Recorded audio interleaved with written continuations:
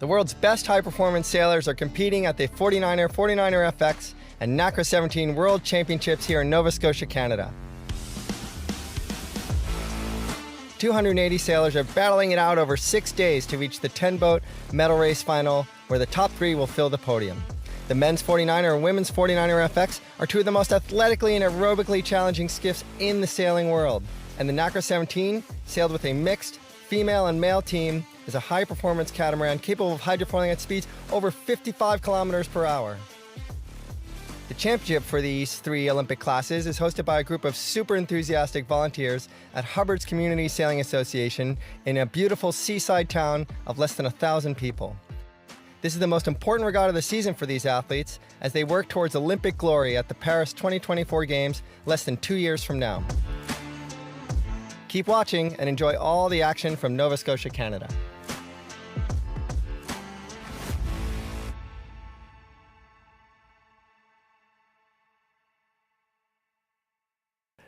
Day 5 of the World Championships, which means we've only got one day, that's tomorrow, when the medal races will take place, and we'll see who will be the new world champions for 2022. Hi, my name's Andy Rice, and with Chris Musler and with Lisa Ross, we are going to be bringing you today's action. Lisa, we are getting further into autumn. It gets a little bit chillier every morning. What does that mean for the weather? Well, I think we're going to see a little bit of Groundhog Day as we did yesterday. You can see from behind me there's a little bit of cloud cover, and but it's generally clear skies, and the forecast looks like we're going to have another sea breeze. We'll probably see in that kind of 8 to 10 range, filling into up to 14. We're not going to see the big pumping bay days that we have earlier in the season, but it'll be a nice sailing. It's going to be a speed game today with little shifts. That's my prediction, and but we may have to wait for it a little bit again, just like we did yesterday. Right, so if it's going to be another stable sea breeze kind of day in the 49er FX, Chris, that means it's probably going to be quite good news for the 2 leaders who are really stretching away from the rest of the pack. They've almost got that 20-point gap that means that when you go into a medal race, you've already got a medal secure. Yeah, absolutely. And what we talked about today is, if you don't give yourself a lot of room today going into tomorrow, you only have one race to make it up to get into the medal race. But I think, that what we've seen here is, I just want to shout out to the Brazilians right now. Over the last couple events, in 12th place, Martina and Kahena, that seems like we wouldn't be talking about anyone else in 12th place, but that is a bubble spot for getting into the top 10. If you look at the points, really the top 2, Odile, the Spanish, they have a really Swedish and the Swedish, sorry, have a really big point spread. But a 3rd place yesterday for the Brazilians, followed by a 20th. That's not a march. But really pay attention to teams like that. And just a little note about the Spanish, who are lying in third or fourth. Yeah, 4th, I think. In 4th overall. They talked about the pressure building up leading into this. And one thing that Tamara said is, when that pressure loads up on them, she said, Paula, you have like 1 minute to get it all out of your system, and then we have to keep looking forward. So all the teams are starting to feel that pressure today. Yeah, I had that conversation with Tamara and Paula as well, and it is that they were a bit cross about their performance yesterday. It wasn't as consistent they wanted. And Paula, I've never seen anything but a smile on her face, but apparently she was pretty grumpy. But she was given 60 seconds to get the grump out of her and to get the smile back on. It happens to the best of them. Yeah. So there we have a match race building up between the Dutch and the Swedes. The Swedes look really fast once they get out in front, but back in the pack, they can't always make that speed work. So we'll see how things work out, and if any of the other interlopers, maybe Britain, Spain or Poland, who are in 3rd, 4th and 5th, can they close the gap? Can they get back in towards that? Because at the moment it looks like Britain, Spain and Poland are in a fight for the bronze medal. In Nacra 17, we didn't actually see them yesterday, Lisa, but I'm sure you've seen the scoreline.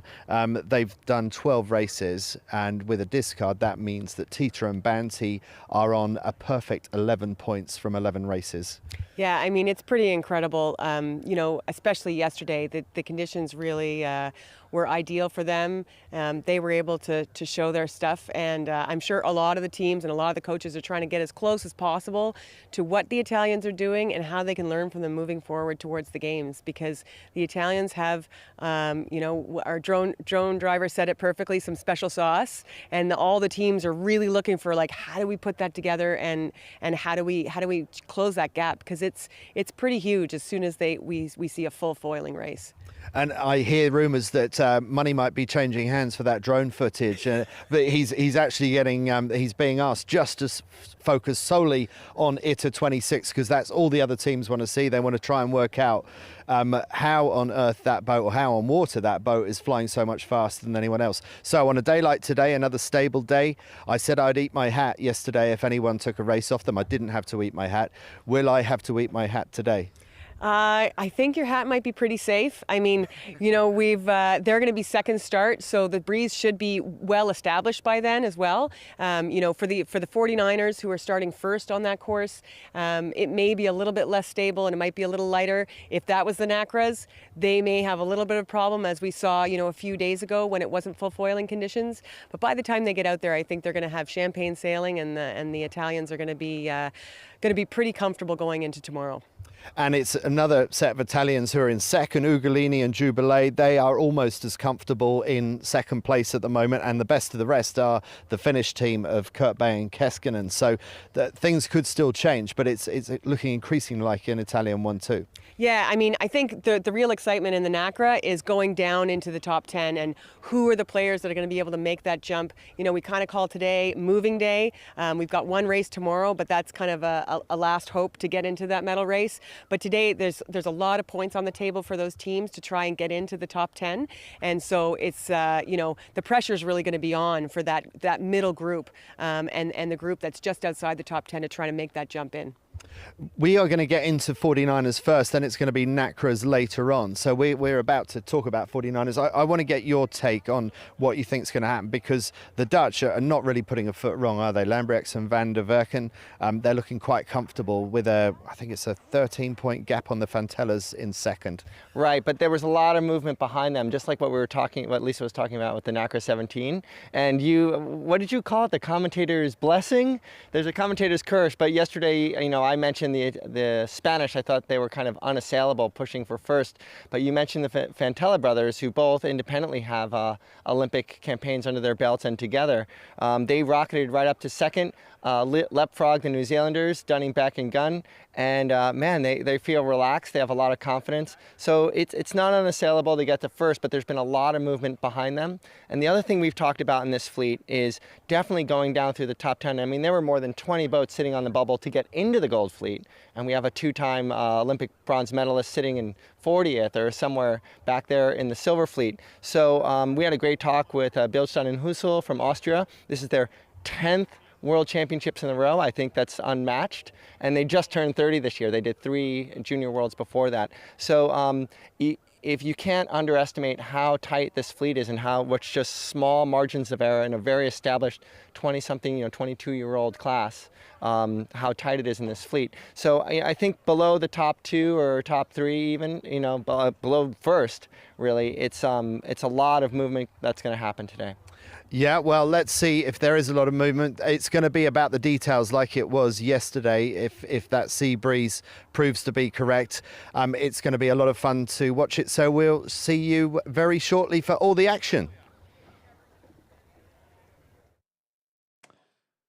Well, there's the view. St Margaret's Bay. Lisa, this is looking pretty healthy, isn't it? You're a local sea breeze expert. Yeah, well, we saw the indicators a little bit earlier this morning for a nice sea breeze than we did yesterday. So it looks like we are going to start on time. The sea breeze is still establishing. So we may see it be a little bit more variable than it was kind of midway and through the racing of the FXs yesterday. So we'll see if the sailors are going to get some extra shifts and extra pressure variability to make this race interesting. But I think, by the second race here, we're going to see a little bit of a drag race for these guys. Let's remind ourselves who we're watching, and let's have a look at the leaderboard in the men's 49er Gold Fleet. So leading with a pretty healthy 13 points is Lambrechts and Van der Werken, the defending world champions from the Netherlands. Van Teller's had an amazing day yesterday in what we expect to be similar sea breeze conditions today, very consistent with a 1-1-5 from the Croatian brothers. Botin and Trittel, fairly new pairing, but both very experienced Olympians from Tokyo 2020 last year, holding third place. They've displaced Logan Dunning-Beck and Oscar Gunn from New Zealand, who are down to fourth, but still very much in with a shout of making it to the podium. Just behind them, the other Kiwis, McHardy and McKenzie. Buksak and Wijbicki, the best of a very strong Polish squad in sixth. Bildstein and Hussel, 30 years old, both of them now competing in their 10th consecutive World Championship, the Austrians holding seventh. And then two French teams in 8th and 9th, and the Italians Crivelli Visconti in 10th. Lisa, tell us about what you make of the point situation there.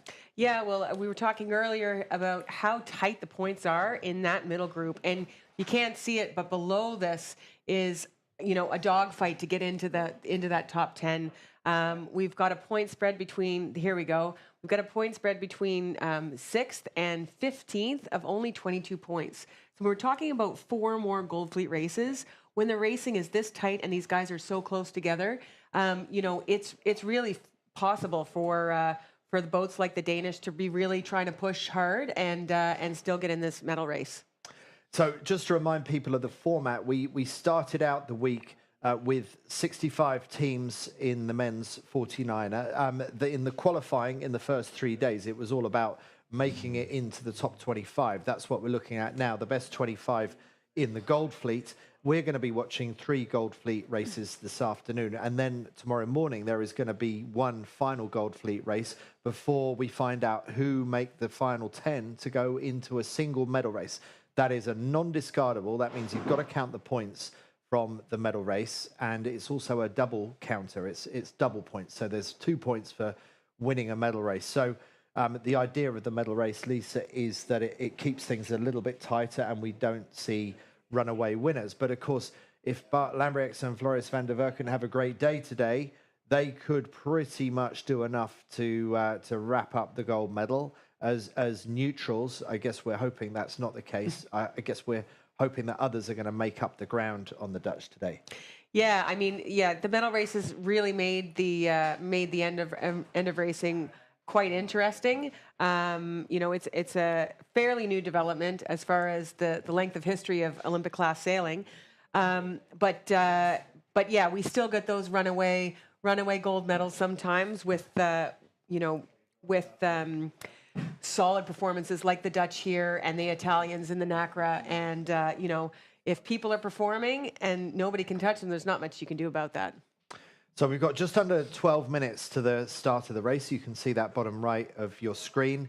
And it's looking pretty healthy for a start. How much breeze and from which direction? Yeah, so we've got in and around, kind of 9 to 12 knots going on here right now. You can see that there's some darker pressure intermixed with some lighter pressure. So classic sea breeze where you get waves of increased pressure followed by some lulls. And those will come with little clicks.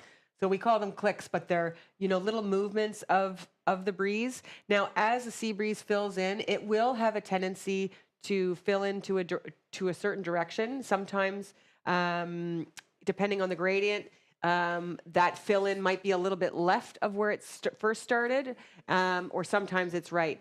We're seeing that it's a little bit less stable than it was yesterday as it's filling in. So it'll be interesting to see. We've seen quite a few clicks to the left from where it was about 20 minutes ago. So we may have a little bit of course change as we start to get ready for this race. The race committee is going to try and square up the course as best they can. But we'll see how this breeze settles in. But it does look like a very classic, middle level sea breeze day for St. Margaret's Bay. You can see we're panning all the way over to to the rest of St. Margaret's Bay. And then down there on the much closer to the shore, that's Queensland Beach. It's a very popular beach for a lot of people who live in the South Shore and in Halifax. And the FX racing is going to be right down there. It's beautiful sailing down there. Lots of breeze, maybe a little bit more chop than you see up here on this race course. A little bit shallower water, and so those girls will have their race right in front of that beach, and it's beautiful spectating for everybody who is able to make their way down there today. So we've got other racing taking place today. We saw quite a lot of the 49er FX racing yesterday. That's the fleet that we won't be seeing today, but later on this afternoon, you can look forward to seeing the Nacra 17 foiling catamarans. And the last time we saw them a couple of days ago, it was very different conditions, wasn't it, Lisa? And so far, it was the only time that we've seen anybody other than Tita and Banti from Italy win a race. And it was Sarah Newbury and David Liebenberg from the USA that sailed a really, really smart race in terms of how they moded the boat through those really variable conditions. Yeah. So, I mean, once we get those Nacras out on this race course, it'll be interesting to see what time we are. They're racing in the 49er yesterday, later on in this race course. As the sun comes down, a sea breeze or a thermal breeze is driven by the sun and the heat of the sun. And as the sun starts to go down, the heating starts to shut off. Things do get a little bit more tricky. Holes on the race course start to come up. The guys saw that, and the sea breeze tends to follow the sun as well. So generally earlier in the day, the left tends to pay a little bit more in the sea breeze. Later in the day, the right tends to pay more. So it may get a little bit more up and down, especially by the last race of the Nacras. So we'll have to see kind of what time frame we're in as far as the day, but maybe we'll get some interesting racing there, and we'll see that Italian team gets sucked back into the rest of the fleet and have to work for it. Yeah, let's see how that pans out. We've got our camera focused on Netherlands 1, the big black and white 1 on the sail says that Bart Lambriax and Floris van der Werken were the world champions from last year. I spoke to Lambriax and van der Werken a few days ago. Okay, actually, I'm hearing that we can get an interview with Chris down in the boat park, so let's see who Chris has for us. Awesome. We're here at the 2022 Worlds. We're waiting for that racing to get started. And I am with Sarah Newbury and David Liebenberg. Yep. Awesome. And hey, guys, it was 2 days ago, you had a 1-2, and you have these moments of brilliance where you're in the top 5, and then like everyone else, it's, let me just take this out. Like everyone else, you'll get, some, teens or 20-something. So can you explain to me on, why we see, even across the fleet, not just yourselves, that kind of those peaks and valleys in finishes? Yeah, I mean, I think the first answer is about us, which is that we've been back in the boat for, since January or so, racing, and after me having a baby, and we're back on the circuit, which is awesome. So for us, it's kind of hit or miss. We've been training certain things, and sometimes we put the pieces together. But I think a lot of other teams are probably experiencing the same thing. Like, they're working on a couple of the puzzle pieces, and not every single team is here at Worlds to peak and to win it. A lot of us are in different parts of our training process. So there's that, and then I also think it's a testament to how good the fleet is. People have now started to really figure out how they want to set the boats up to foil upwind, and I think we're seeing the fallout of that. It's a very competitive fleet. Cool. And David, as a crew, we see, unique to the Nacra, there's a lot of there's a lot of range in terms of the crew's movement and the impact that they have on the performance. It's a little bit more noticeable than you'd see on a 49er or FX sometimes. So talk to me about going through this week, how diverse you have to be in terms of your body movement and your modes. I mean, it's extreme, right, in terms of how you have to handle each day in the conditions? Yeah, absolutely. And with the different conditions, wind ranges and wave states as well. Wave state in our boat makes a huge difference, sometimes more than breeze states, but we had one northerly, really shifty day that was really flat, and sea state was not an issue, and it was identifying the pressure and getting the mode changes right in terms of that, compared to day one where it touched up against the upper wind limit for us, and got pretty full on and was wavy, and that was just very different types of sailing. What you're thinking about is very different. Cool. And I love talking to both of you about your lifestyle. Sarah, I know when we saw each other in 2020, you were using a sports psychologist. More and more teams are using sports psychologists. You even mentioned that, being a mother. David, I don't know if you do have children. No, no, not yet. Okay, maybe it's hard enough to have one team member with children. But talk to me about that balance between the two of you. David, you obviously maybe don't have those types of challenges, for your free time. But you guys seem to be striking a really good balance, even though you're just back into the boat again. You go for it. No, you go for it. Yeah, I mean, we both work with a sports psychologist, and I think it's true with everyone. You have your strengths and weaknesses mentally as well as physically. So just trying to optimize, every part of the campaign and really maximizing performance and figuring out how you can bring the best to the water every single day. Right, and on your free time, I mean, if Sarah is taken away by other obligations, are you still hammering away on the campaign, or do you make sure you have that balance for yourself as well? Definitely take a bit of balance for myself. I do some pro sailing and rigging work, and like rock climbing, and getting outside and doing some camping as well. Cool. And Sarah, for your balance? Well, that has been an ongoing challenge, and I'm learning a lot about it. I think that the way that our team has operated and being quite patient with each other and trying to figure out what works best for us, and knowing that maybe what works best for us is not what worked best for the team that won a gold medal last time, or whatever it is. So we've been trying to accept where we are and what we need individually as athletes, and to give each other that as well.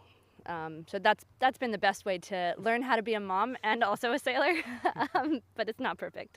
Cool. Well, it's really been fantastic to watch. I love talking to you all at Regattas. You're relaxed and realistic and honest. And so thank you for sharing all those details. I know it's not, prioritary, for everyone, but it's not the same for everyone. But thank you so much. We're probably coming up to a minute for the start of the 49er Gold Fleet race for today. So we will send it back to the studio and let them preview that start. Thanks very much, Chris. And the U flag, that red and white checkered flag just behind the mast, is flying. Lisa, what do the sailors need to be thinking about when they see that red and white flag? Yeah, so I mean, this is their opportunity to make their last-minute decisions on their strategy. Pick their spot on the line, figure out where they think the bias on the line is. We've seen that the breeze is a little bit unstable. There's a few bigger shifts out there. Some of them are quick. So I think it's the long ones that are going to make the big difference over this race course. So they've really got to pay attention to the phase, and also if they can see more pressure on the water. So these guys are standing up anyway. But you're trying to look way up in the distance in this last little minute. So because once your head's in the boat and you're focused on your lane, you've really got to your view is a lot less. It's more limited than it is right now. So this is your last minute decision making, and within 2 minutes they've made their decision now, and now it's all about execution. They've made their 2-minute decision, and look how closely lined up to the start they are already. You've really got to book early. You get penalized for late booking for your holidays in a 49er start. So it looks like the left-hand end is really, really popular. Lisa, from what you can see, why would they be thinking in terms of the pin end? Yeah, so the breeze is clicked left within that 5-minute sequence, and so I think they're trying to gain a little bit of an advantage from a left line, and try and get out there. They may see a little bit of pressure out there. We can't see that from where we are, but if you want to go left and you want to be on the left-hand side of the fleet, there's only one place to start, and that is below the boats. That's the only way to get there. So, so that's... Start as close to the left-hand end of the line as you can. Yeah. But that's the reason why it's so busy, and only one boat can get the perfect start from that end of the line. Maybe there are opportunities further up the line where you're a little bit compromised in terms of not being quite so far at the favoured end of the line, but isn't it even more important to be able to hold a clear lane for 5 minutes out to the left-hand side? Yeah, on this race course, with how tight the speeds are, I think, if you do want to gain a little bit of leverage over there on the left, the real key is not having to tack. So you want to definitely balance that confidence that you have in being so tight with the groups all the way over there at the pin, and giving up a little bit of that distance to have a little bit more of more of a softer lane so that you can go. Now, I'm hoping we can get our drone to sight directly down the line if possible. We've got 18 seconds to go, and it's great if we can have that direct line down. Thank you very much. Thank you, Mike, flying the drone. So there, 8 seconds, 7 seconds, some boats very, very close in the middle. I'm worried about Australia in the middle, and 2 seconds that I think is Calling going a general to be... recall. Here we go.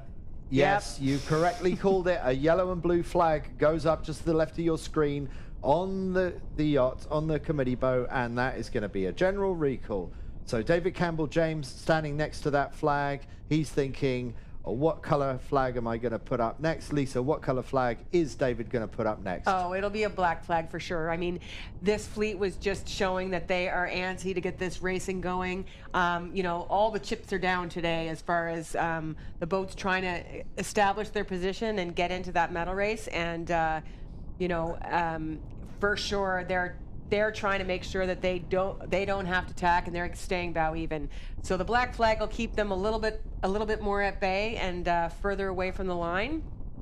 And then I think we'll get a race off in this next start for sure. So why are these guys still sailing up the track? Do they not realize that there is a recall?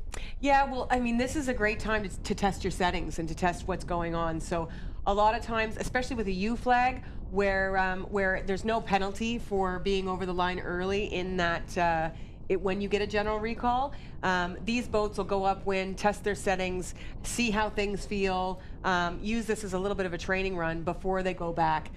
Sometimes you even see that when you get a postponement where if the race committee doesn't like something, they may postpone in that last minute, and boats will just go and use that time as a little bit of a test. So that they know and they have a higher confidence in where they are for the actual start of the race. So now we see the boats turn back downwind, but they certainly milked that recalled start for what they could get out of it, just getting vital information and data, clocking some compass readings, getting a sense of how the wind is behaving. Lisa, what's your sense of how the wind is turning? Is it shifting much? Is it changing much in strength? Yeah, well, it's popped up in strength, so it looks a little bit more like we're into that getting really close to that full sea breeze condition, where it's clicked a little bit left. I think we may see it start to settle in now in the range where it is. We're in the kind of 155, 159 to 149 degrees. So again, all the boats on here have compasses. And they will know their compass numbers from one tack to the other, and so that gives them, as well as looking around the race course, that gives them some confidence in what they're seeing on whether or not their bow's pointing more at the mark or not. So it does look like the breeze has popped up a little bit in the last 10 minutes. We're in and around the 11 to 14 knot range, and it's settled down a little bit left.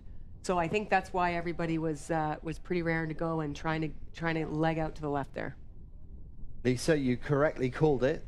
The black flag has gone up. So that is the flag of death. There's no nastier flag than that. So David Campbell James is very keen to get this race away without any further general recalls. And let's see if the changing color of the flag makes people take that line more seriously and make sure that they start the correct side of it. Yeah, and again, the good starters like that black flag because that keeps the people who maybe don't have quite so good of a call on where that invisible line is. That keeps them a little bit further back, and then if you have got a really good sense of where the line is, you can confidently know that you can get a jump. So for some of the fleet out here, they're actually really happy that flag went up because likelihood is that we're going to get a good start off, and if you're a good starter, you're probably going to have a little bit of an easier time.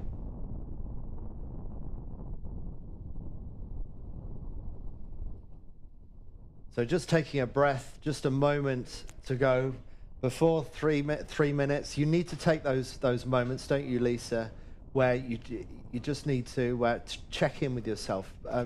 People often have rituals. Yeah, so preparing for Beijing, my training partner Anna Tunnicliffe, who won the gold medal, before every single race, she did a deep breathing exercise before she went into the start on the last on her last approach. And you know, your body doesn't know whether a tiger's chasing you or whether you're starting a race in the Gold Fleet at the World Championships. And it's really important to keep those nerves at check. And you know, anybody who's watching this at home, you there are nerves out there even for the gold medalists. So it's really important, you know, all of that performance management that these athletes do to make sure that their mind and their body is ready to go and is in the mode that they need it to be as flexible and as open as possible to see what's going on the race course. Is it okay to be nervous at this point? Because I know that at this point in a pre-start, I'm always nervous. Yeah, I mean, I guess it's the definition of nerves. Some people, in order to be in that ideal performance state, that flow state, they need to be like, you know, super calm and very chill. Some people need to be hyped up and kind of charging like a bull. So you've got to really know yourself, know what type of athlete you are, and know your brain and what it needs to be able to take in all of the information that these athletes need to take in. We've got 1 minute to go. And so right now they're really honed in on where is that line and what do I need to do to manage my spot. You can see that there's a much bigger sag now with that black flag up. Certainly at this end of the line near the committee boat, that is true. There is still, with 50 seconds to go, some boats that I would suggest are pretty close. They're only about a boat length away from the line. So the boats up at the pin end, they need to be careful. I think I see Poland 7 getting pretty close. That's the most poked out boat at the far end. Croatia 83, really good day yesterday. They had they made the best of the sea breeze conditions yesterday. They have booked their spot right next to the committee boat with 25 seconds to go. So Fantella's looking like they have the control that they need down at that end of the line. Coming into the final 15 seconds. Yeah, so the breeze has clicked right a little bit. You can see the boats are much more even across the line. And so, yeah, the Croatians are quite high on the line for right. We've got 5, 4, 3, 2, 1. Whew, that is tight on the line for a black flag start. That was a little bit squeaky for Croatia 83, the Fantellas off this end of the line. They've had a great start, but what we don't know and what they don't know, was it a little bit too good? We might find that out in a moment if we can get any intel from the race committee. Meanwhile, Netherlands won, leading overall in this championships. The defending world champions decided to start on port. The great thing about that is they know that they were nowhere near the line, and also they're straight out into clear air as they blast out to the right hand side. The downside, Lisa, is that a lot of separation is developing between them and the bulk of the fleet on starboard tack. Yeah, I mean, they're sailing fast right now. They're one of the fastest boats on the race course, as you can see as they leg away from the Chinese and the Uruguayans behind them. So that's one of the reasons why they want to do that. And there was a little click right, so you think they might want to come back if the boats don't tack. But I see a lot of tackers coming back to the other side. Here we are on the Fantella brothers. So this is Croatia 83, who are very, very close to the committee boat and to the start line. They had the best of the conditions yesterday with a 1:15. That's Shime Fantella on the right and his brother Miho, who is working the main sheet up at the front of the boat. And look how low they are trapezing. Yeah, so they're trying to get every last piece of leverage out of their bodies and transfer that into the boat. And you can see them looking down. You just saw the skipper there look underneath the boom to see what's going on. They're looking over their shoulder. They're trying to take in all the information, and then they're also dialing right back into their speed, because again, we saw yesterday, it's all about speed on a day like today. So as soon as they're confident with where they are and what they're doing, and they're not making any decisions, they're just talking about how the boat feels and how to get the boat through the water as fast as they possibly can. They're making this low trapezing look very, very easy, and at this level, this is what everybody is doing. They're low down on the trapeze, but it means that the margin for error is extremely low, because if they don't get that balance correct, they can end up dumping in the water. And once you get your bodies in the water, that's really, really slow. So the ideal setup is to be having your bodies skimming just above the surface of the water. Yeah, and you could see there as we panned out that the Croatians are doing a very good job of managing their lane. They're a little bit forward of the boat, both to leeward and to windward of them, which are the boat above and below. And so they've got a really nice spot there to be able to go fast. So we see attack from Netherlands 1. China responds immediately. Lambriax and Van der Werken, they are controlling this side of the race course, and now it's the moment of truth as they sight back through the windows on their mainsail and on their jib to see how we doing. How is the right-hand side of this race course working out for us compared with the boats that have gone left, like the Fantellas that we were just talking about? Yeah, so originally because we had a little bit of right pressure as we started, the boats that had gone starboard tack on the left were looking like they were doing well. The boats that had won the pin, so that would be the French, the British, all the boats down there. But then China and the Netherlands, who were able to sail fast right off the get-go with no traffic around them. Now that they've tacked, they're basically looking exactly bow even with the boats down there to the left. And I actually quite like their position because I feel like they've made a little bit more distance towards the mark. And there's going to be a long, heavy traffic track back from the left. You can see all those boats over there at the top of the screen. Boats together, go slowly.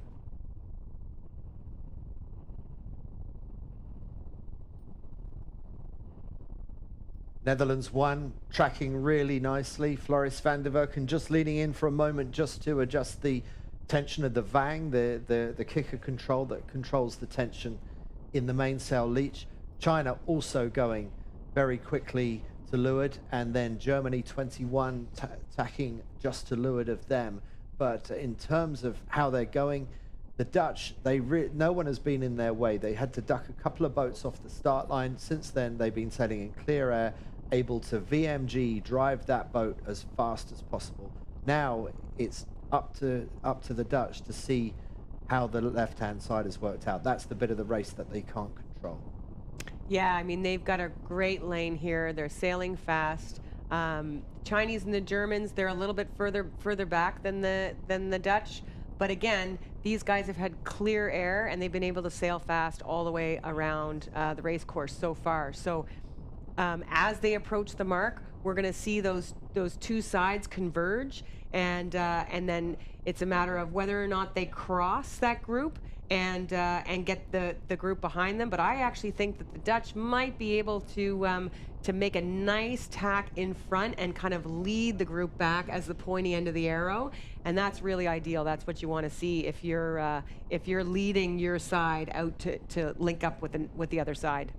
Well, in the next minute or so, we're going to see how these crosses work out. They're on a converging direction now. The Dutch coming in from the right-hand side as they're looking at it, and Austria, Croatia, Spain, Poland 7 coming in from the left-hand side. So it's the first cross. It's the moment of truth. Looks like the Dutch might have tacked away. They have. So they've gone back out for a little bit more of something on the right. It did look like they were able to cross the rest of the group. So I actually think that they just think that their side is better. There are some boats that you can see here on the right, the Polish up on their hip, and I think that might be the boats that they're worried about, and they may be saying, you know what, we're not as worried about the boats on the left now. We've gotten close to them. We know we're good. We're going to make sure that we're the rightmost boat coming into this mark, and we're going to control this side. Incredible drone shots here, watching the reigning world champions racing up this side of the track. And I know that some of the Nacra sailors have been asking our drone operator Mike to show more of the Italian boat that's leading the Nacra World Championship. Here is a masterclass in 49er sailing from the very best in the world. These two guys from the Netherlands, Bart Lambriax and Floris Van der Werken, making it look very easy because they are sailing that boat extremely steadily. Look how upright the mast is. There's no variation side to side. That is a fully upright mast. Yeah, so in sailboat racing, you really want, you know, a slow boat is a boat where you can see the mast going back and forth towards the water and then upright again and towards the water. It's not what we would call a balanced boat. And these guys have the mast tracking directly upright, and it's really not, it's not heeling, it's not changing, and then they're just changing their weight, changing the tuning to keep that boat tracking as fast as possible. And you can see now they've tacked on the ley line and they're well crossing the rest of the group. So that was a pretty strong move to come back and make sure that they're winning their side. So we'll see. They might be a little bit low on the ley line, so we'll see if they have to do another maneuver to get across.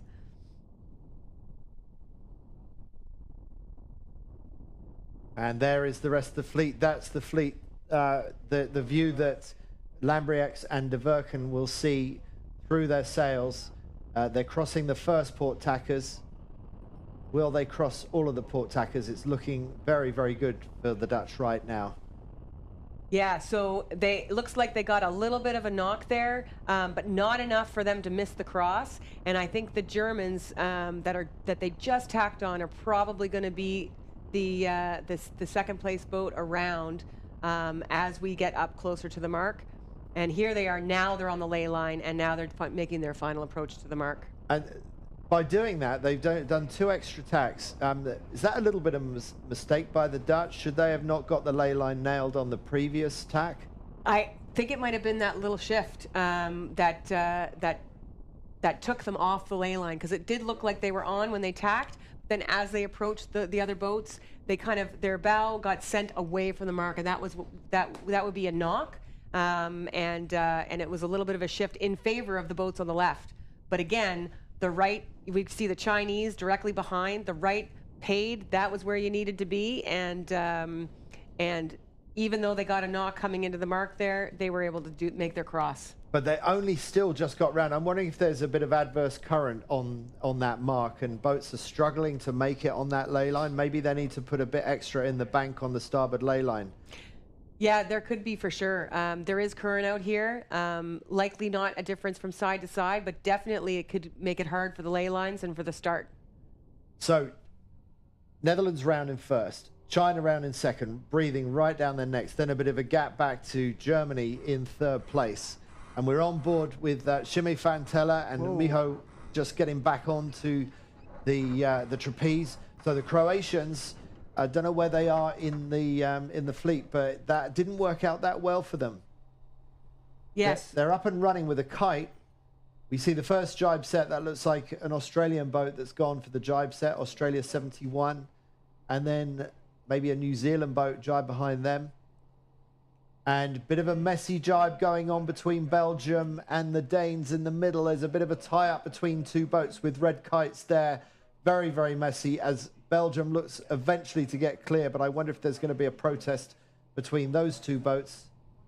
Yeah, Croatia had a really hard time getting out of the left. We were talking about that. Oh, yeah. And there's a boat taking a turn. I'm trying to think. That's the Croatians. Yeah, so they rounded the mark in 19th. Heavy traffic, probably sailing pretty slow up that left side in a lot of traffic. And then if there is a little bit of current, like you were saying, around the mark, it gets really dicey when you have to throw an attack and then try and get around the mark with not a lot of flow on your foils, and you can get in trouble and hit the mark. Well, maybe that's what happened. I'm wondering, I think they got their kite up. We saw that onboard footage with the kite up. It looks to me maybe they had to drop the kite. They did a foul with somebody else, and then they had to take a turn. But anyway, disastrous for the Croatians at the moment, because the Croatians were looking like the biggest threat. The Dutch are leading this event already by 13 points. They're now leading this race. It's just getting better and better for the Netherlands. Yeah, and so that's what we were talking about, how close these points are, you know, when you start to have races like this, because these boats are all bow even. You can see them all jibing and trying to take their step back with clear air, and this is very tactical sailing downwind for these boats, asymmetrical. You know, you're jibing downwind just like you're tacking upwind. So it's really exciting sailing, and a good positioning on a downwind can make a massive difference in your points. You could see the French just launching off a couple of these waves. Some of this chop is really, really tough, and the sailors have been saying that some of the chop is pretty hard to jibe in as well, with you're not getting your bow stuck in some of this chop. Okay, it doesn't look that bad from the drone shot, does it? So maybe we're not getting a full sense of the extent of the chop. Maybe this overhead view is flattening out the water a little bit, but you can see the bounce of the boats as they're going downwind, and those white wakes running off the back of these high-speed planing boats. Lisa, what kind of speed are they doing at the moment? Yeah, so the boats right now are the Croatians are sorry, the Dutch are one of the fastest boats out there, and they're going almost 16 knots downwind. So that's very close, or it's faster than the breeze itself. So they're sailing at around 14 knots, and but they're going 16 knots downwind. Okay, very impressive. So the Dutch leading this race, and also impressively Wen and Liu from China going pretty much as fast, and they are the main threat to the Dutch right now. And the Chinese, they're very new on the block in 49er skiff racing. To see them in second place in these kind of conditions speaks very highly of the training that they're going through. So there's a jibe drop for the Dutch as they get the black kite down and away down the chute, and they pull the sails in, and it doesn't surprise me to see the Dutch sheeting in on port tack, going out to the right-hand side. No, doesn't surprise me either. The breeze has been fairly steady, but there may be just a little bit more breeze out there. We'll have to see how it shakes out on this next upwind. The Italians have done a nice job on this downwind. There you can see them coming in there with the blue kite, and they've done a really good job of solidifying, I think, a pass on a couple of boats here on the downwind by jibing early out of that big train. Okay, right. So gains to be made for Italy, and meanwhile out on the left, Germany, Stingler and Schiel are in third place. They are the first boat to choose the left-hand gate mark. They're hoping that with a bit of separation, they might be able to get back at the top two, the Dutch and the Chinese, who have chosen to go out right. And now we're in the really busy part of the traffic. These are the opportunities for the Fantellas to make up ground from the back of the fleet after taking that penalty turn. Fantellas really need to get back into this race and see what they can salvage. Yeah, you can see here it's tight in the middle of the fleet. They're basically rounding bow to stern, and the boat handling makes a huge difference in your ability to keep your lane and be able to extend away from some of the traffic, and then be able to make your choices on the upwind. Looking at that top 10 on the left, things are just playing into the Dutch's hands. There are a few people further back in the standings that are in the top 10 at the moment. So it's going very well for the Dutch. Meanwhile, the Croatians, you can see them just about to round now. They really haven't made up much ground. It looks like they might only be second last in this race right now. So a lot of work for the Fantellas to do as they go around the right-hand gate.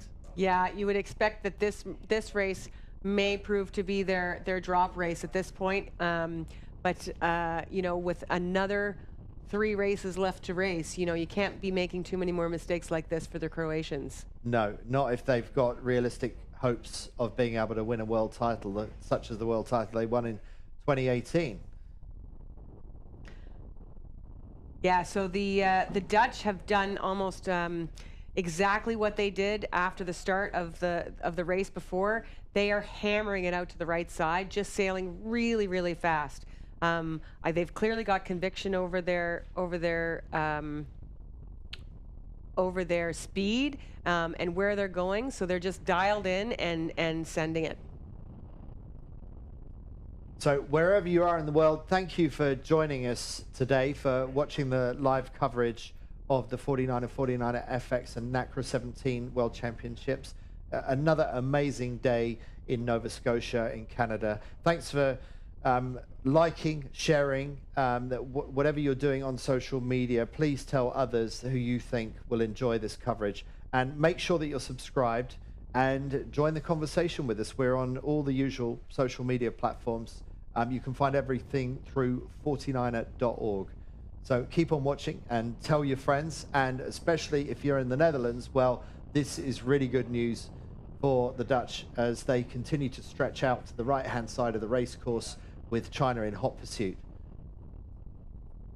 What do you think about the Germans on the far side, meanwhile? Germany 21, how are they doing? They were the first to go left out of the bottom of the course. Yeah, so the Germans actually do have a really nice position. I mean, it looks like it's all right now, but really the breeze has settled down. There are very, very small shifts out there. So this is a speed game, and the Germans have a nice lane over there. The French do as well. So if they're able to get, again, a little bit of a click left, like when the Dutch came back at the very top, they can make a little bit more gain, but they've got really nice lanes to just drive fast and make their speed work. And I think that's really one of the big things out here is avoid traffic if you're in the middle of the group and get your boat going. We were speaking to one of the coaches earlier today, Mark Asquith, about what he thought about the conditions yesterday. It seems like very similar direction, very similar conditions generally. He felt there was something in the top right of the race course. Do you think that's being borne out today in what we see? Yeah, I mean, that was a little bit later in the day when the sun was going down as well. So the breeze, based on what I see on the meter, the breeze has settled down into that full breeze in. I think what the Dutch did really well off the start was they were in no traffic and they were going fast. It seems like it may be, they did get a little bit. It could have been pressure. It's really hard to see at this point from the, from the drone shots. But they could have had a little bit more pressure out there in the middle of the race course that got them to be able to get ahead of the Germans who were coming out from the left. But I think the Dutch are just, we'll have to take a look after, but I think they're just faster. Yeah, it does look like they've got extremely good speed. They're well, certainly Bart, the helm, he's quite tall. So they're sort of the same spread of height and weight probably as Pete Burling and Blair Tuke, winner of 6 world titles and 2 Olympic medals, the most successful ever 49er sailors who are now retired and focusing on America's Cup and Sail GP. But that tall helmsman, slightly shorter crew setup that the Dutch have reminds me of Burling and Tuke. There we see them, fully stretched, low down on the trapeze, standing back along the racks. Don't want to dig that bow into this St. Margaret's Bay chop, so pretty far back along the boat. Boom, centralized, quite hard leeches on the sails, operating at full power, probably, well, depowered to some extent actually in these conditions, but absolutely flying along upwind. And look at the gap back to the bulk of the fleet. So interestingly enough, a lot of the sailors, you can see that there's a mix between sailors using the newer black sails and the clear sails. And one of the things is that the newer sails have a lot of power, and the Dutch here, having power means that you're limiting a little bit on your top speed. It's like a Boeing 747 wing versus a fighter jet wing, and when you get this boat up and running, especially downwind, you want to make sure that you're a fighter jet. And so right now, with the development in the class, I think this mainsail seems to be allow the boats to have a little bit more of a higher top speed, and they're able to control their the pressures on the boat a little bit more. As their newer black sail develops, we'll probably see more and more of those in this fleet as we lead into the Olympic Games. Well, most likely it's going to be compulsory for the World Championships next year, so you'll see only black sails. At this event, it's been allowed to use the older style mainsails like the Dutch are using, who just go into attack. Let's see this attack straight out onto the trapeze. Very, very minimal delay time through the boat, so looking to maximize that righting moment as quickly as possible through the maneuver. So you can see here the Germans, they actually did quite well with that lane that they were coming from a little bit course left as far as the fleet was concerned, and they took a step all the way up to the ley line, which was a nice move. I like that move, and I think they've made some gains on China doing that late step and that limiting that extra maneuver. And they're definitely in it to play with the Chinese in that 2-3 position. Yeah, well, let's see how China 349 does. They're going to have to do attack fairly soon. And let's see if when they do their tack after that, can they come in ahead of Germany 21. But at the moment, Netherlands 1 absolutely marching away with this race. Very hard to see anyone taking this away from the Dutch right now. And that is only going to extend their lead further at the top of the leaderboard, particularly because their closest rivals, the Fantella brothers from Croatia, are having an absolute shocker. Yeah, so as we pan back, we're just going to see that cross or potential not cross between China and Germany. And China is approaching, and I think we're going to see China just below the Germans right there. Yeah, so the Chinese just finished attack. They're a little bit unstable as they get settled after their attack, but it's really close between the Chinese and the Germans right now. So the Germans did a good job of managing their lane and picking a great spot to go up this second beat. Yeah, so let's see this unfold between China and Germany as they go around the top mark for the final time. I'm constantly surprised to see Chinese boats doing as well as they are here. They have really come on very strong in a short space of time. Germany, a very well established 49er skiff nation. Great hoist from the Chinese, and actually a better one from China than from Germany as China just gets a little bit of breathing room on the Germans chasing them in third place. Yeah, so the boats have to come down a little bit to release the pressure on the sails, get the crew into the boat so that they can raise the sail, and then they both get back on the trap and get going, and the Chinese had a really good transition moment in there, for sure. The New Zealanders giving themselves a lot to do here going round in port tack, and there's a tide adverse on them as well. Are they going to get cleanly round without hitting that mark? It looks like New Zealand 18 has just about pulled that off, but that was a very squeaky moment for them. Just getting around ahead of Austria 10. Now they've got to avoid being rolled, but they are going to get rolled, and there's potential contact there between Austria and New Zealand. So very messy, and in incidents like that you can see sometimes why the leader continues to extend further ahead of the rest of the fleet. Yeah, so you're just, once you're in the pack, you know, you're trying to manage your lane, you're trying to execute your maneuvers and trying to keep your air clear, and especially there where you're slow rounding the mark because you've just slammed an attack on the port lay line. You know, maybe they should have delayed their hoist just a little bit to make sure that somebody wasn't going over top of them. It's a tough call when you're in those tight moments, and that's why all that breathing makes a big difference. I need to breathe after watching that mark rounding, but they did really well, New Zealand 18, just to avoid hitting the mark in the first place. And meanwhile, here are hopefully the comeback kings. We'll see if they are, because at the moment the Fantellas still have a lot to do. This is Shime and Miho Fantella still somewhere near the back of the fleet. Croatia 83 with a lot of ground to make up. How are they getting on, Lisa? Can you see what position they're in right now? Yeah, so Croatia is still at the back of the pack. They're currently tracking in 21st, 22nd position. They've straight set around the mark, and they're basically following the train of all the boats out to the course left downwind. There are a few jibe setters that are trying to make a little bit of inroads on the pack. The boats are really tight, so you know, first, second, and third have a little bit, and fourth actually, the Polish are right behind the Germans and the Chinese. They have a little bit of a cushion, but behind them is a pack of dogs, and there's going to be some tight finishes here as we come into the finish. Yeah, and no one's going to take it away from the Dutch in this race. An absolute masterful performance. The only time the Dutch were behind anybody was at start time, when they actually started behind the fleet intentionally on port tack so that they could pop out into clear air. So isn't it strange that you can start from behind the whole fleet and end up leading them the way that they do? Yeah, I mean, if you looked at the speeds of the boats off the start, I mean, there's a significant speed advantage to being by yourself, especially in conditions like this. And a lot of the boats that were in the middle of the line were sailing quite a bit slower than them.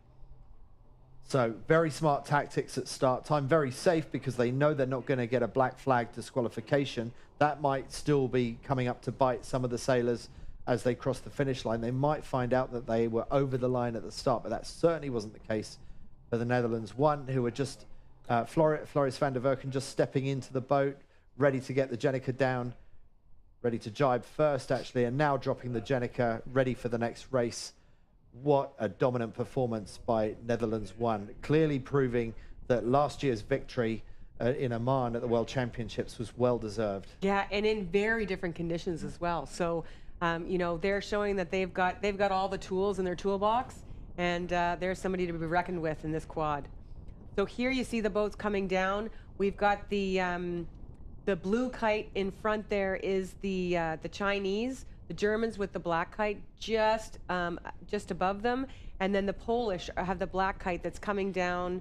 But it doesn't look like they're going to be able to touch those first two. The Chinese coming across the finish line very soon. There they are. And then the Germans right behind them. Great races by these two boats. Absolutely. Wen and Liu absolutely owning that second place. And Stingler and Schiele, who were threatening to overtake them at the windward mark, actually dropped back on them. But it's still a very good performance by the Germans. And it's Storch and Staniel that's looking like they're going to take fourth, but it's very close. Call it, Lisa. Yeah, so this is the Polish with the orange kite. They're coming in, and I think they've just been able to soak away from the Spanish who were above them. And so I think it's Polish, Spanish, and the last place boat there is the other Poles. So very, very tight sailing. And now on the leaderboard, top right, Botin and Trittel are called as fourth across the line. I'm not convinced about that. I thought the Poles beat them to it. Okay, they've just done a switch. There we go. You don't have to listen to me as the commentator, but anyway, if you want to, that's fine. Clearly, they've got the commentating going on the boat. So really, really close across the line now. But for a lot of the teams, but these are names that are not up near the front of the overall leaderboard, with the exception of Botin and Trittel, who have now been relegated to sixth. And so it was two Polish boats that just got ahead of the Spaniards. That's even better news for the Dutch, who won that race, because Botin and Trittel are the closest threat to the Dutch in this top 10 lineup that we're seeing in race 12. So here we see the Croatians with the black kite coming down, hammering it in on starboard tack, trying to pass any boat they can as they cross the line. And you know, I think they got the Polish that was behind them there, but they weren't able to touch. It would have been really nice for them had they been able to touch those three that were just coming in off the left. Yeah, wouldn't it just? Because it looks like the Fantellas only managed to get 2 or 3 boats behind them in that race. So, oh, there's one way back, right at the back actually. So someone's still to finish in about 1 minute's time. Yeah, and that's, let's see who that is. Having a little bit of trouble around the race course today. I think that Mollerus and McDermott from the USA. I think it might be, yeah. Okay. But anyway, just to sum up, a really, really dominant start to finish performance, domination by Lambriax and Van der Werken.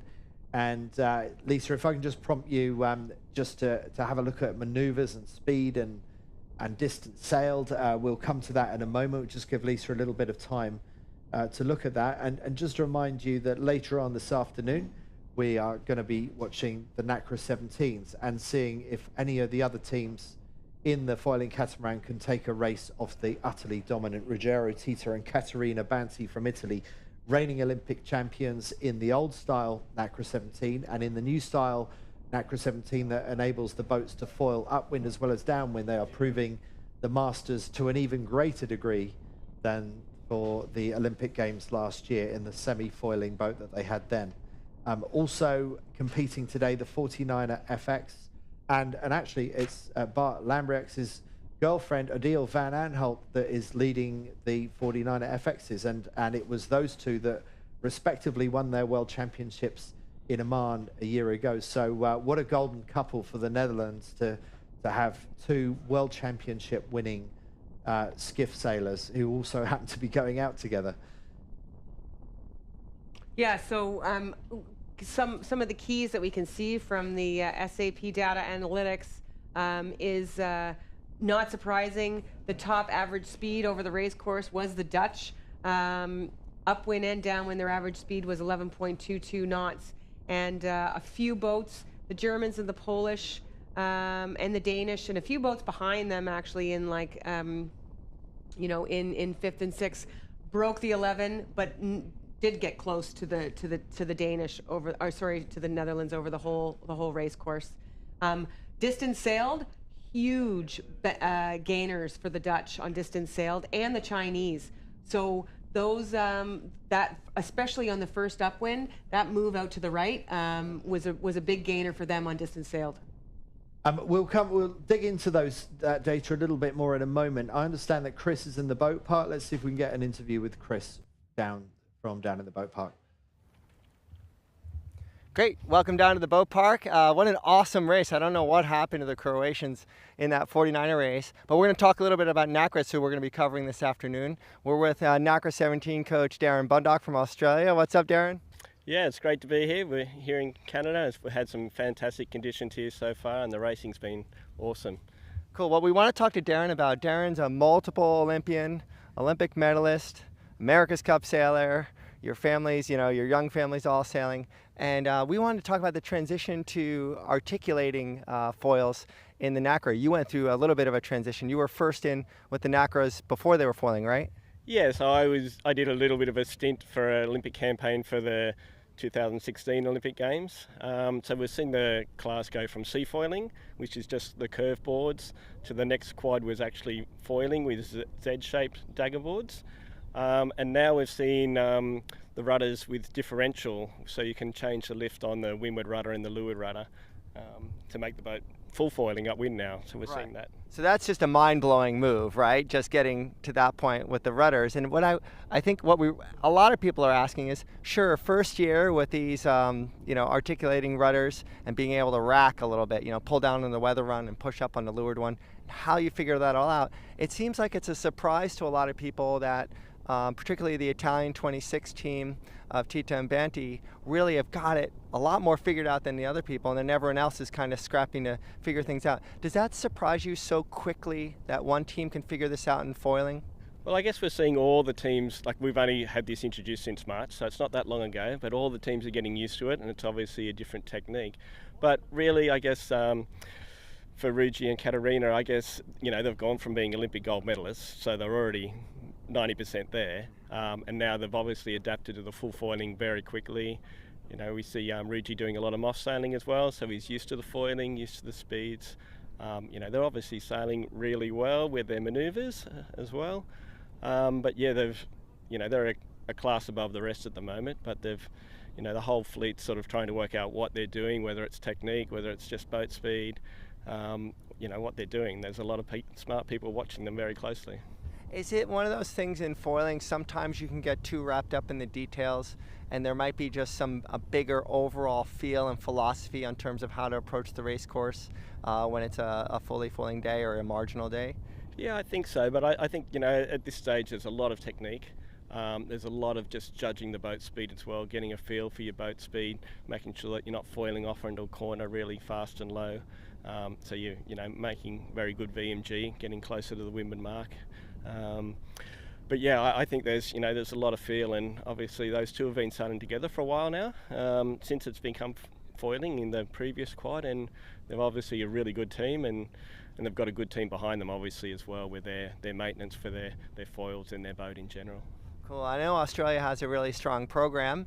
Waterhouse and Darmanin have really, they're medalists, and they've really thrown their weight around the World Championships. What kind of cross training is everyone doing? And yourself too, are you doing things to get a better handle on the foiling aspect and the upwind foiling aspect? Yeah, well, I guess, for Jason's side, he's involved with the Sail GP, which is, just a much more faster boat, but they're seeing all that technology filter down from Sail GP now into the Nacra 17, and same with the America's Cup.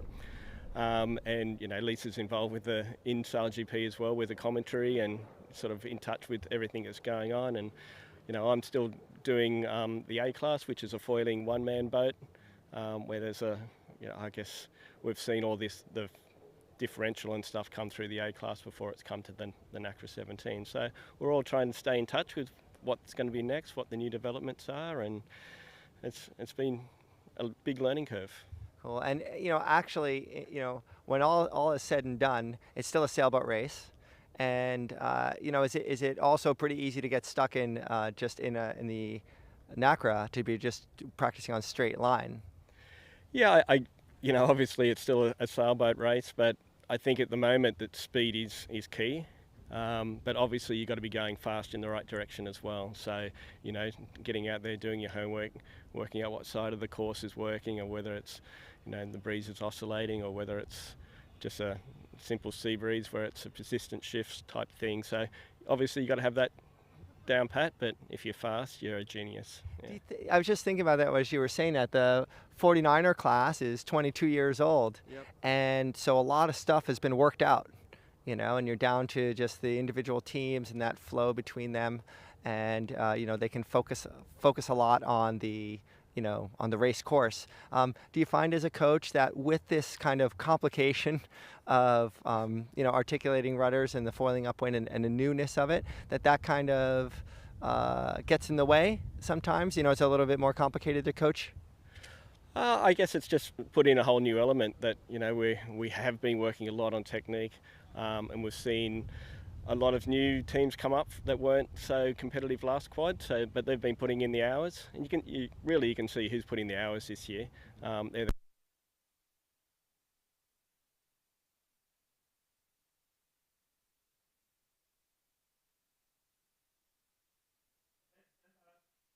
Yeah. Okay, sorry, we seem to have lost the audio there in that interview with Darren Bundock, the Australian Nacra coach. We are just coming up into the sequence for the next start. So In the sequence. right, so the 49er flag is up. There goes the uniform flag, the U flag, the red and white checkered flag. That means that the race officer, David Campbell-James, is going to give them that slight get out that if there is a general recall, then boats will be able to restart. Will that mean that we get away cleanly first time? Well, let's hope so. It's still a pretty harsh flag to fly. Let's hope that's good enough to get the teams sorted out. So just coming back to the data analysis, Lisa, you've been looking at the last race. Now, if you were a coach and you've just poured through the SAP Sailing Analytics data, I'm going to do leaderboard first. That's just popped up. So just update you with, look at the gap now. Because of what's happened to Fantellas with the 21st in that race, they dropped down to third.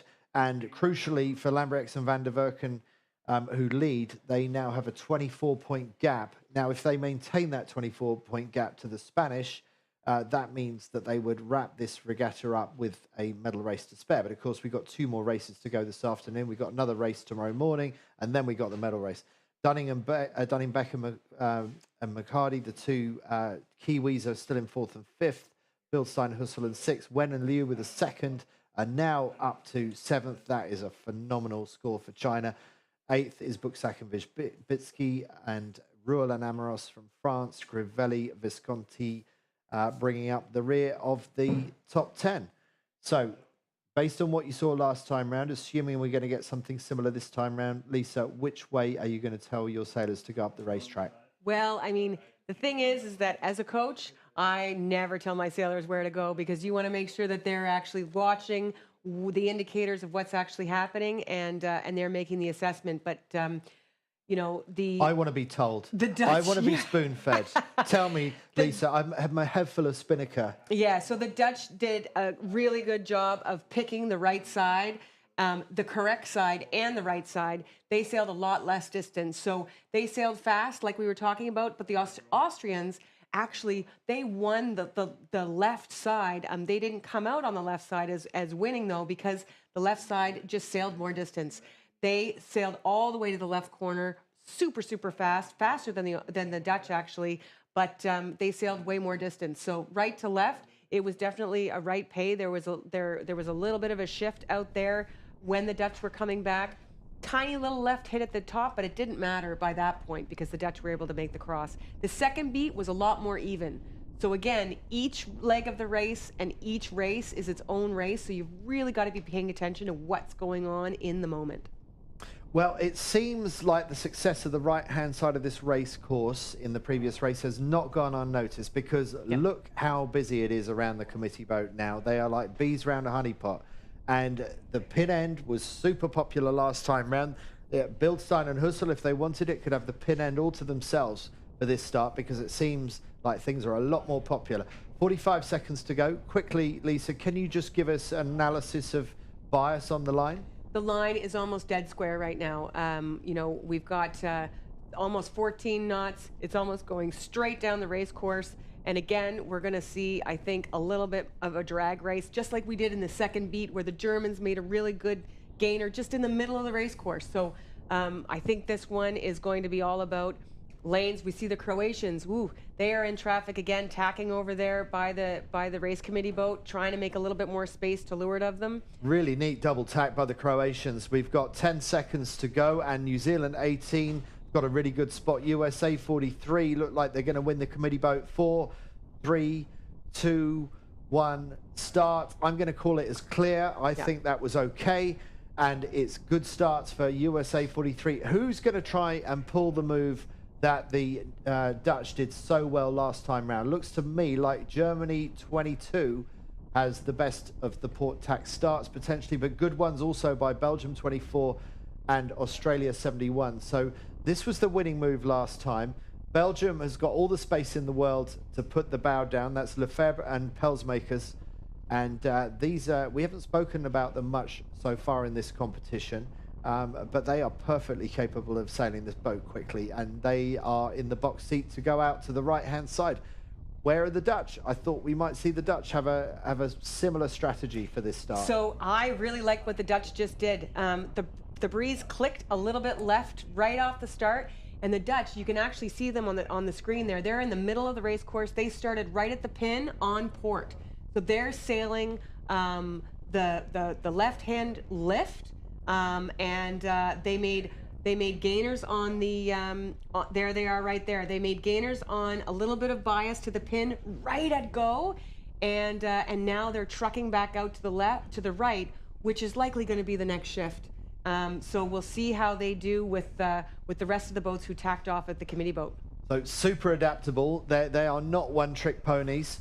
The Dutch have again found a different way to get an incredible start off these really competitive start lines in the men's 49er fleet. The best 25 in the world competing against each other here in St. Margaret's Bay, Nova Scotia, and the Dutch sailing out to the right-hand side, looking like they've got good control in the middle of the fleet. With Croatia just on their windward hip, you can see Croatia 83 also with a good line out towards the right-hand side. So now the Dutch and the Croatians are in a good speed race against each other with plenty of others still in play in the early stages of this race. Yeah, I mean, the front row of this start, everybody pretty much is on port, all sailing in this left shift. As it clicks a little bit further left, the boats over here, the Germans and the Croatians and the Spanish are all looking quite good, but the Dutch moments ago were tracking like they were leading. So just think about this, they ducked a number of boats who were on starboard tack to start, and then within seconds they're in the lead. So really interesting tactics on those port starts. But it is very early days. It's a very, very even line. It's almost like the boats all did a gate start on port tack. I mean, this is incredibly competitive in the fleet right now.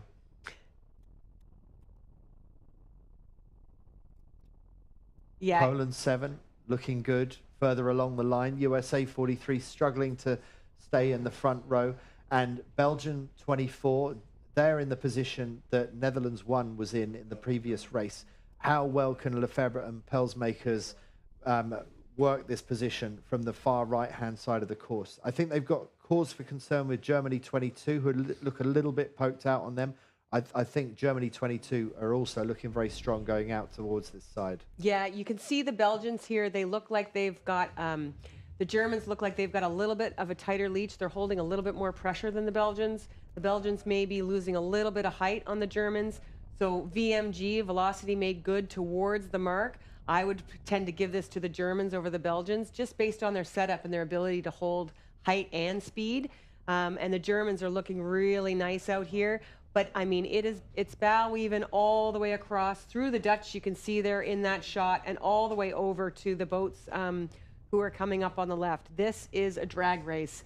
And it's all going to come down to execution on the tack and your lane holding when you're coming into the mark, which they're all going to be doing pretty soon because we're getting close to that right-hand corner.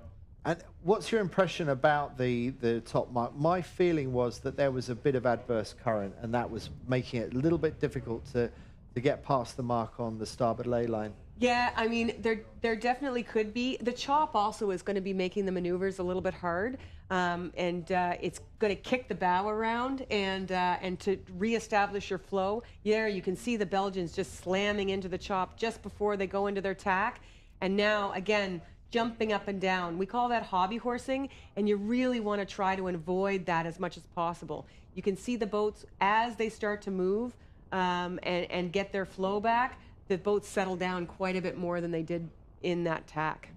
Yeah.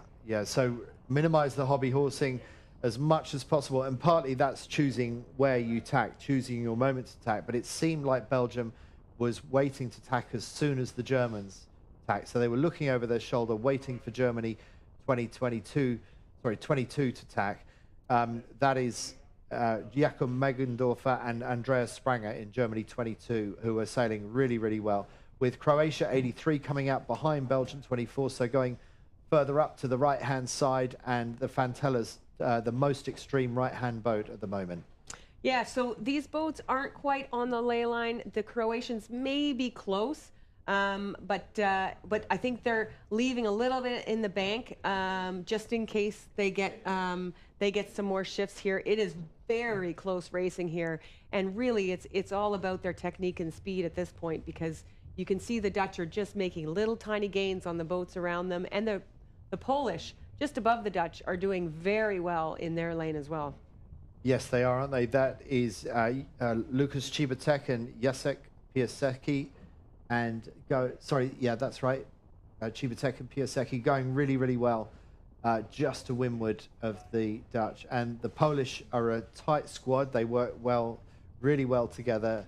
They've been in the 49er game since the very beginning for 25 years, and a lot of depth in the Polish squad. And at the moment, Cibatek and Piasecki making it stick.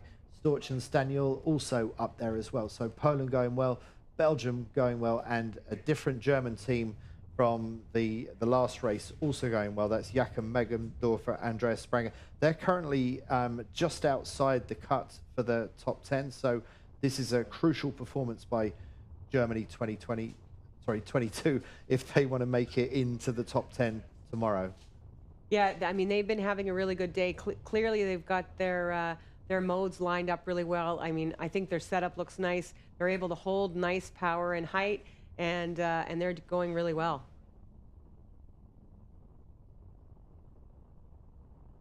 So, Lisa, as we predicted, it is going to be a game of centimeters or inches, whichever measurement you prefer. It's all about the tiny detail today, isn't it?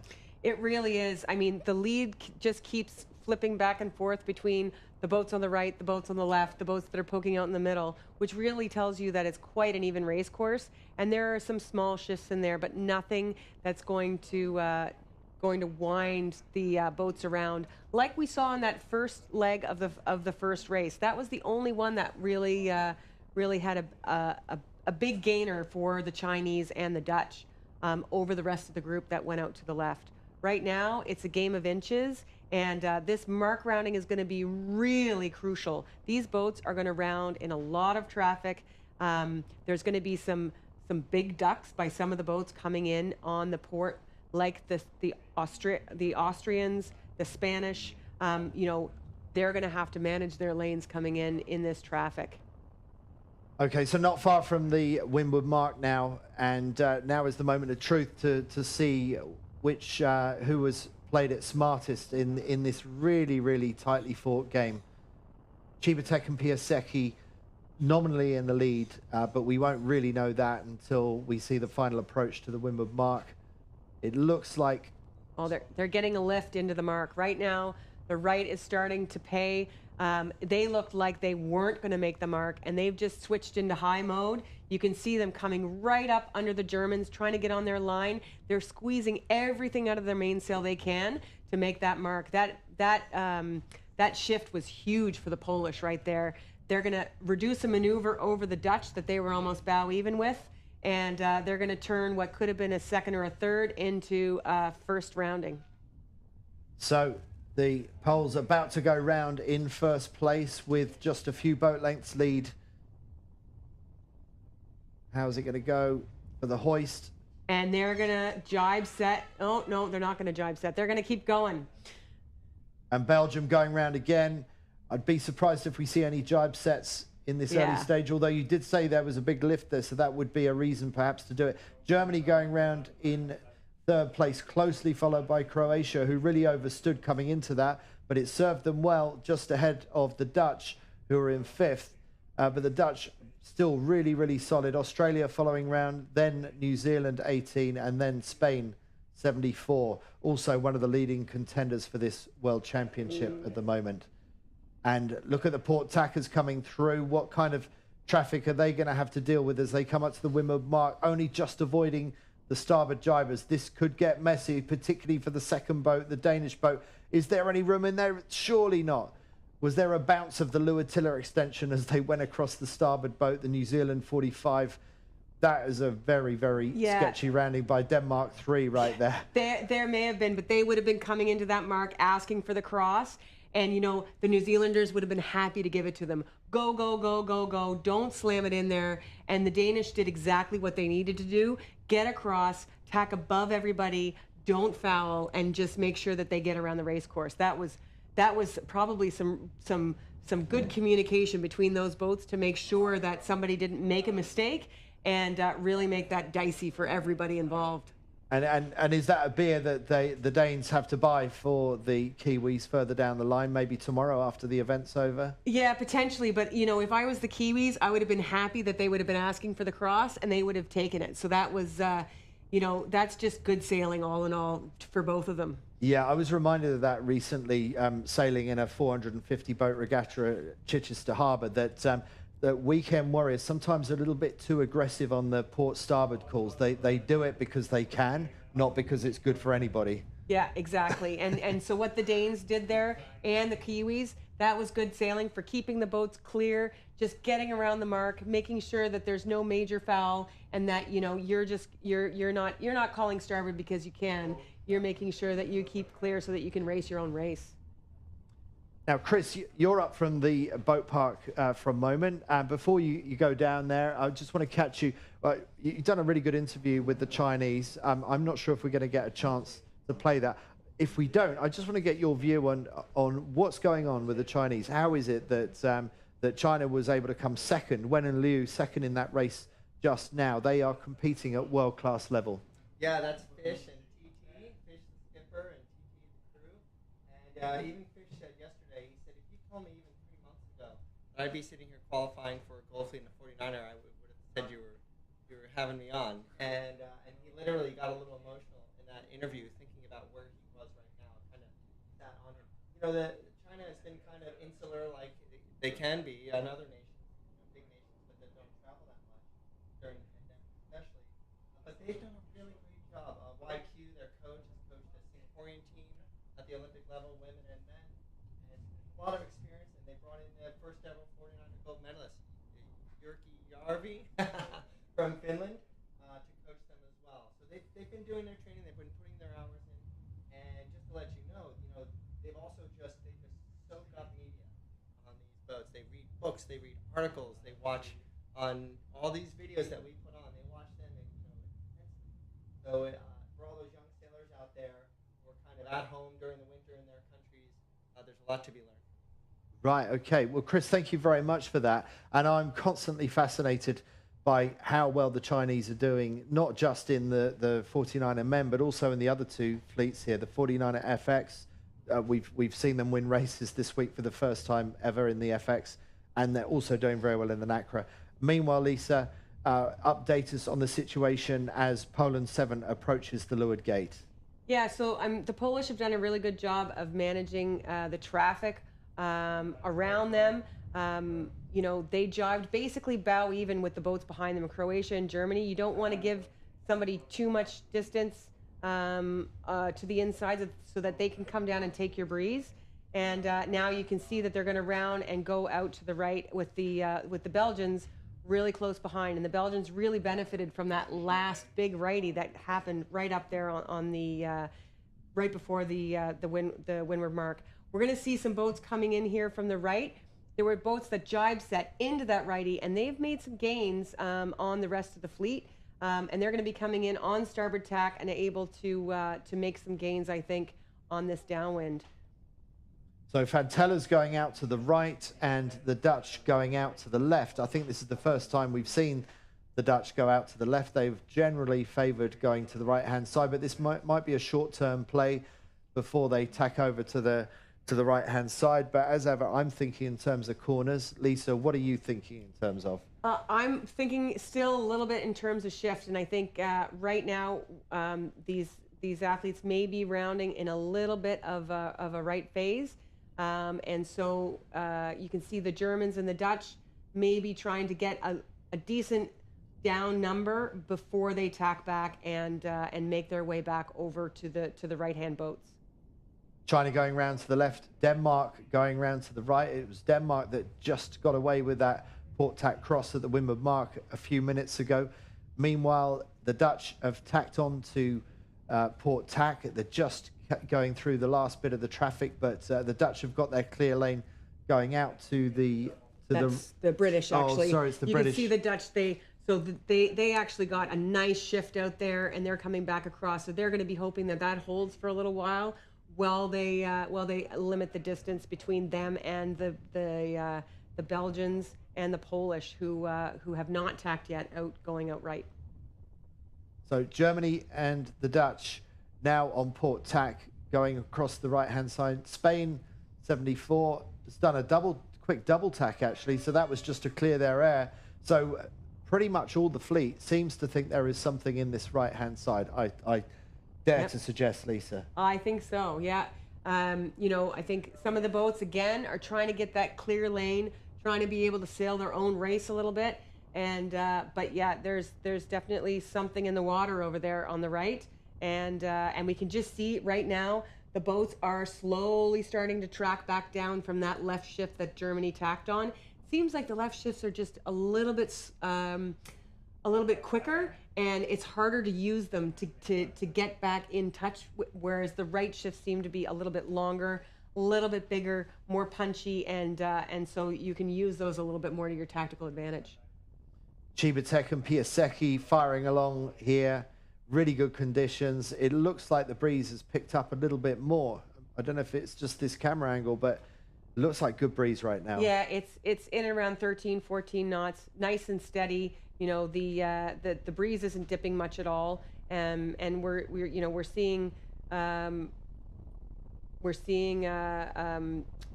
degrees shifts between kind of 10 degrees or so not huge. So these athletes are really able to dial into their lane, have some patience, and really just sail fast. Slight bit of body separation between the two of them there. We see other teams standing a little bit closer together. Chris, what's your take on it? We have a couple Polish teams kind of scattered throughout the Gold Fleet, and I've been kind of surprised that we haven't seen them up in the top 5 as much as they could have been.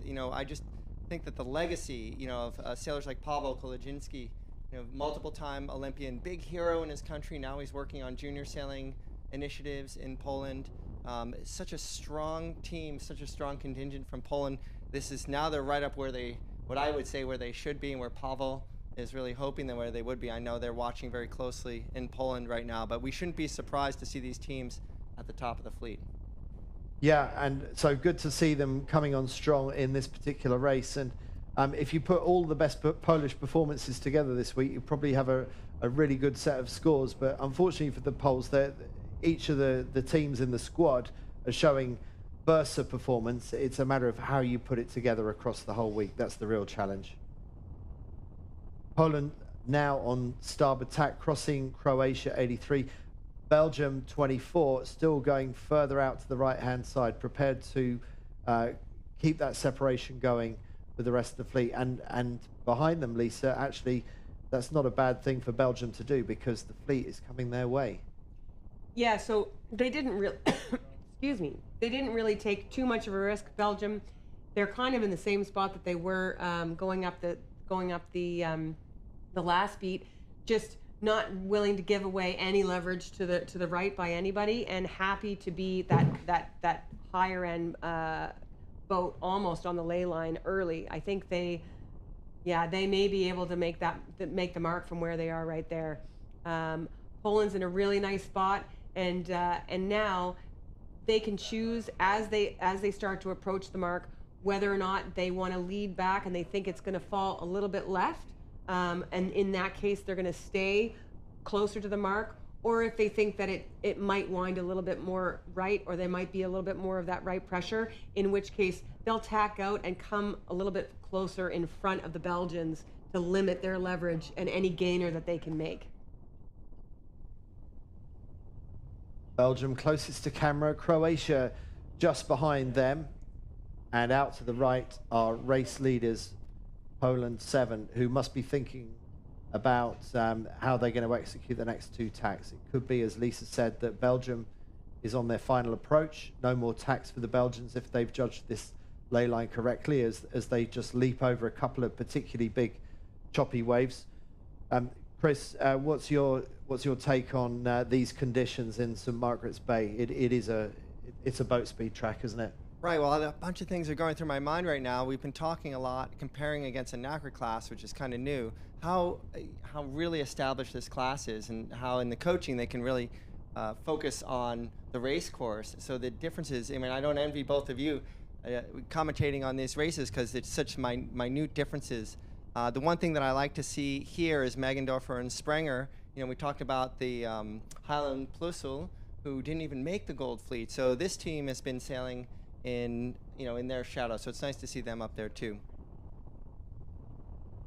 So getting close to the top end of the windward mark, the poles are tacked.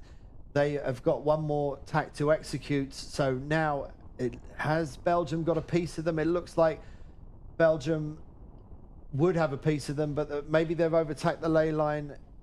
Yeah, it looks like the poles have been sailing a little bit higher than the Belgians the whole time. So I think, and the Belgians did make quite a bit of gainer on the Polish as we were going in. So I think, again, the poles their worry is all the way up on their hip. They didn't want to lead out to the left because it doesn't seem like anything is going to be happening for anybody out there, and they wanted to minimize their risk. And it was getting to be a little bit of a bigger risk. And you can see here that how bow even they actually are. The Croatians, if they get any more right, the Croatians may be an issue with being able to squeeze in here on the mark. So it'll be interesting to see where they are on the ley line as they approach the mark. Yeah, well, that would be interesting, and a real game for Croatia if they can make this in one, and a real giveaway for Belgium. But Belgium don't seem to be putting the bow down much yet, so seems like Belgium's still pretty happy with the angle that they're sailing. Yeah, and they're ever so slightly a little bit faster than the other two. The other two, I think, are trying to squeeze out and trying to make that mark. And the Belgians are a little bit fat on the ley line, and they're going fast. So differences in speed here. The Belgians are going kind of 9.4, and I think that was... The Belgians doing 9.4, then we've got Poland 7 and Croatia 83. So if we can get the respective speeds of those boats, that would be... So the Belgians are consistently actually more closer to 10, and the other two are in the mid 9 knot range. So they're sailing a little bit higher and slower, trying to make the mark, and the Belgians are charging almost half a knot faster than the rest of them. Okay, so the Belgians, have they judged this ley line to perfection? It looks like they have done. The other two have to put in 2 extra tacks, and so this plays into the hands of Yannick Lefebvre and Tom Pelsmakers. They picked a really, really good ley line, and they're rewarded with a good, healthy lead of about 6 or 7 boat lengths right now as the red Jenica goes up, and that's a lead change as Chibatek and Piasecki are now back in second and fighting off the close attention of the Fantella brothers from Croatia.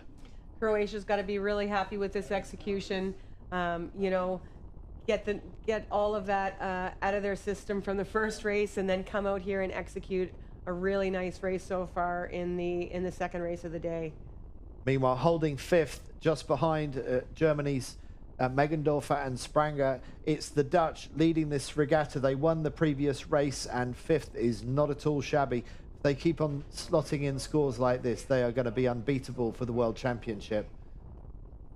Yeah, you know, we kind of questioned the rounding there, but they didn't lose too much, you know, doing that early hitch out to the left. And they did a good job of getting back out on a strong right lay line, approaching the mark, which seems to be where you wanted to be. Yeah, it didn't hurt them too badly, but I feel like any moves that you make to the left, I feel like feels risky. It's starting to feel risky not being in the right-hand corner. Yeah, top right-hand corner for sure. Yeah, I think, and that's the thing is that, you know, with tight fleets, if you're not making the move early, it's hard to get there. And so it just seems like we're getting consistent right pressure up on the right-hand side, and that may be proximity to the mouth of the bay, and some sort of a winder off there. Not really sure at this point, but it does seem to be consistent that you're getting a nice little pressure and shift up there on the right. Yannick Lefebvre and Tom Pelsmakers doing really well at the front of this race. I'm just trying to identify who we've got here, whether that was the Fantellas. It might have been another team. The Polish. That was the Polish. Okay, so that was Buksak and Wijbicki, Poland 5 that we were on board with then, I think. So Lefebvre and Pelsmakers, they put in the jibe onto port, and really big lead now, more than 120 meters on Chibatek and Piasecki, who need to watch out for the Fantellas. The Fantellas, the 2018 world champions in the 49er, ready to pounce and take another place in this race if they possibly can. And the Polish are doing an identical job to what they did on the last race. Here they are, they're just waiting a little bit longer to jibe back over towards the mark and letting some people go more into the middle of the race course before they take their step down towards the finish. So we'll see how that plays out for them as we approach the finish. You can see the boat bumping up and down over the waves.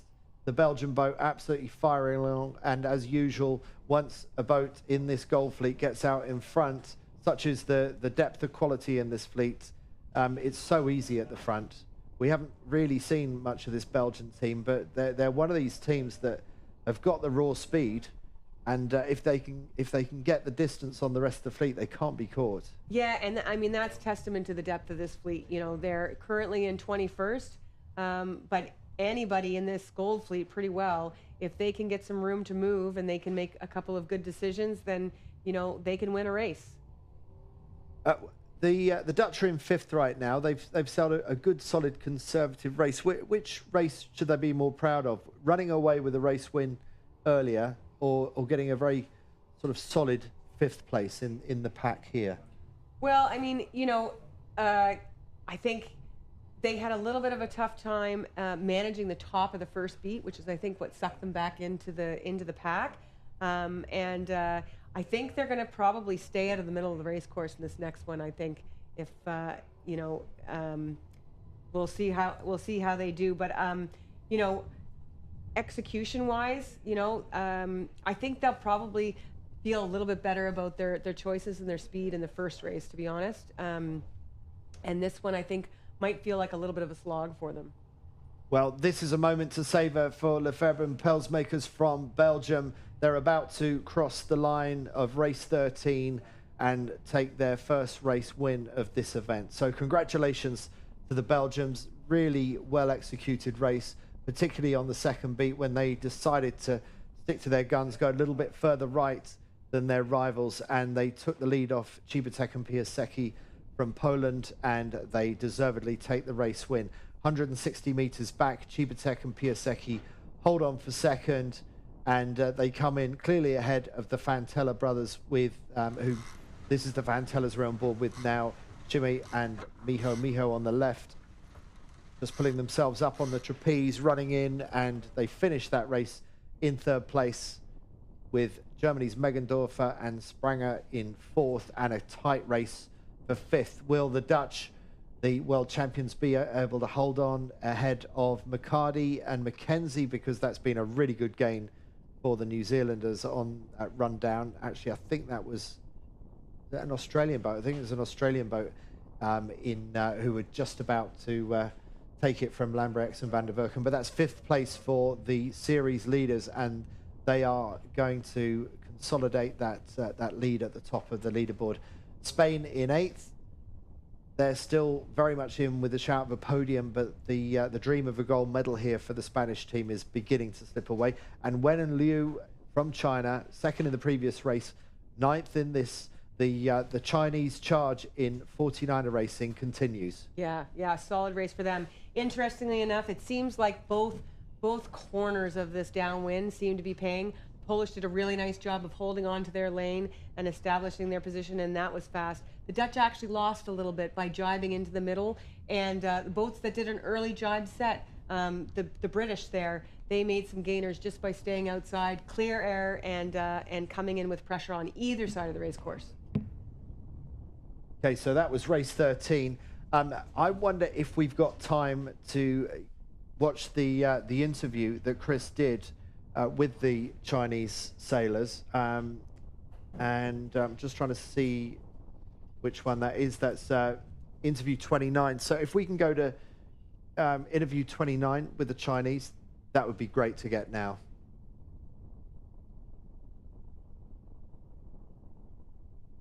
Welcome back to the 2022 World Championships in the 49er.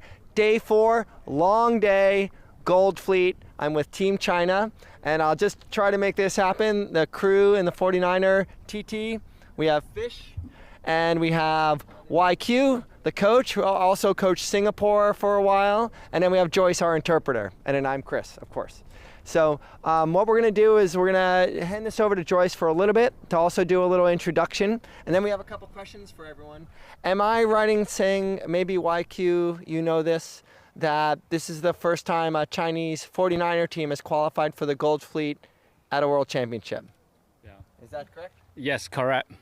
Awesome. That's fantastic. Also, what happened this week is, I think this is correct as well, first ever 49er FX first place at a World Championship as well for Team China, for the women, and they're just shredding over there in that fleet as well. So a lot of firsts for Team China, and I'll pass it over to Joyce before I ask my questions. Thank you, Chris. Okay. So maybe just a little introduction to the team, Okay. and some of the team titles that YQ was talking about too. Yeah, sounds good. Hello, everyone. My name is Joyce, and then beside me, we have Chinese sailing team that's from the Chinese Yacht Association, CYA. And beside me is YQ, Mr. Zhang Yongqiang. He is the head coach of the 49er FX and the Nacra 17 team. Beside is Fish, Wen Zaiding is our 49er athlete, and Liu Tian, also 49er athletes. So, Chris, thank you. Great. So we talked about our questions a little beforehand because we want to get the translations correct. But the first question was, we know that the Chinese 49er teams train mostly in China, and a lot of the teams here at the World Championships spend a lot of the year training in Europe with other nations. And so when Team China shows up, they haven't gotten to see as much of each other except at some of the other big regattas. And right away, you know, one big achievement for a nation is to qualify for the Gold Fleet in the 49er Worlds. And right away, this team does that. And the other teams are like, wow, we haven't seen a lot of you. How'd you do that? So we just wanted to ask the question, what has Team China been doing in their home waters? Who have they been training with? And what are some of the secrets to getting this country so quickly up to speed?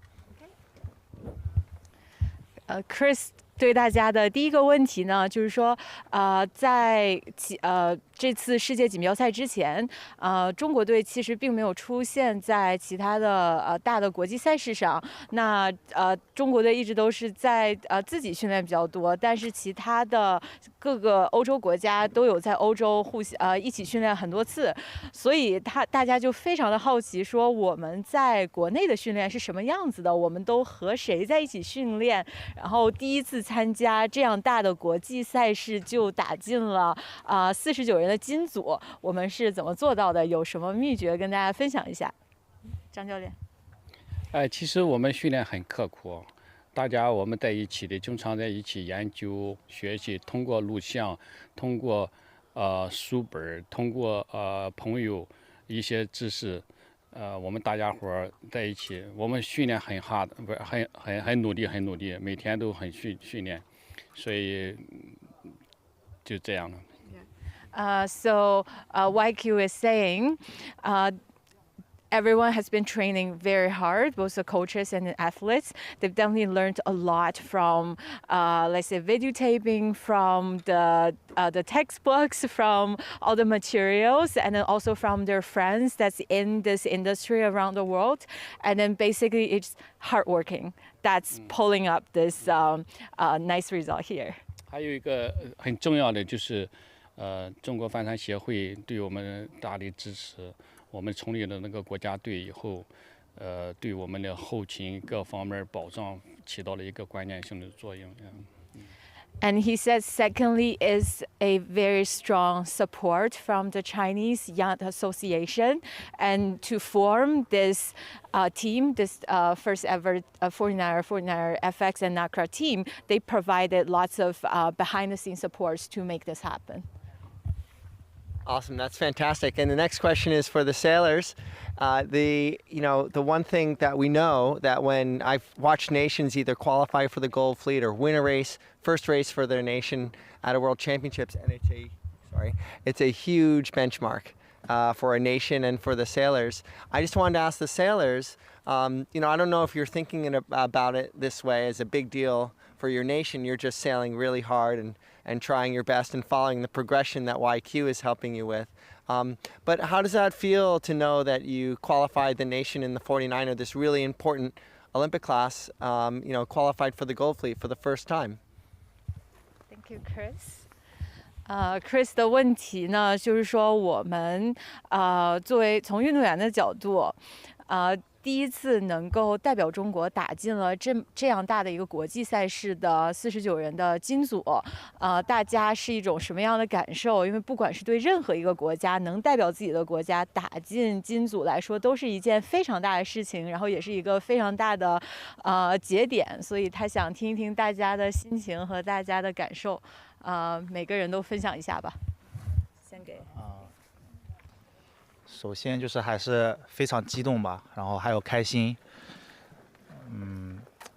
有些难以想象，可能放到几个月之前，如果说我能够进入金组，我可能自己都不会相信。好了。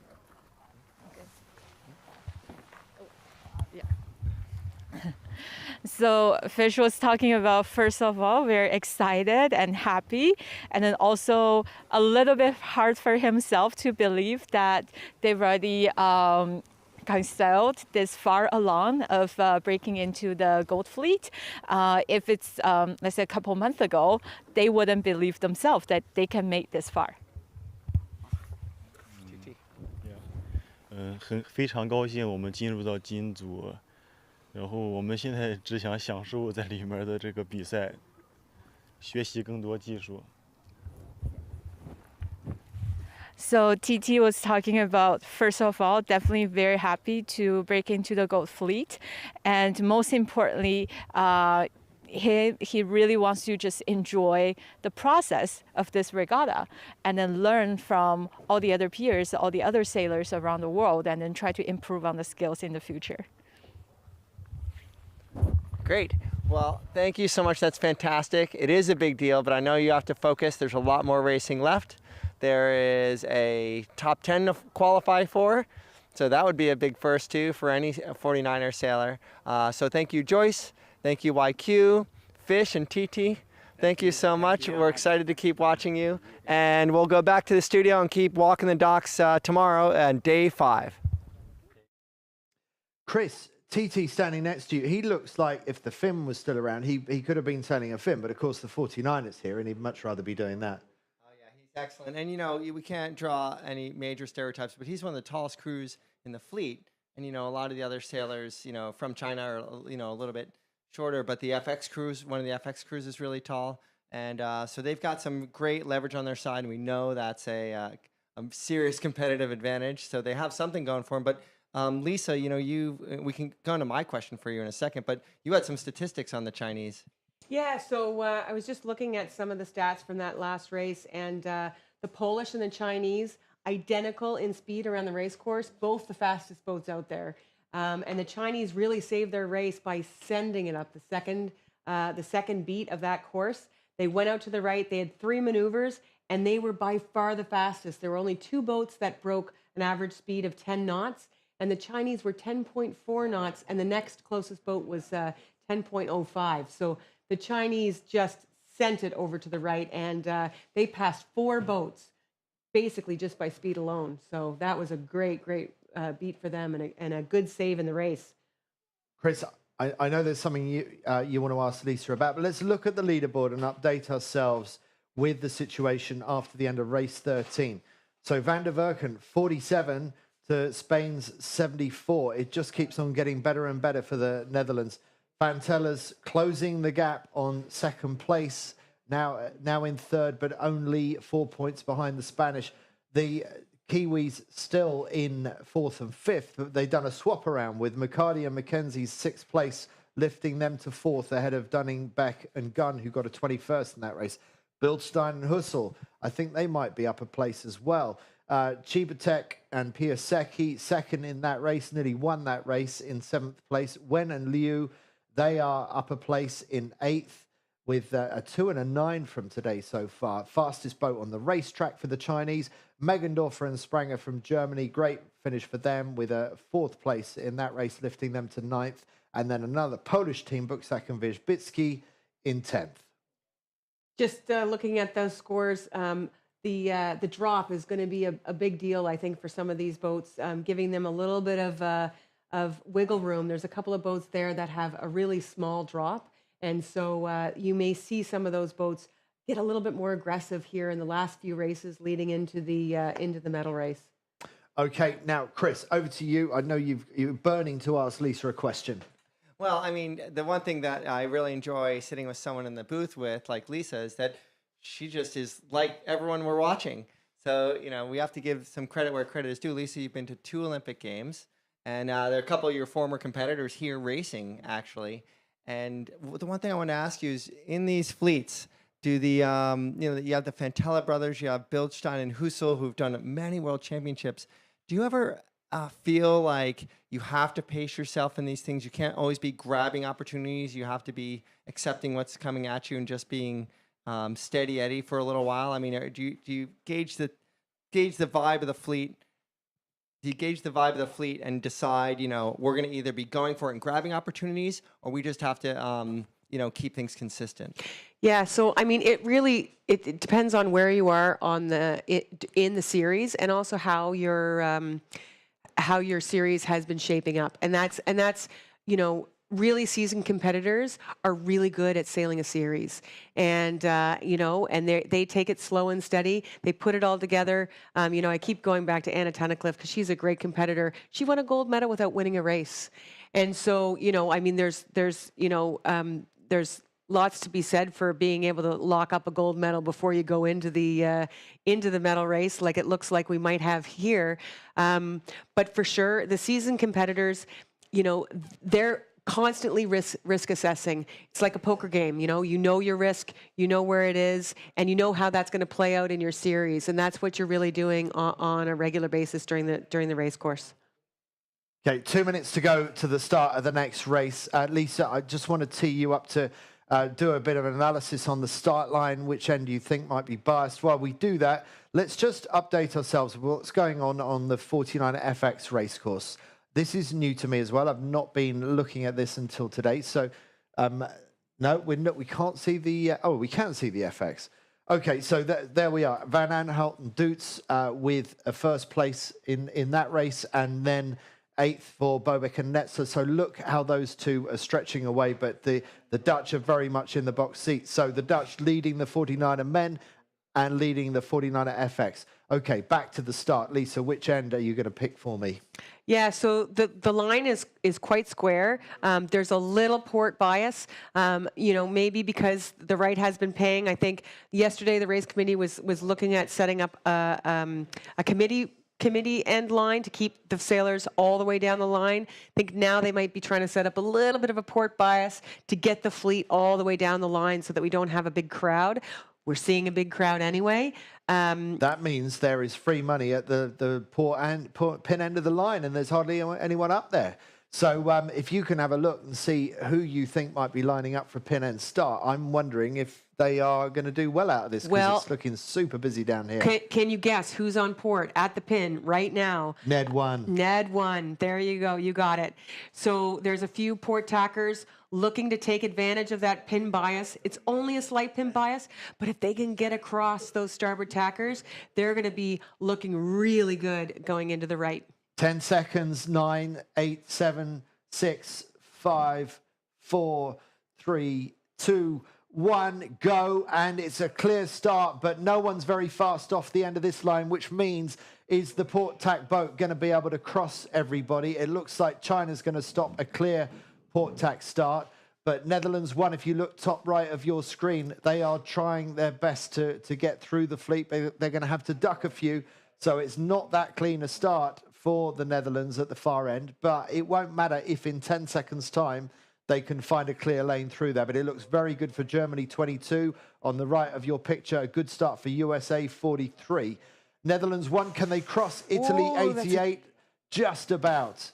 So Netherlands 1 just about squeak into a clean start, with New Zealand 18 also looking good to windward of them. So the Dutch have just about got away with it. Lisa, what do you make of it? Yeah, so I think the Dutch, I thought that the fleet was giving it away to them, but they were a little bit late ducking that pin boat, and they, it's a game of inches, especially when you're trying to cross the fleet on port right off the start. And I think they gave it away a little bit by being, I would say that they were about 2 or 3 seconds late ducking the pin boat.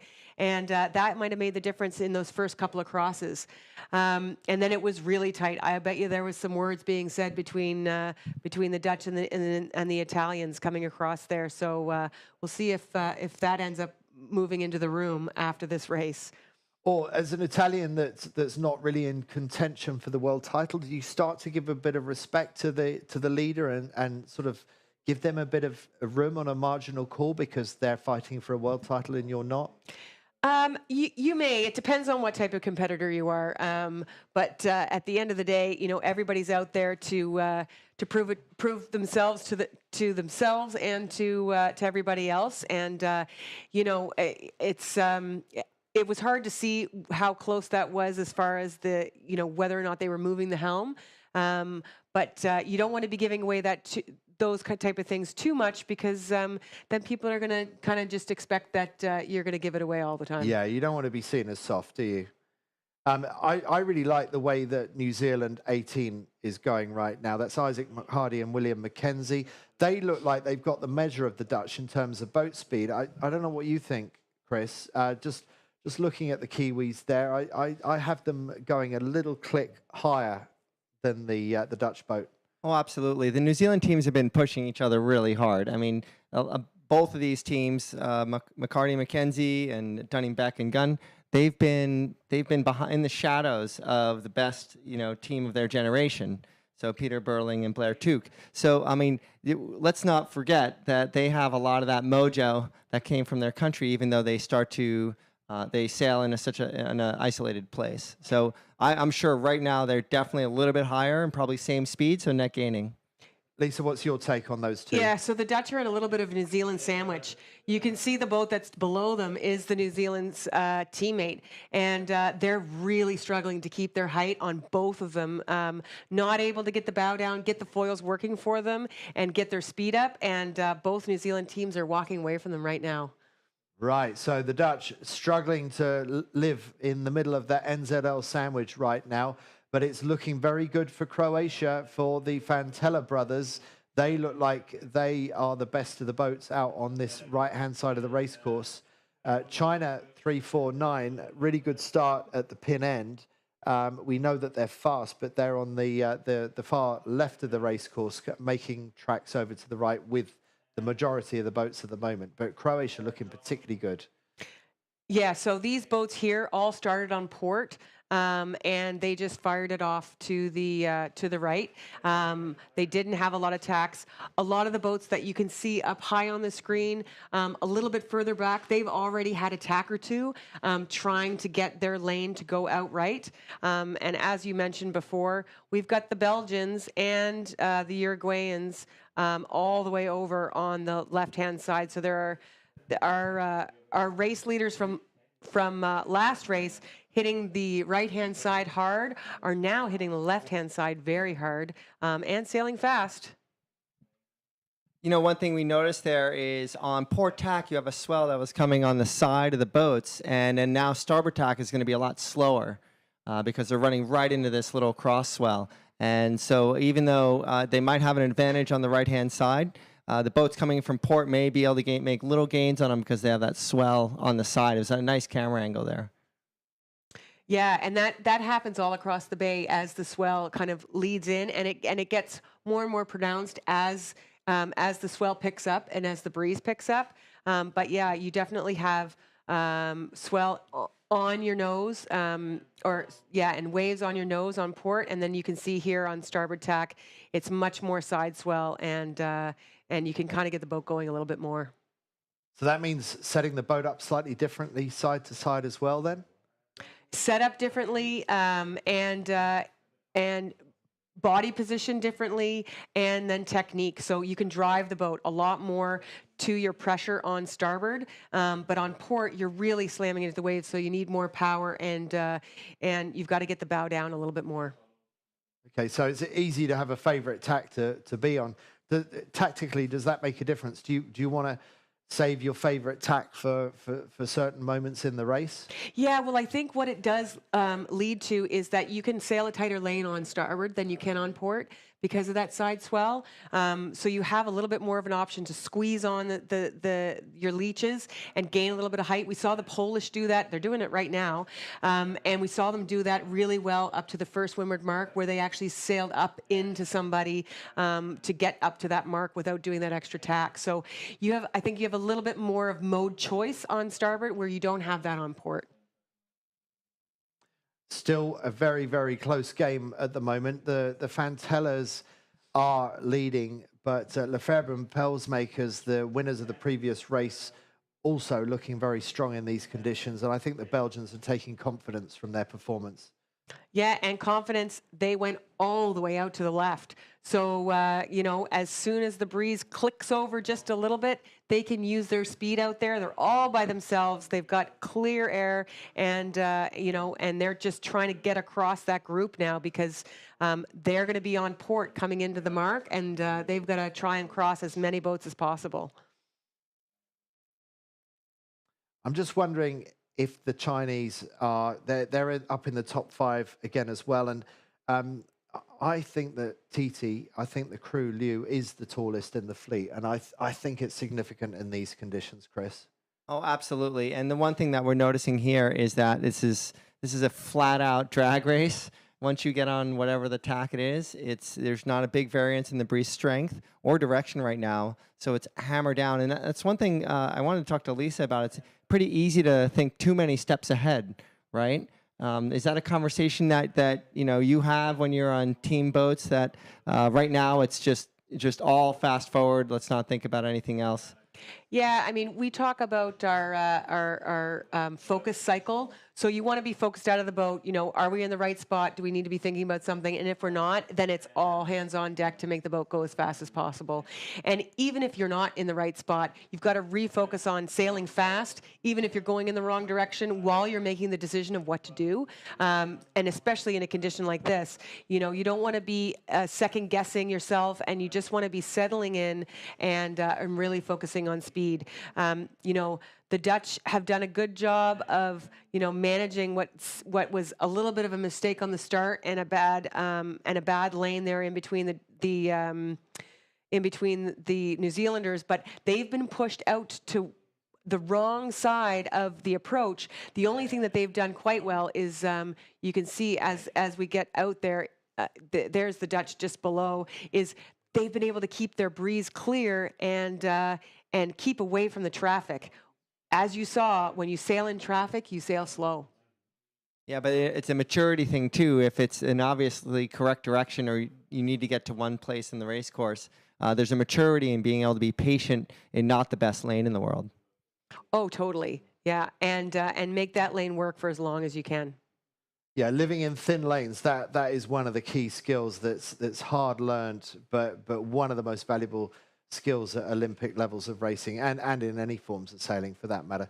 Very, very good rounding by the Croatians. Will it be a good hoist? Because they have got a pretty healthy lead over the next boat about to come round. It looks like it's going to be Germany that comes round in second place, closely followed by New Zealand. Germany 22,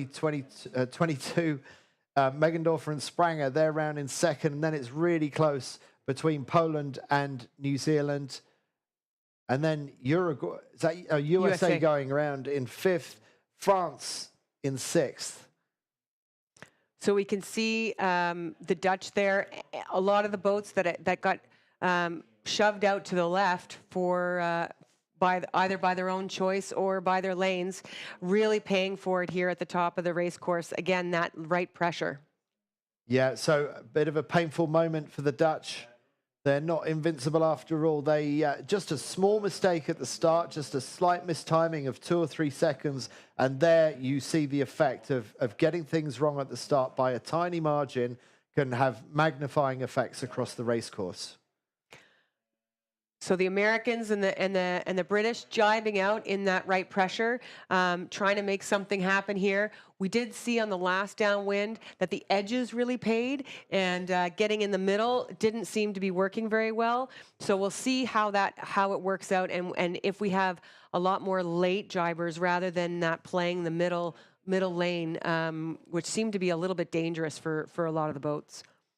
Lisa, have we been seeing any tide influences here? You've been watching this race course. You've sailed here, but it's a big, wide bay with a small entrance to the ocean. What's your observations here during this regatta? Yeah, so the tide influences, like we've been on course A the whole time, and this is quite deep water over here, and there's not a lot of, I don't feel there's a lot of change from right to left. I think it's more wind driven here, what we're seeing on the race course.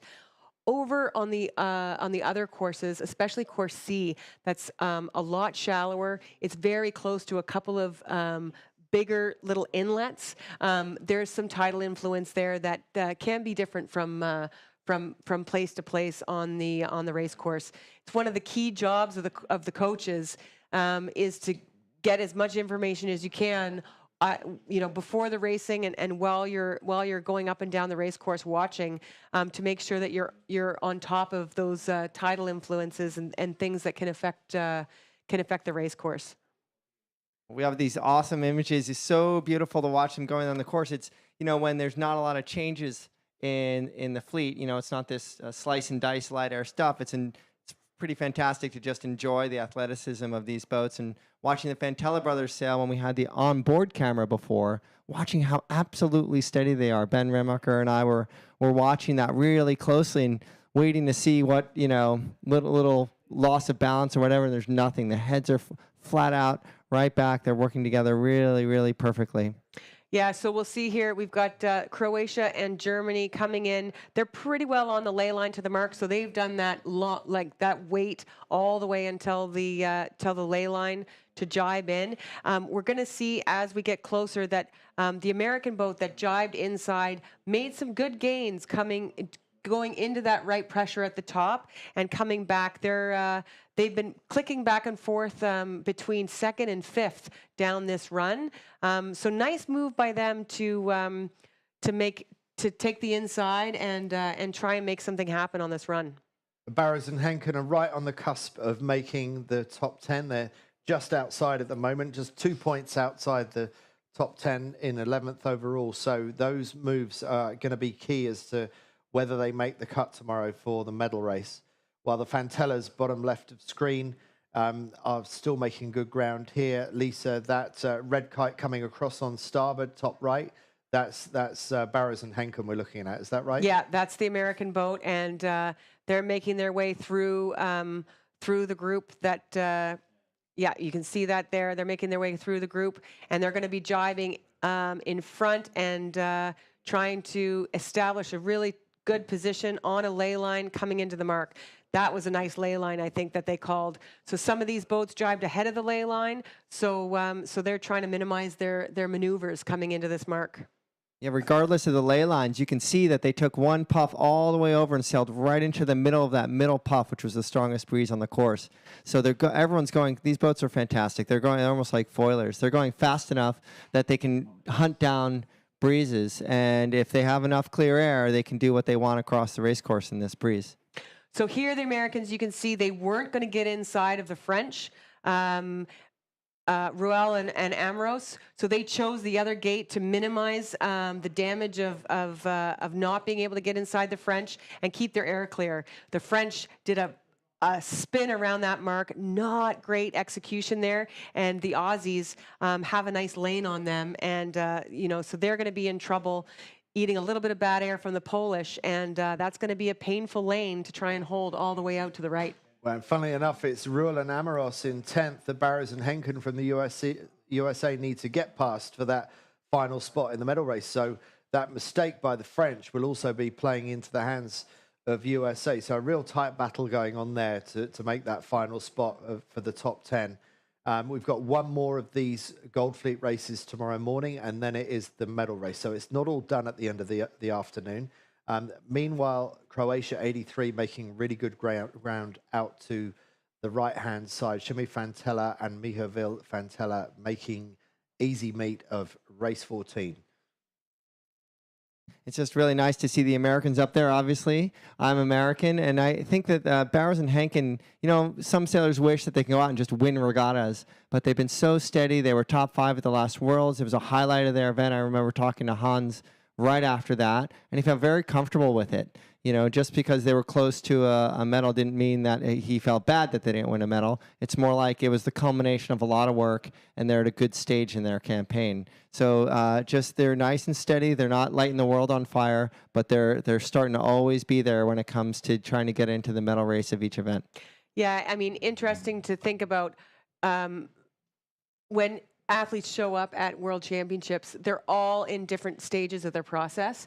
And so they'll have different goals. And, you know, the athletes out here aren't going out to win every single race. Like you said, they're going out to execute certain things. And if that leads to a race win, or if that leads to a second or a third, but it being focused on the process is, you'll hear that a lot from especially the more experienced athletes, and that's what it's all about. If things start to go bad, you refocus on the process. What am I trying to do, and what am I trying to do well? And if you do those things well, good things come.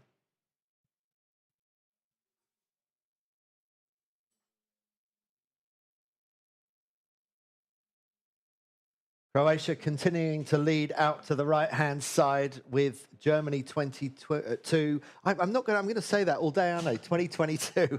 Well, Germany 22. Megendorfer and Spranger also going well out to the right-hand side, but no real threats to the Fantellas. That's the McCardys McCarty and Mackenzie lying in third in this race at the moment and getting stronger and stronger throughout this regatta.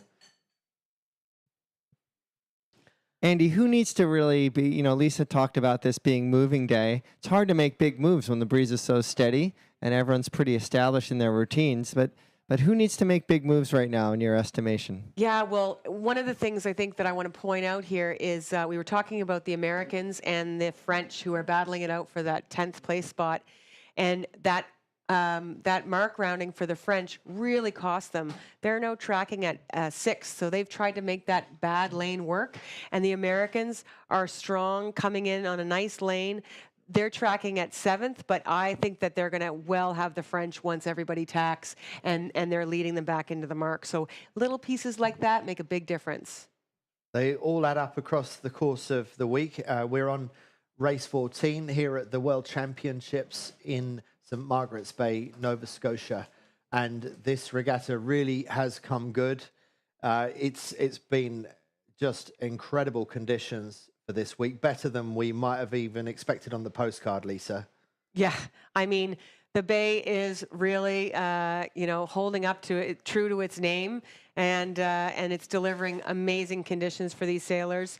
Their physios are going to have their work cut out for them because they're all, working at max power and max speed in these. These are called max conditions. The 14 knot into the swell. I mean, this is where you're really putting in a lot of work. We're right over top of the Croatians. You can see how much the boats of the very best are getting kicked around by that chop. But the boat is. You can see how steady. So we don't see that the mast. Falling to the left and coming up to the right. It's going forward and back a little bit with the swell, but they're tracking really, really well. And that's a nice shot of, you can see the steering. You can see the bow coming up, going down, coming up, going down, to get the boat around the swell, keep the bow attached. The longer the less of that hobby horsing you have, the steadier the boat is. Got a bit of line out the back of the boat, a bit of spinnaker sheet dragging. So not quite perfect, but probably not worth reaching in to do anything about it. That's minimal drag out the back of the boat. That's the only criticism I can offer the Croatians, who are absolutely firing along at the head of this race. Yeah, if you can see the crew is constant work on the mainsail, in and out. So these crews, the crew and the skipper are constantly working on getting matched up. If the crew is trying to sail the boat in a different mode than the skipper, the boat's going nowhere. So they're locked in and they're really dialed into exactly what they're trying to do with the boat. And the driving is matching what the crew is doing exactly to keep that boat balanced and sailing well. And Andy, I think Mihoville heard you. He went in, he pulled in that sheet and tucked it away, but every inch counts. But that was a beautiful images coming from there, and that's really what we like to see, just to see how these athletes work so smoothly. Those sails really flat, and I know that the older sailors could get a little bit flatter than the current black sails that the other sailors are sailing. But you can see how that Cunningham is baked on hard. The sail is about as flat as it can get in that mode, and then they might open that up a little bit on the downwind legs. But just really great to just meditate and watch these sailors do what they do best. And to some extent, tactically, they can switch off now, can't they, Lisa? Because this is turned into a bit of a one-track race course. All their competitors are following them, so that means that they don't have to be that heads out of the boat. They can really go put the blinkers on and just focus on boat speed. Yeah, I mean, right now, and they've done exactly that. They are stretching away from the Germans and the New Zealanders, and they're sailing the boat really well and really fast, whereas everybody else is a little bit more concerned about their placement. And the Germans and the New Zealanders, again, they're probably moding a little bit more, trying to dust the ones on their hip, and they might be playing a little bit more games, and again, just giving the Croatians a little bit more space to get the boat going. I do have a little bit of a communications question, and either one of you can field this one. And at that last leeward mark rounding, the Chinese wound up rounding really wide, the boat on the inside of them. Internationally, when you don't speak English, in terms of communications around the course, is there, I mean, I've been out of competition for a while, but what's the international communications? Does everyone just kind of wing it in terms of port starboard, or communicating leading into a mark or tight situations? Yeah, I mean, it's really hard to communicate any more than one word, and pretty much everybody, knows starboard, room, cross, and so that would be where a group that might not, or a crew that might not speak English very well, when you're asking for a cross, that may be a little bit more of a challenge for them. Where the Danish came in there and they would have been clearly asking, let us cross, yeah, but I think the English takes precedence in the rules on the race course, and everybody knows the words that you would need to be able to say in order to communicate what you need to do. Sometimes it just comes down to hey. Yeah. It just making guttural sort of Stone Age man sounds sometimes helps. that's about all you can get out sometimes. So, yeah. So we see the boats coming around here. We've got Germany and New Zealand. New Zealand had that really nice rounding on the French, squeezed them out. Remember at the leeward mark rounding. With the Poles as well. Here's the Polish, and that's the boat that was giving the French some bad air. And here's the Americans coming in, and they're coming in at what place are they? Fifth place. And I'm just going to look back at where the French is the boat right there on port tack. They're trying to find their lane, and they're now in 8th or 9th. So you can see just those little moments, like a mark rounding, can really make a big difference. It's been a very expensive couple of moments for the French, just not quite getting that mark rounding, and then losing their position out of the tight line of port tack boats going out to the right hand side, and that's the result that you see. Yeah, 11th place around the mark for the French. Chinese sneaking in front of them. And there's Netherlands 1 going around just behind the French, so not a disaster for the Netherlands. They're up to about 12th place, something like that. So considering how how consistent they've been in other races, that's not at all bad. The Dutch going for an early jibe, just seeing what they can find on the other side of the race course. Yeah, not surprising. Again, we were talking about drops and about risk management. They don't have a big drop. So when they're kind of mid to high teens, they can fire it out there and really try and make something happen on the last leg of a race, because if it doesn't pay, they're gonna use their mid-teens drop that they have. If it does pay, then they're into another keeper, which is a smart move by them. Well, that's an enormous luxury that they can afford to do that. Most teams can't afford to think that way, but that's just a measure of how far ahead they are on points to be able to sail that way and to do a bit of gambling down this final leg to the finish. Yeah, and that's the brilliance and the weapon that having a consistent line and consistent finishes is when you get down to the very nitty-gritty of the end of the series. And as you look on the leaderboard on the top left of screen, you can see for the first time Lambrechts and Van der Werken do creep up into the top 10. That jibe set now puts them up into 9th. So that gamble to split from the leaders looks like it might be paying off. Yeah, and that's the mental game that people are playing out there. The ones that are really like trying to get back into the top 10, don't have a lot of room to maneuver, are a little bit more likely to follow and not to like push. Whereas if you can hang it out there, you can kind of make something happen. Meanwhile, Fantella's almost 300 meters ahead of Meggendorfer and Spranger in second place, and the Germans will be more concerned about the Kiwis, McCarty and McKenzie, that are on a big charge and beginning to threaten to take over second place from the Germans. So a real tight battle for second, and once we've seen the Croatians cross the finish line, I really want to see if we can focus on second and third, because that is a very tight battle we're looking at between Germany and New Zealand. Meanwhile, not putting a foot wrong are those brothers. The Olympic champion from the 470 in Rio 2016, Shimei Fantella, sailing with his brother Mihovil Fantella, and one of the all-time greats from their country.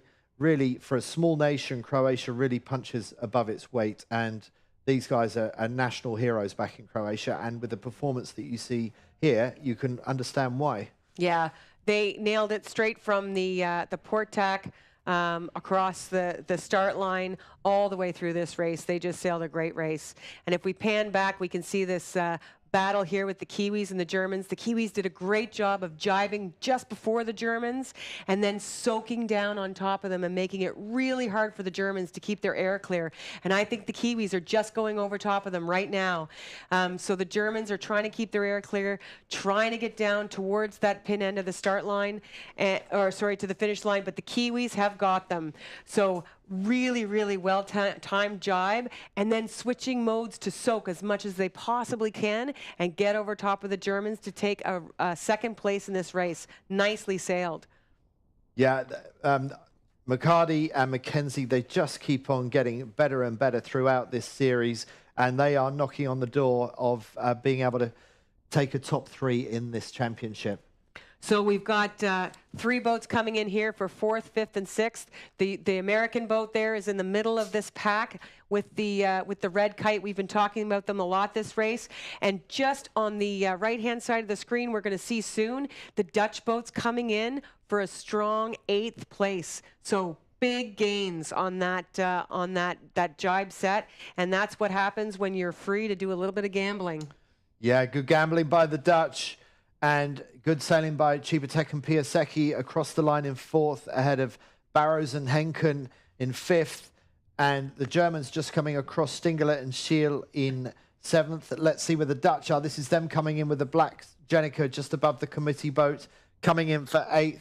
And so they've taken these 4 boats down this final leg to the finish and just adding further points gap between themselves and the rest of the fleet. Really strong finish by the Dutch, salvaging something really useful, but a nasty situation between China and the other boat. Oh yeah, China just got caught there with a port starboard, but once they do have room to finish, so there might be some words about that one there. Definitely port starboard, you got to keep clear. But once they get overlap with that boat and they get inside, they've got to have room to finish.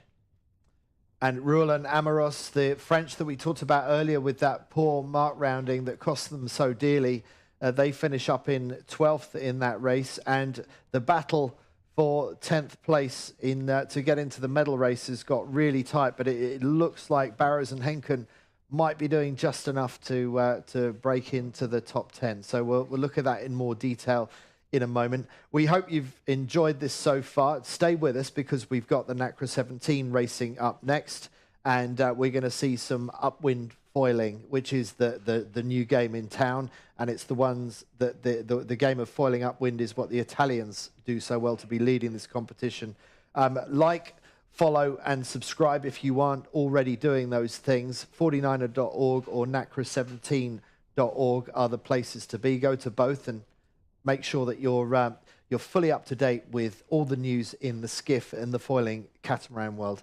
So we've got an updated leaderboard for you. Let's see how things are shaping up. Let's look at the bottom of the leaderboard because there we have Barrows and Henken just displacing the French to get into the top 10.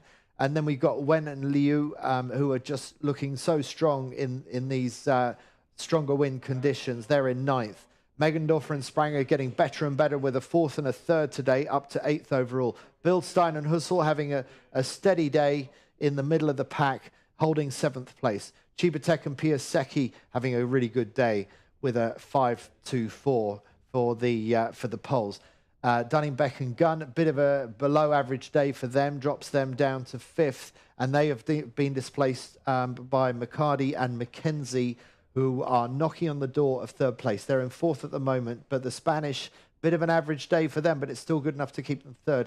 Fantellas, they just got better throughout the day. A poor 24 first, followed by a 3rd and a 1st, keeps them in 2nd place, but look at the points gap. 24 points is the distance between 1st and 2nd. Lambriax and Van der Verken, they have got one hand on the trophy already, and there are still 2 races to sail. A race 15 of the Gold Fleet and then a medal race, but it's looking increasingly like the defending world champions are going to be repeat world champions. What do you think, Lisa? Yeah, well, I mean, for the Dutch, the first race was great. They picked the spot where they needed to go. The second race with that 5th was a little bit of a slog, but I got to hand it to them on this last race. They made a mistake off the start, where they were, and that lack of execution really made it hard for them. But to come back from, where they were deep in the fleet. They were in the weeds, and it was they did a great job of keeping their heads about them, making a nice call, using a little bit of risk, and getting back to an 8th place was huge for them.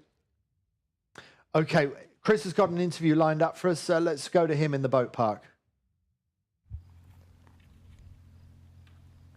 Great. We are live. We've got Jay Walker, who's I guess, what would you give your official title? The safety lead for the World Sailing Championships this week.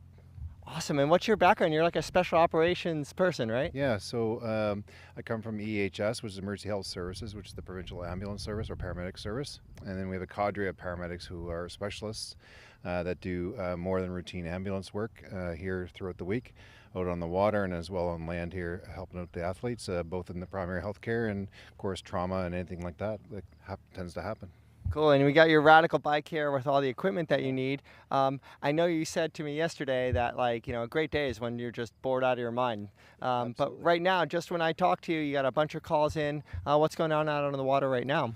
Lots of activity, a little bit of contact here and there on the markers, which is pretty normal for professionals like this caliber.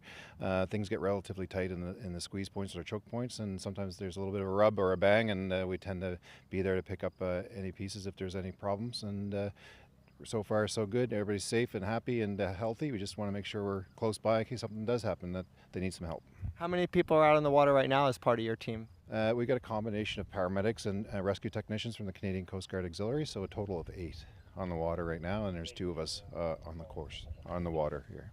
Cool. And for yourself, do you basically specialize in maritime? No, our guys do a little bit of boat work, not a lot during the summer months. We typically stay out of the water in the winter because it's a specialist role there. My guys, the paramedics, do more police activity and hazmat and chemical, biological emergencies and stuff like that. This is just yet another string or arm of response that they do. And for your team, do you have to do any kind of special education and work with the event for figuring out what are some of the special needs or common injuries and other accidents? Yeah, the big thing is to be orientated in the rescue craft. So there's 2 rescue boats out there. So they spend every weekend or their 1 day a week practicing with the Canadian Coast Guard Auxiliary, getting familiar with the boats, practicing their protocols on the ocean, and getting used to the conditions. Well, I know Lisa's husband's been a rescue swimmer for the Canadian Coast Guard, or agencies like that. So we have them all over the world, but it's specialty each region. How is your job basically a full-time career as a paramedic? Yeah, I work for the provincial service, and all the paramedics here are full-time paramedics, and this is kind of extra duty for us to help the event take off and be safe. And then the last question is, a lot of times big events learn a lot from people like professionals like you in terms of rescue protocol. What happens? Who do you call first? Who do you have to call on land to make sure there's someone prepared? Who prepared that document for the event? Yeah, so I did the master plan for this event, and the secret to good planning is not necessarily that one transaction, someone getting hurt and taking care of them on the site, but is making sure that from the site of injury the person arrives to a surgical suite or an ICU, making sure all those connections are drawn and connected so that the time is not wasted and the person's outcome is optimized. Great. And around here, I mean, this is a really rural place. We drive and see nothing for the 20 minutes until we get to our hotel room. Yeah. So what's the closest really proper medical facility? The closest one is in Halifax or in Bridgewater, which both are about equidistant, about 30 minutes away. But for those folk who don't know, is that all the planning is that the paramedics have worked out already with air ambulances. They go to the top of the hill and they pass off a person to an air ambulance, and that 30-minute drive is now only a 10-minute flight. Great. So all those plans are all done in the background. No one really sees it unless it happens, so yeah. Well, that makes me feel a lot better, considering sometimes it feels like you're far away from something. Great. So as boats are coming in right now, Jay, thank you so much for your support, and we feel better having you here. Right. So back to the studio. Chris, thank you very much. And there you see a Canadian Nacra 17, because we are getting into a different game now. It's foiling catamarans for the rest of the afternoon. And so let's just have a look at the leaderboard and remind ourselves of what the situation is. So we've got 2 Italians leading, and look at the scoreline for Tita and Banti, the reigning Olympic champions. A row of bullets across all 12 races, with the exception of race 7, where they got an uncharacteristic 20th. Ugolini and Jubilee looking pretty comfortable in second, the younger Italians. Kurt Bay and Keskinen, the Finnish team, in third. Gibson and Burnett, the Olympic silver medalists, in fourth for Great Britain. Waterhouse and Darmanin from Australia in 74th. Wilkinson and Dawson from New Zealand in 79. Sweden's Jerud and Jonsson in 7th. Another Italian team, Bissero and Frascari, in 8th. 9th, Vandermeer and Bauer from the Netherlands. And in 10th, Magdalani and Bosco from Argentina. I did an interview a couple of days ago with Sinem Kirkbay, the leading female skipper in this lineup at the moment. Let's hear what she had to say. Okay, we've just reached the end of day 2 of the Nacra 17 World Championships. Sinem Kirkbay, it didn't start so well for you, but you seem to have got better throughout the day. 3rd overall in the standings at the moment. What's your assessment of the day? Assessment of the day, I don't know, but I'm quite surprised that we're still 3rd. Oh, well, that's good. You can come ashore feeling a little bit downbeat, and then podium position, not so bad, really, is it? Yeah. Now, tell me about what you're learning day by day about how to sail these boats in this full foiling mode. How much has that changed the game since Tokyo? It's, I think, completely changed, especially the upwind aspect. Well, the downwind as well, because now we can change our rudders as we want, which we couldn't do before. You'd set it for the race and sail through the whole race with it. But yeah, upwind is completely different. The setup of the rig is quite different as well, and then there's quite a lot of variables to think about, and have to relearn all the VMGs and the small changes that you want to do when you're changing moding, and there's quite a bit. Yeah, so that question of moding, and any good sailor knows that there are different ways to go up the race course. You can go low and fast or high and slow towards the windward mark, but now you've got this high and low with whether you're foiling or whether you're not foiling. So tell us, what's the magic switch over from when you go from low riding to foiling upwind? I think it's pretty quickly that we go foiling, already on like 8-9 knots of wind. So it's and I think from then on, and maybe on 8 knots of wind, you have VMG where displacement and foiling is quite similar, but pretty quickly foiling gets better. Okay. So it's quite quickly that we go into foiling once the wind increases enough. Now, I'm hearing that the British have this high and slow form of foiling. So even in foiling, there are different modes of. So where do you fit in that? What's your philosophy about getting upwind? I actually think we're getting quite good at both ends of it. I think generally we have been better in the low and speed mode. We didn't quite match Gimson and Anna's high and slower mode, but I think we're getting better at that end too. So we're trying to become like more overall in general, and trying to figure out what are the small changes I need to make to change modes and be quick on it and get locked in again. So when you're coming off the start line, what are the sort of considerations there? You've not got much space either side of you. What's the thought process there in terms of being able to get into your favourite VMG mode? Just make enough space so you can go foiling ASAP. If someone beats you to it, what's it like? Yeah, they did beat us in the first one, and that's why we had a struggle. But yeah, I think whoever gets foiling first, and whoever has enough space to go foiling first, I think makes some good gains on the fleet in general. So in normal boats, it's about gaining that space to leeward to be able to put the bow down, accelerate and get up to full speed. Are we talking about the same kind of things with the Nacra getting off the start line in foiling? Yeah, exactly. And so how do you manage to do that? How do you set yourself up when everyone else is trying to achieve the same thing? What are the skill differences? Just try to be ahead of everything and anticipate a lot, and yeah, do the right things. I would tell you if I knew. A lot of it must come down to communication. Yeah, it does. So how much? Repetition as well, having done enough. Right. And everyone obviously is trying to work out what the Italians are doing differently. What's your take on why the Italians are able to win so many races? The first race was quite embarrassing, I thought, and the second one as well. We both took quite a bad start, and they just sailed around the fleet, and we couldn't. So yeah, I don't know. Whatever they're doing, if I knew, I would mimic. But they're doing everything a bit better than everyone else. I think they're a little faster, better around the race course, probably more hours foiling than everyone else, and than the fleet. They're doing a very good job. Whatever they're doing now, you and the rest of the fleet will surely be doing in a year's time. Do you think? That's just the nature of development. A year's time? That's depressing. Yeah. So tell us where they are now. Where do you expect to be? How long is it going to take to close that gap? Who knows? Because I mean, they're going to keep improving as well. So, but give us the winter. We'll see in Palma. How are you spending the winter? What's the best use of that time away from competition? Have good training partners around, sharing a lot, being quite open with each other, putting a lot of hours, having a good time. Having a good time. Are you having a better time in this full foiling era compared with the semi-foiling era? For sure, 100%. Okay, so it looks good from the outside, but why are you enjoying it more? I think it's more challenging, even more challenging, but more... it gives you very direct feedback, and I feel like I don't know, there's more adrenaline, there's more going on. You have to be more on it all the time, and you did before as well. I couldn't explain it. I'm just more fun. Well, you're not entirely happy with today. You're still third overall. That's not too shabby.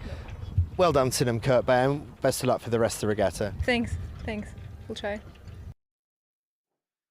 Sinem Kirkby doing extremely well in this regatta so far, but frustrated that she can't yet close the gap to the Italians.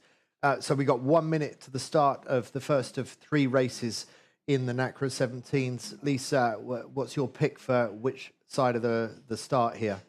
Yeah, so the line is showing a little bit of a port bias, so closer to the pin. But again, you know, you got to be aware of giving away any advantage over to that right. I think It's sorry about that. It's looking like there's a big sag on the line with 30 seconds to go. And from what I can see, Lisa, we've got a bunch of boats here on starboard, but also at the far end, a bunch looking to start on port. We're going to have a few collision courses to think about. Yeah, there's a little bit of a port bias, but there's a big sag in the line from from the starboard end. So some of those port boats might be able to get across that middle group, which would be a huge gainer for them. 7 seconds to go, and increasingly it looks like we're going to see some port tack starts. 3, 2, 1. Can anyone get the perfect port tack start across all the starboard tackers? If they can, what a gain that would be, because we've seen the power of the right-hand side of this race course in the 49er racing. Let's look at those boats further out on the port on that side. Who's going to cross? Who's successfully going to get across the starboard tackers? It's actually not looking as easy as we thought. No, I'm not sure if anybody's going to be able to get across. Maybe the Italians.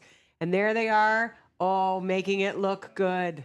Which Italians are we talking about? Is it the Italians, Italy 26? Italy 26 just won the pin, tacked across, or won the pin, started on port, and just sailed across everybody.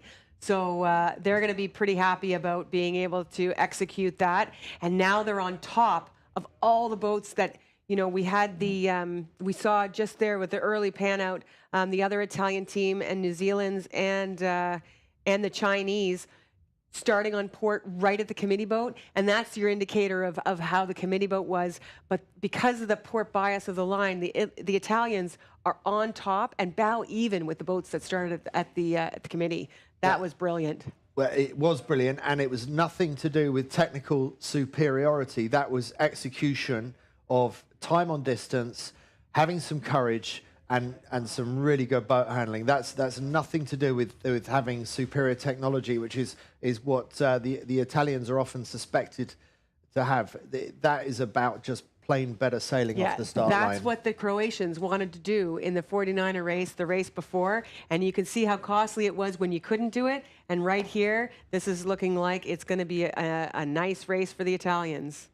And that's no slouch of a sailor behind them. That is Billy Besson and Noah Ancillon. Billy Besson, the winner of the first 4 World Championships in the early history of the Nacra 17, but playing catch-up with Italy 26, with USA 50 further down to leeward, and Denmark 31, and China 564 also doing well. Australia 5 and another Chinese team doing well out to the right-hand side. So China really wanting the right-hand side of the race course, and so a really strong bid for this side of the race course, and that's Italy 98, the second place team from Italy, Ugolini and Jubilee, also doing well out to the right-hand side. It could be an Italy 1-2 in this race at the moment. Yeah, so interestingly, right now, the tracker has some of the boats that are way over on the right still playing in the mix with the with the amount that that when they had good starts on the race committee end of the line, and they started the Swedes in the finish, but as you could see with the 49ers, this group right here that we're seeing right now, I think they're gonna have all the control as they come back to the mark. it's going to be an Italy call on the way back to the mark, I think. So bearing in mind that the maneuver loss is even higher in an Nacra 17 than a 49er, does this make it even more important to get early on the track out to the right-hand side, do you think? Yeah, well, I think, you know, you could see the danger of that port tack start above the group. This group right here, the Italians, the Chinese, they took a little bit of an easier route, started at the committee boat, but we're trying to limit, again, their maneuvers to get out to the right. I think it's really the only way that you're going to be able to get out here is to start on port and really fire it out without having to do attack. It'd be interesting to see on the next start if we see even more boats lining up just on port tack and forgetting about even trying to start on starboard. Pretty unorthodox kind of sailing, but they've obviously been watching the 49er racing. They will have had the info back, and tell us, what are you seeing at the moment? Well, just there's a little bit of a click left in the breeze. So there's you know, Galen Richardson is tracking like they're winning the race, but they are hard out on the left corner. It's going to be hard for them to come back, but a little bit of a glory moment for the young Canadians. Right, well, that's nice to see, but we'll have to see if that's real. What I'm also seeing is that Italy 98, that's who we've got in the front of our picture, going along very nicely, but it looks like the other Italians on the very right at the top of the screen are going about 15 degrees higher. I mean, they seem like they're in completely different breeze, so maybe that's what the Canadians have been benefiting from. Yeah, that's that little bit. You can see there's a line of pressure there. That's that left pressure that the boats on the left were currently in. It doesn't seem like it's holding in its direction, but the Tita and Banti have been able to link into that pressure and take a lot of height from it and really walk away from the other Italians. Tita and Banti are currently going 16.4 knots, and I'm just going to scroll in here and get a sense. The other Italians are going 16, so half a knot currently faster for Tita and Banti, which is, you know, that's quite significant. It seems like these Italians are making a move forwards on Tita and Banti behind them. But the other Italians, Italy 26 in the distance, are generally got better VMG. There's the tack, there's the moment of truth. Looks like Ugolini and Jubilee are going to be some way behind their Italian teammates. Yeah, so I think they might have even tacked on a thin ley line. Yeah, the other Italians have tacked just high of them, and oh, and you can see the steering. This is a great shot of just how much they have to steer to keep everything connected, keep the boat tracking. Again, we want to see that really steady mast, and and keep the boat going fast. You know, a lot of direction change here. Look at that boat going up and down to try and keep the boat tracking as fast as possible. And wow, look at that. Great shot. To me, it looks like a video game. If you'd have been watching this 20 years ago, you wouldn't believe that this was real. But this is where sailing has got to in the year of 2022. And it looks like a video game to me. Yeah, and it just shows you how in tune the crews and the skippers have to be to get these boats going fast. And, you know, like the Italians we're talking about, there is... You know, there's nothing better than time on the water with these boats because they're so hard to sail well, and there's so much learning going on right now that training time is everything. Yeah, and these boats would be hobby horsing all over the place if we'd been looking at them a few years ago. The rate of learning that has gone through the Nacra 17 fleet is quite phenomenal because these are the people that are writing the manual of how to sail foiling catamarans. There is no textbook about how to do this stuff. It's brand new in the sport, and they are learning every leg of every race that they do right now. But look at that lead for Tita and Banti. Yeah, the Italians are flying, both Italian boats right now. Tita and Banti are going 18.4 knots, and the other Italians are sailing a little bit higher. They've got some work to do with some of the other boats, and they're going 16.6.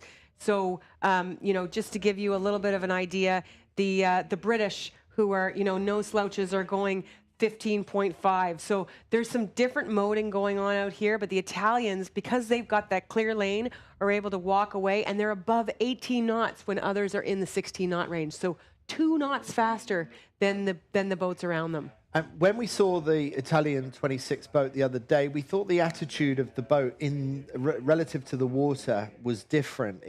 It looks a little bit more bowed down. It looks a little bit more heel to windward, and it's almost like the foils, the 2 floats of the boat are twisted. So we're looking at them right now. Now, you can be sure that later on this evening and in the coming weeks, this footage is going to be analysed very, very closely by rival teams, because this is the best team in the world showing us how to get a Nacra 17 upwind on the new mode of upwind foiling. Yeah, so you can see them just pulling the boat over just slightly to windward, really driving the foils into the boat. And I mean, that is so, they're on a fine edge there, but they're gaining every bit of height and speed, really making the foils work for them. And now they can see they're a little bit above the mark, so now they're charging into the mark. And, just to give you a little bit of a sense of the speed that they're going right now while we watch them, 19.7 knots as they bear off and go into that mark. They're almost going 20 knots into the mark. Huge gainer for them. I mean, this is what everybody's trying to do. Just adjusting themselves on their trapeze wires, getting themselves a little bit higher. Katerina Banti reaches in to adjust some controls, release the Cunningham power. Oh, bit of a dive there. Even these guys struggle at times. Now to the spacer leg. And just eking out the first few feet of the spinnaker out to that bowsprit. And Katerina will run in very shortly to get that Jenica hoisted. And another nosedive that didn't quite manage to keep a steady foil there as the Italian flag of that Jenica goes up and flutters in the breeze until Banti. That's not the best of their hoists, actually. That was a little bit ragged by their high standards, but it's not going to matter because they are already leading this by country mile. And you could see a little bit of weed patch there too that they went through. So you could just see how hard these conditions are and how much work everybody can do, even the best, to get even better in this fleet. These are hard boats to sail. They're very, very technical, and they're on a knife's edge all the time, and they're pushing.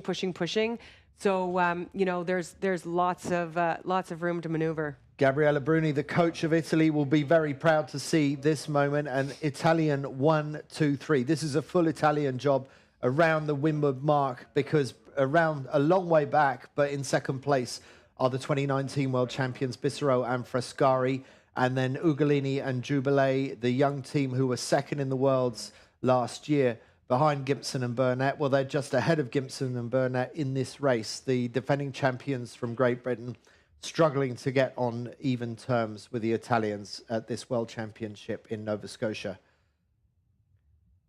Yeah, so we're coming up to the middle, to the back of the fleet, and you can see how the teams are getting ready to launch their kite. They do a little bit of a pre-hoist before they come around the mark to make it a little bit quicker and easier for the crews. When you're in traffic, you can see there's less of a pre-hoist because they've got more on with just managing the boats around them. Yeah, that's right, which again plays into the hands of the leader that doesn't have to worry about that positioning relative to other boats. But there's that trap that's been set for all the boats, which is that weed line just after the hoist. and so you really don't want to be getting any of that weed on the rudders in these boats. It's an absolute foiling killer. Look at these 4 boats go around now, really, really close, with Brazil leading this particular charge. And China, 2 Chinese boats in there as well. And I don't know if those are the Chinese boats we saw going out to the right-hand side earlier, but they've really dropped back from where they were earlier in the race. Not sure what happened to them. Jibe set from one of the Chinese boats as we're tracking back with our drone pilot Mike. There are no ribs or any other form of craft that can keep up with these Nacra 17s very easily and without creating a lot of wash and wake that could affect the competition. Whereas the great thing about a drone like this is that you've got a helicopter's eye view without any of the downdraft of a helicopter. Yeah, interesting. You know, with the addition of a number of foiling boats in the Olympics, with the foiling kites and the foiling boards, you know, drones have become more and more of a tool of a lot of the coaches. Coach boats are becoming less and less of a thing, especially when you look at the kites and the IQ foil. You know, these boats come a little bit closer with coach boats, but you know, you need a bigger and bigger coach boat in order to keep up with them. Yeah, that's right. Really, really hard to do. It looks a little bit light here for the boats that we're looking at the moment. That's Argentina, and they look a little bit soft for breeze at the moment. Yeah. So as the boats were rounding the mark, they had a breeze uptake, and that might have been, you know, some of that boat handling. They were up to 16 knots, and we're back down to about 14. So it's not down by general standards, but it is down a little bit by what they rounded the mark at. Okay, and there is the battle between the second two Italians, along with Gimpson and Burnett from Great Britain, and that's Italy 26 in the lead.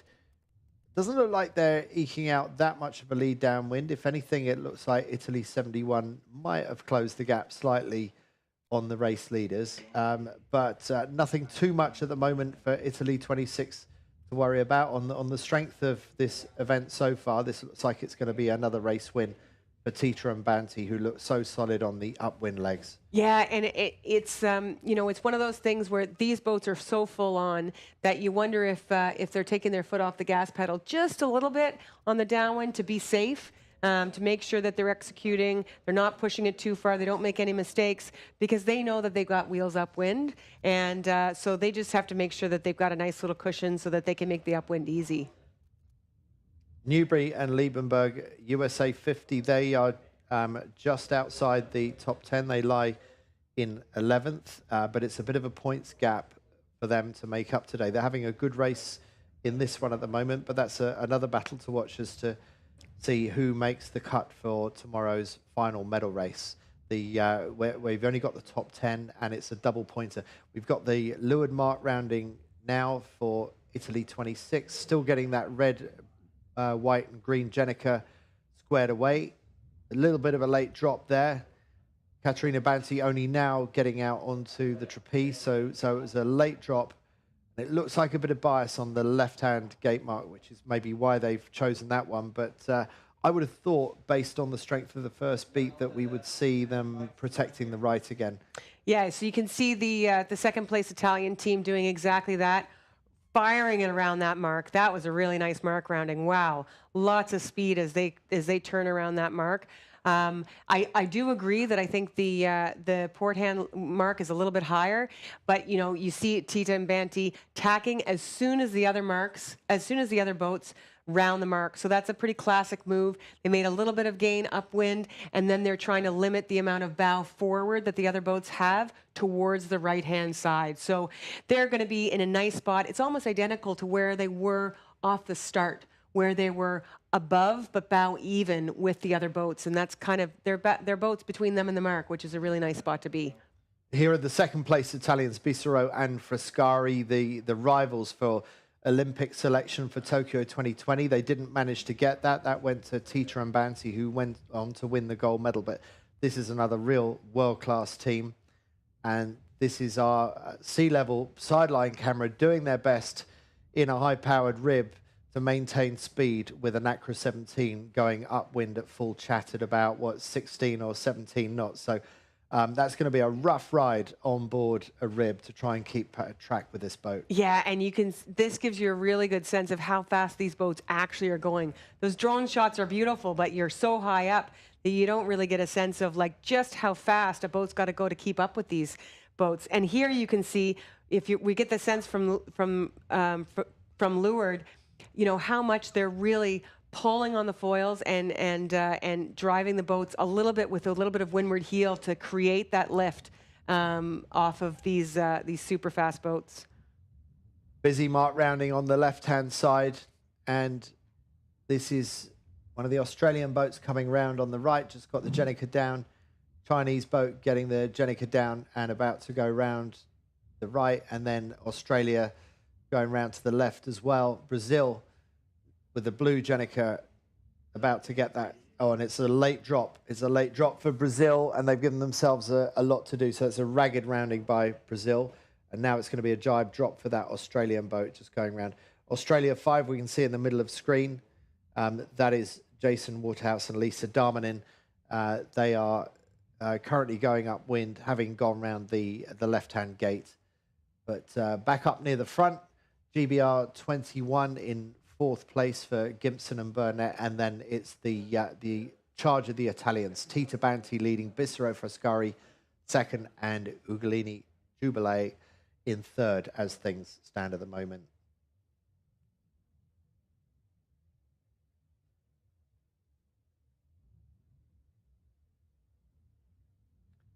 Yeah, so just taking a look at that British boat, you know, with medal in hand, they're not going to be happy about having all 3 of those Italian boats ahead of them. And so I think this is going to be some fodder for determination to close the gap with those guys. Absolutely. And with Ian Percy as their coach, the former America's Cup skipper and 3-time Olympic medalist, working with Gimpson and Burnett, he's not going to want to settle for second best. The Gimpson and Burnett campaign is all about winning the gold medal. They got the silver in Tokyo. They really want to get their own back on the Italians in Marseille, the venue for Paris 2024. And there's still 2 years to go. And some are wondering if the Italians have shown their hand with too much too soon. But of course, when you're campaigning the way that you are, it's really hard to sandbag. It's really hard to take your foot off the throttle. Yeah, and you know, I think it's just about, you know, pushing as fast as you can, learning as much as you can, and keep moving forward. The British have done a really good job here. You'll just see in a moment of getting up and under the Brazilians. The Brazilians and the British were kind of bow even there for a little while, and the British just did a better job of sailing higher and the same speed. And now the Brazilians are actually in their dirty air, sailing slower and lower. Well, Sinem Kirkbay, in the interview that I did with her a couple of days ago, the one that we saw just before we got onto this race, she commented on something that a lot of people have observed, which is the high and slow mode of foiling that the British are able to use, and they've used it to really good effect against Brazil here. Yeah, and you know, that's they've been able to solidify their lane. They've taken the Brazilians right out of it, and the British really probably aren't going to see them again in this race just because of that mode. So they're sailing about a knot and a half, maybe 2 knots slower, but settling for less speed, for better direction through the water and a real tactical advantage. But be interesting to see if Gimpson and Burnett can also do that low and fast mode that we see the Italians using. Yeah, so just to give you a little bit of they were going about 13 knots, while the Italians ahead of them are going about 16 knots. So it's a 3-knot give up for getting quite a bit of height. So VMG, I think it'd still give it to the Italian mode of bow down and fast, but definitely a weapon in traffic. Yeah, absolutely. Not one that you want to use for too long, but a real nice tool to bring out as and when you need it.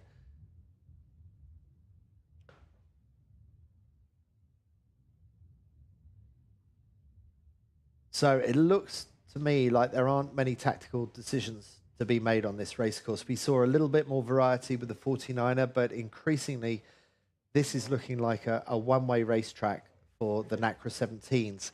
And Lisa, how much is that likely to change as the afternoon moves on? Because we're coming up for 4 o'clock local time. The highest of the heat is coming off the day now, and we're at the beginning of autumn, so it's getting cooler in the evenings. What effect will that have? Yeah, so it may make the right a little bit stronger, but it's definitely going to make things more variable. So so we may see the boats being able to especially early on in the race or lower in the race course as the day goes, tap into a little bit of pressure difference in various parts of the race course, and then try and use that to hook in, because the breeze is generally as the sun goes down. So give it another hour or so. So we'll see if the Nacras are actually out here for that. But as the sun starts to go down, it will tend to track right. So we will see bigger shifts on the right-hand side, but there will be pressure differences. And sometimes the breeze will click back to the left with some pressure where the sea breeze was before. So you might see dying right with big shift, but then some left pressure. So it may get more variable out here as the day goes, but I'm not sure. It's still feeling nice and strong. The wind hasn't dipped. When we see velocity dips, that's when we'll start to see that variability, but we really haven't seen it yet. Okay, and would you let others test the waters out to the left first, or do you like to be the one to dip your toe in before your rivals try it? Well, for me, I think the big thing is it's going to come with a variation in the pressure. So I think anybody who is playing that change will see it on the water. So you'll have kind of a high confidence that you're actually sailing towards something because it is going to be a pressure difference. I think when that does happen, I think it's going to be this is something that I can get to, and I'm going to use that in my tactical move. It looks like all three Italians are already on the ley line, and while that is happening, I'm just wondering if you can do any analysis on relative speed or distance, some of the great stats that you've been pulling up for us. Yeah, so I mean, not surprising. Currently, Tita and Banty average speed around the race course so far, well and above the highest. They've got their choice of mode, especially on this starboard tack ley line. They seem to be really flying when they're going with the swell and they're not going into it. So their average speed is above 17 knots, and they're the only one to break 17 knots on the average speed around the race course. And a lot of that has to do with their upwind speed. That's really dragging that up.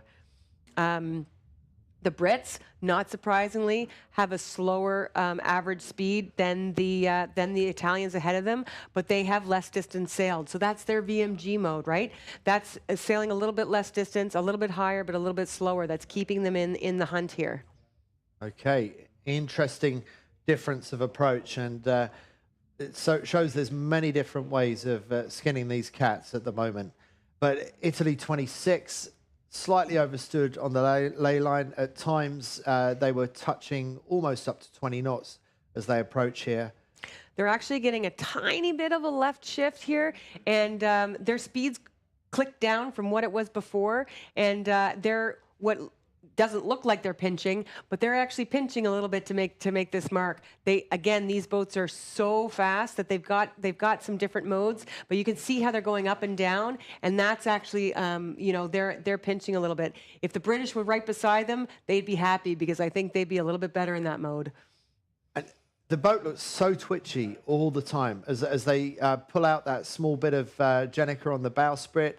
Come back to what I was going to talk about, but let's. There's the gap back to the left, back to the rest, and it's Bissero and Frascari still with a long way to go. So that's a measure of the distance and the increasing gap that Tita and Banty are pulling.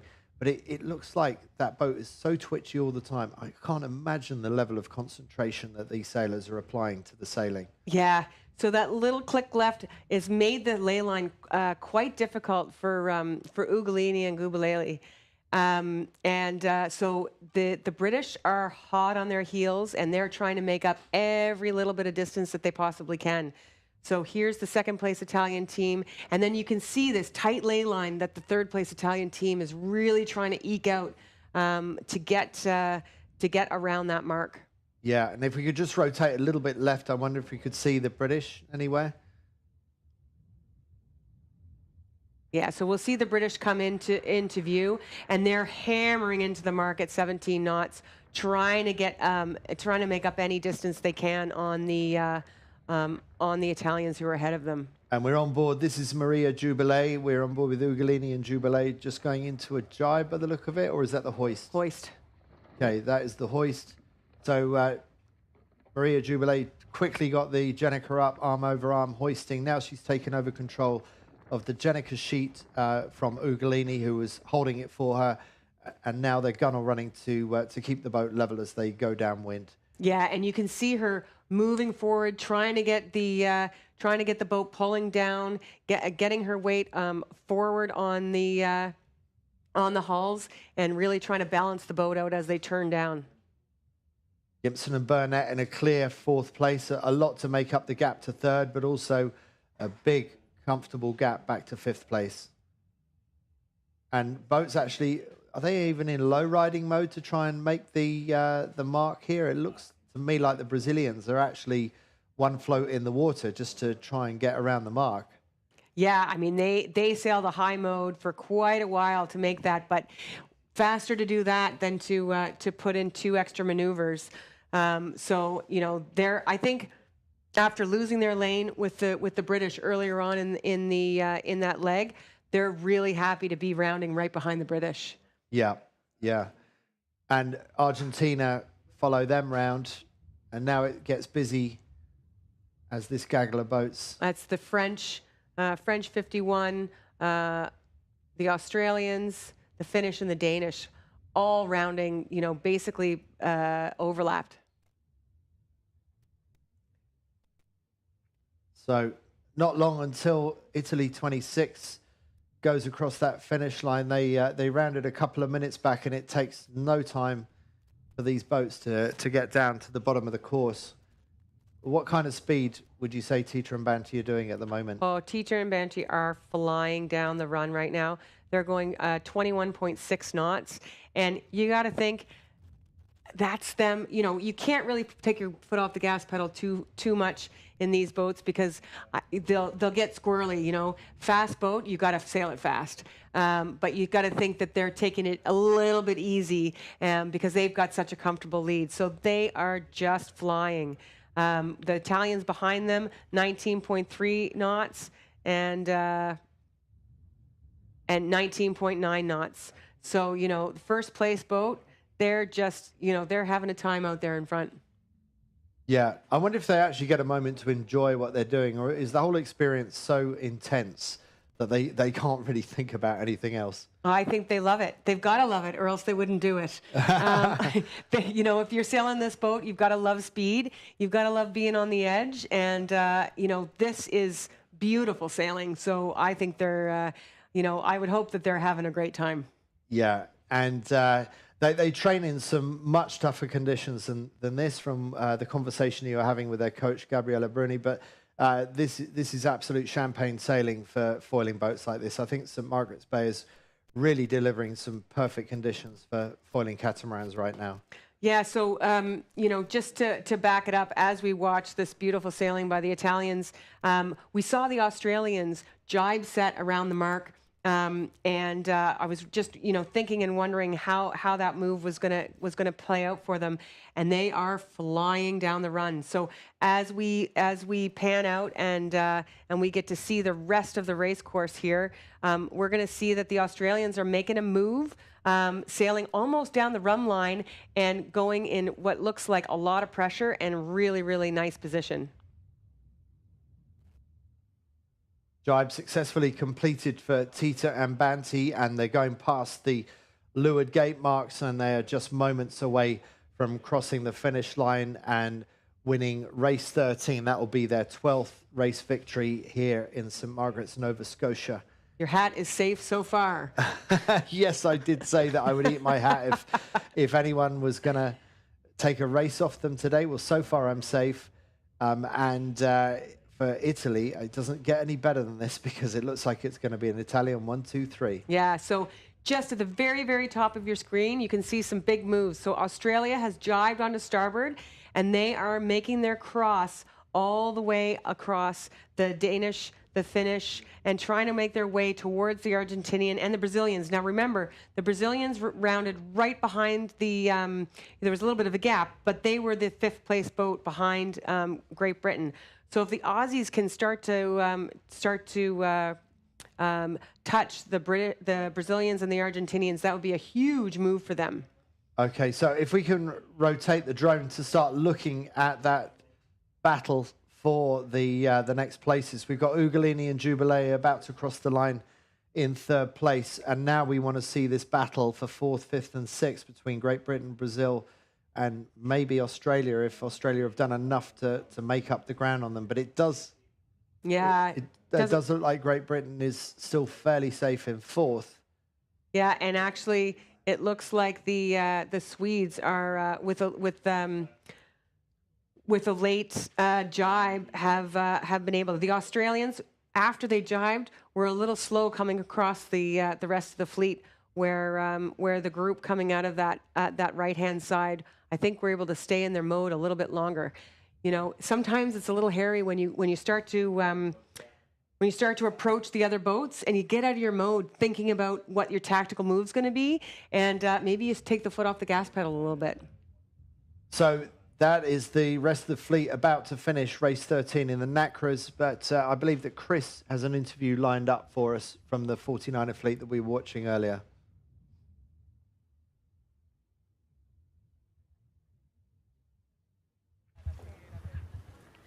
Awesome. Here we are. Let's see, we finished, we have one more day left in the racing at the 2022 Worlds, 49er FX. I'm with Patricia and Maria, España 5. Yeah. So, cinco? Cinco. Yeah. Very good Spanish. Fantastic, thank you. So, you know, you've been hovering around in the top 10 a lot of this regatta. You've had really great moments. How did the rest of your day go?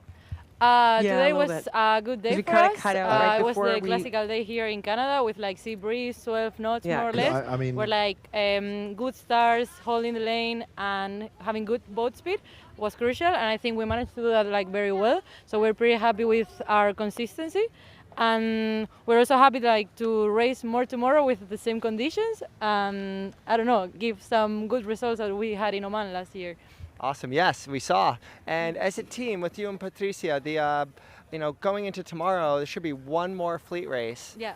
Before, so the work isn't over yet before the medal race. So, you know, how do you approach tomorrow? Is tomorrow just, you know, you can't even think about the medal race and it's just one more fleet race? Yeah, I think we're gonna stay calm. You know, I think taking everything step by step and just focusing on our process is the key thing for tomorrow, same as we do every day, and that's what we're gonna focus on. Great. And then one last question for you. As a team, you know, Tamara and Paula on your team are world champions, they're medalists from different classes. How much support do you get from your teammates as well? I think it's really good to have like two really strong teams together, and I think having them as team partners would be like really great because they are like very strong, and we're very happy to be together under the same team. Actually, before I finish, what were some of your goals going into this Worlds, and do you think you're starting to achieve those? Yeah, I think we wanted to be in the top 10, and we're achieving that. We know we still have one more day, so we're going to focus on that. Yeah, so we're very happy right now. Cool, but like in the boat, are you working together the way you want to? Of course, yeah. I think that has been one of the key things of this event, that we have been like working very well together and supporting each other, and I think that has been like shown on the races. So. Very good. Great. Thank you so much. You have a great attitude, so good luck tomorrow. Thank you. And we're going to move on to the next people in the boat park. Perfect. Thank you. Let's keep moving on, and we're going to kind of slide on down Team Germany. Pretty please. I'm Chris. How are you? I'm Freya. I'm good. Freya, right? And what's your sail number? 212. 212. Yeah. Okay, cool. So today, did you make the gains that you wanted to make today? I know we have one more race left before the medal race cutoff. Not really. We had a really bad race. So the first race was really bad. The second was better, but not the gains we wanted to make. Right. And what do you think it was? Do you think it's conditions-wise, or is it just? Probably the starts. Yeah. Yeah, and everyone's been talking about that too. We talked to Odile and Annette at the beginning of the regatta, and they said that they kind of they've learned more recently how to fill their time leading up to the start. Yeah. And what's your process in the pre-start? I think checking the transits, checking time and distance, and getting the right compass numbers, and the right settings. Right. And even with all that today, was it sometimes not being ready to pull the trigger at the right time, or is it just, it's really tight on your starting line? It's tight, and I think in the first race the problem was that we hit the pin end, so we had to do penalty and had a late start. Right. And that's pretty hard. Time and distance, especially at the pin, is so critical. So and at the boat it's the same. In the middle you have a little bit more leeway. But do you ever say, like today, was it pretty obvious which end of the line to start on? For us, there was no end where we wanted to start. Our plan was just to go to the right side, so we decided to do a portec start in the second and third race, so that was our plan. And so going into tomorrow, we have one more fleet race left. And I know you feel, like you didn't have your best day. Yeah. You had some improvements to talk about. But going into tonight and tomorrow, what's your kind of process for kind of resetting if you need to do that? A little too deep of a question, or you don't know what you're going to do yet? I don't have a plan yet, so just yeah. The reason why I ask is because, a lot of sailors, there's a lot of ups and downs. There are a lot of things in your control and out of your control. And sometimes you remember, that one time where I had, not the greatest day in the world, I did X, Y, and Z, and it really set me straight. So I think for us, the most important thing is to have a good team spirit, like that everything is all right between my helm and I. And then there's just some kind of physical how do you say, regeneration? Yeah. Cool. Well, thank you so much. Thanks. And I hope you get to recover tonight. Yeah. We'll have one more fleet race tomorrow. Thank you. So you stamp your name on that one. Yeah, thanks. Awesome. Thanks so much. All right, we're going to, you missed out. We're going to continue around the boat park. We're going to talk with Max and Nevin Snow if they'll give us the time of day. Max, you want to take this interview? Pretty pleased as you undo knots. So, all right. Part of the day. Yeah, exactly. So we've got 49er Silver Fleet. Max, how do you pronounce your last name? Agnese. Agnese. Yeah. Fantastic. And Nevin Snow, we'll give Nevin a break to clean up the boat. But Max, how did it go in the Silver Fleet today? It was a fun day. We had good breeze, 3 good races, and for us, we had some good ones, some okay ones. So. Well, it was really it was hard all the way across the board. But did you find it as steady as as all the other courses? All the other courses were relatively steady, but with a bit of weed. Lots of seaweed for sure, but yeah, steady and awesome conditions. Really prime 49er sailing. So cool. We're gonna throw it back to the studio, but Silver Fleet wasn't your goal for this regatta, but you have got good company in it. So can you take some solace in the fact that you've got really great competitors around you and you're still learning a lot? Yeah, absolutely. I mean, we have. The Silver Fleet is full of some of the best guys in the world still, so it's definitely not easy out there. And every boat you're around is a challenging boat to beat. So still motivated to keep fighting. Awesome. Well, still a couple more races tomorrow. Thanks so much, Max. Thanks so much, Nevin. And we're going to send it right back to the studio. Thanks, Chris.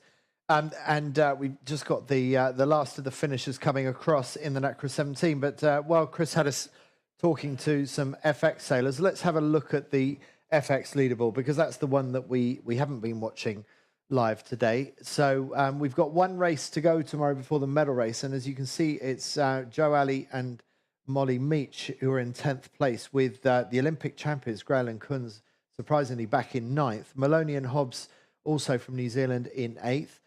Spain's Suarez and Cantero in 7th. Roble and Shea, good day for them. They're up to 6th place. Black and Tidy, bit of a drop for them today with a 23.32.9, a bit of a shaky day for the Brits.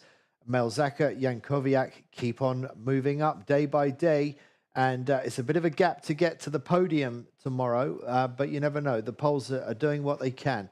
Eschogoyen and Bartholo, where they had a bit of a shabby day yesterday, they've made amends today with a 5, 7 and a first.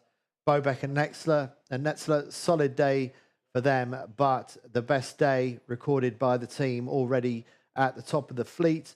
And Adele Van Aanholt sailing with Annette Doots. Adele looking across at her boyfriend, Bart Lambriax, and saying, whatever you can do in the 49er, I can do just as well or better in the 49er FX. So what a dinner conversation those two are going to have this evening. Lisa, is there anyone that can take that gold medal away from the Dutch, do you think? Oh, at this point, it is mathematically possible for especially the Swedes to get in there and mix it up for the gold. But it's clear that they're sailing with so much confidence. I mean, that line in the gold in the last few races, sorry, not Gold Fleet, but in the last few races have really shown that, especially with this sea breeze, they're in their comfort zone, and they're going to be really, really hard to shake off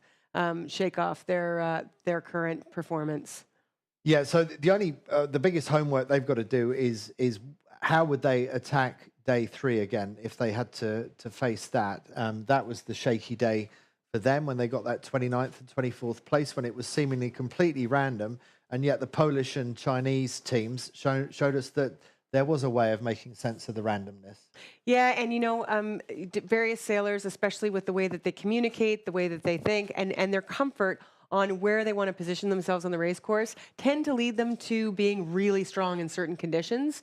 And then also with their strengths, if you're fast, a day like today just can make it look easy. So, when it's not a speed game and it's really variable, sometimes even really, really strong competitors can get really shaken off their game because you can be in really uncomfortable positions, but you're going towards what you think or know is gonna pay. And so the Polish and the Chinese showed incredible patience on that day. Yeah, and it was great to see that day. We really enjoyed it from a commentator's point of view. But really, really mentally challenging for the sailors. Now, I don't know if we have a start time for the next Nacra 17 race. If we don't, I would like to go to interview 21, which is with the Kiwi Nacra 17 sailors, Wilkinson and Dawson. They did really well on the first day, and they also did really well on that random day. So they were good in the really strong winds and good in the really light and fluky. Let's hear what Wilkinson and Dawson have to say from New Zealand. Okay, all right, we're nearly there. We're nearly there. So, yeah. We can just talk us through those figures that you were analysing from the last race. So we can just go back to a little bit of what was really at play on that first race that we saw with the Nacras, and speed is king. Tita and Banti and Bracero and Frascari, they sailed more distance than the other boats by not an insignificant amount, but they were faster. And so at the end of the day, if you can get the bow down and you can get rolling and you've got the lane to do it, speed is king. And that's one of the things that the other boats are going to be watching is how do we get going? How do we use our lane? I think the British aren't quite there yet. When they have the lanes, they're wishing that they were all sailing in traffic, and because that's their strength right now. And so I think people are going to be trying to up their top speed because that's what the Italians have been able to do. Okay, we'll come back to that data analysis in a bit, but let's go to that interview with Wilkinson and Dawson. All right, we are at the 2022 Nacra 17 Worlds. We are finished with day 3. And the one thing that we've noticed with the Nacras, man, you guys it's been a pretty up and down day for absolutely everyone. But the one thing I noticed today was that people would come out of attack and they'd be in a high mode and someone would be foiling, right, in front of them, and there'd be like a 20 or 30 degree difference in angles. Was that like the same for everyone, or was everyone trying to do the same thing all day long? I think it was a lot of your foiling was strategic, and it was a day where the pressures were all over the place, and if you were foiling, but we came off the last start really nicely and just foiled to never land, so it was quite tactical when you chose to and when not to, and some people were going for foiling hard for a pressure they thought they saw, and some people were high moding, and it's all about kind of strategic linking it, eh? Yeah, linking the pressure, really. Now, Erica, are you guys talking through that whole thing? Like, is there just this rolling dialogue? And who usually makes the right call on that between the two of you? Yeah, we're literally talking non-stop about the pressure today. It was definitely a strategic day rather than a boat speed day. I guess we both make decisions. I kind of look quite long term, and then upwind, and then Micah kind of has the final say, and then Micah just takes on all of the downwind. I don't really look around at all downwind. I'm just focusing on boat speed. Yeah. Cool. Well, one of the things I did want to learn, you're doing great.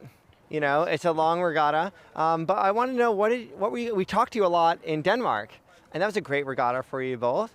And what have you taken away from that? What were you working on between the Europeans and now? We had a great trip to Marseille at the Olympic venue. We spent 5 weeks there, burning around, trying to improve on some of the weaknesses we had from the Europeans. Is there any one specific one you can share with us? We're always working on our upwind foiling speed. You can see the Italians are just rapid, so we're just spending our days trying to find that extra gear that they seem to have. Awesome. And Erica, for you, spending, and I don't know about Micah, but you guys have a really full schedule. That was an awful lot of training at the Olympic venue, super valuable. But what are you doing these days to take a break? Are you in studies? Or are you trying to get a vacation in here and there? What's the break from this? Yeah, a bit of both, bit of study, bit of holidays. But yeah, I've been overseas since March, so it's been a big stint in Europe. So and then now Canada. So yeah, I'll be looking forward to getting home eventually. But there's kind of a big break now between now and the next major regatta? Yeah. So we'll go home to New Zealand, and then we'll probably head back to Europe early next year. But yeah, we'll just be training in New Zealand the end of this year. Cool. And last question is, being Kiwis, back at home, we're getting, we're 2 years out. We're going to be like inside of 2 years out from the Olympic Games. You're really aiming for that slot, aiming to qualify the country. At home, do you guys have any obligations to kind of like talk to the kids, talk to the sponsors around the country? We kind of, not a lot this year, just because we've been away the whole time. But yeah, we look forward to engaging, doing some coaching when we get home. It's always nice to give back in our sport. We get amazing support from Yoda New Zealand High Performance Sport, so yeah, we give back where we can for sure. Awesome. Well, it's showing, so thank you for sharing.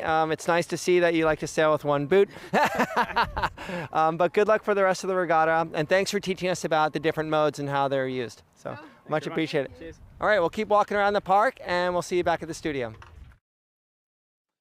Micah Wilkinson and Erica Dawson, the top Kiwis, and doing really, really well here, chasing the top few, a possibility of a podium if they sail the last few races really well. So they're in the hunt. Meanwhile, we saw that Italian 1, 2, 3, and the team that was second in that race were Vittorio Bissaro and Mael Frascari. We had an interview with them a little bit earlier in the regatta. Let's hear from them. Welcome back to the 2022 49er FX and Nacra 17 Worlds here in Nova Scotia. I am with Vittorio Bissaro and Mael Frascari. And today, windy, waves, probably some of the hardest conditions for foiling 14, boats, 13, right? 12, totally agree. 12, it was 14, a really nice day. We expected it, like Time is the it? first day of the Wonder what the championship, problem and is. glad we did it. Well, so I'm gonna run into I have a power good feeling issues here. today, and Oh, yeah? it was also tough on the water. Pretty good day.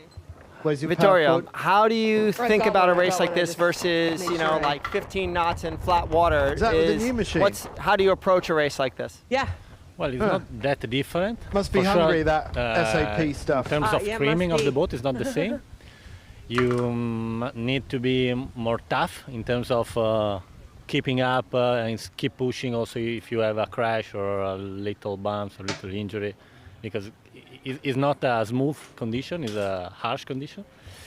But it's always the same story, so try to have a good start, try to take the first shift and be fast. Awesome. Well, the last question I'm going to ask you about is the physical side of things. And we know that with the new rudder arrangement, the loads are higher. You have so much more riding moment because you're just yanking down on the weather hull and lifting the leeward hull. For today, what were those loads like on your body, and then how do you recover from a day like today? Like, what part of your body is the most affected by a day like today? I think the arms, the hands, and of course my back. So I always try to put my foot on the ceiling and doing a square. That's the best thing. You can also fall asleep like this, and then also take off a bit some tension from the hamstrings of the arms. Any sign of a This is, start time this yet? is pretty good, the things that I do. And also the end, some cream at the end of the day. 4:37. For a good recovery. Now, for Vittorio, do you have the same loads on your body as Mael does while you're sailing? No, for sure not. The crew job is pretty tough, and these girls are impressive. In a day like this, they keep up with the performance of the boat, always pushing. So I would say that 95% of the recover job is on me. I just need to relax and be ready for tomorrow. And anything special for tonight to recover from a big day? I'll have a lobster. Awesome. Well, that'll help, right? A nice rich meal. Yeah, exactly. So, mangiare. So, awesome. Well, we'll let these guys go, and we'll stick around the boat park for the 2022 Worlds. Thanks so much. So that was filmed a couple of days ago. You can see how different the conditions were on that day. And Maëlle Frascari saying she was going to have lobster. Well, lucky her. But there's lots of lobster in this part of the world. It's famous for it, isn't it? And the lobster roll is one of the local delicacies. But 30 or 40 years ago, lobster was the food of the poor. It was. There was actually a revolt in the prisons where I can't remember exactly what time frame this was, but and they were successful. The inmates were saying it's inhumane to serve us lobster day in and day out. Can you imagine? So there you go. Talk about first world problems in prison. Anyway, enough of the lobster. Where are we at with the Nacra 17 racing? Do we have a start time in place yet? And do we have any images from the racecourse? Okay, so what do we make of that last race? Bearing in mind, we know the importance of getting out to the right-hand side. What are you going to do? You're going to start on port tack and try and duck through on the starboard tackers? Or maybe there won't even be any starboard tackers. Do you think we're going to see the whole fleet start on port this time? Maybe they'll just all line up on port. I feel like if that happens, there's going to be one brave soul who's going to try and start on starboard and take them all out. Oh, the party pooper who's going to spoil it for everyone. Yeah, and that'll be just akin to the port tacker that goes all the way across and then ends up last because they went to the wrong side of the race course. So I've done that before. Yeah, so it's a tricky business, right? Where especially when maneuvers are so costly, you're trying to gauge where you want to start. Whether you want to be that the Italians again, Tita and Banti did a really good job of starting above the group and having a really, really nice spot, comfortable place above everybody going back over to the right. So here you go. We've got lots of boats over there by the pin, and you got to think all those boats are going to be wanting to start on port.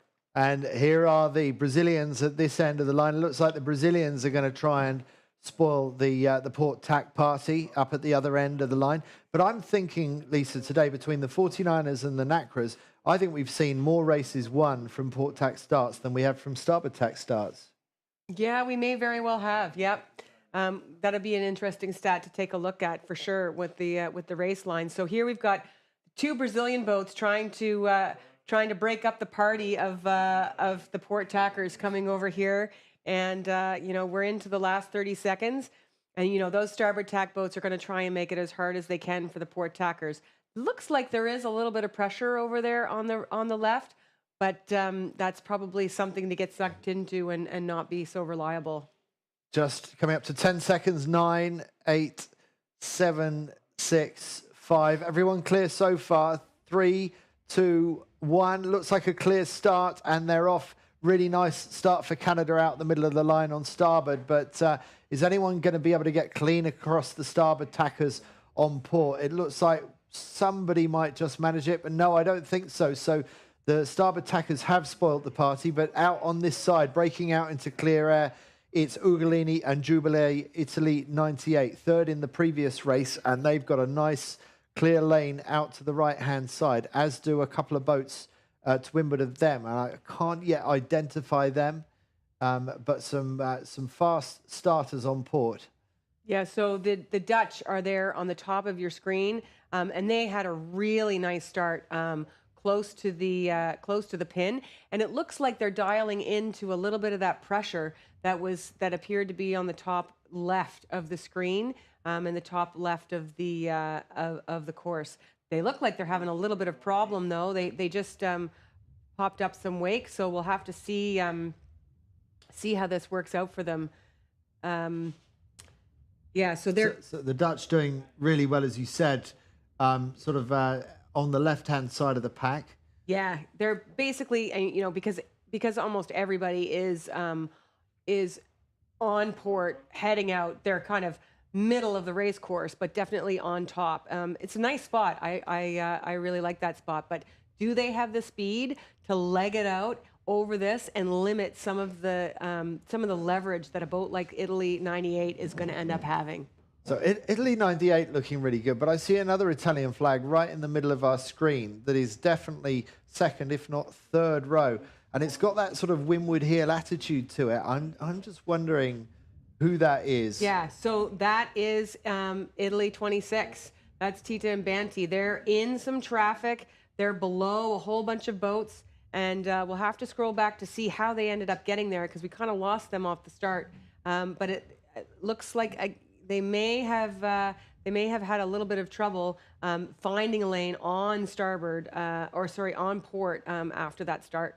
So we've got this might be hat eating territory that we're getting into right now. I might have to eat my hat in this race, but Tita and Banti proved me wrong. Let's see what you can do from a second or third row start because you've got some work to do this time. But you look how different the attitude of their boat is compared with the other boats around them. They really do stand out. Yeah, they do. I mean, they're so steady and they're really pulling their boat over to windward on top of themselves.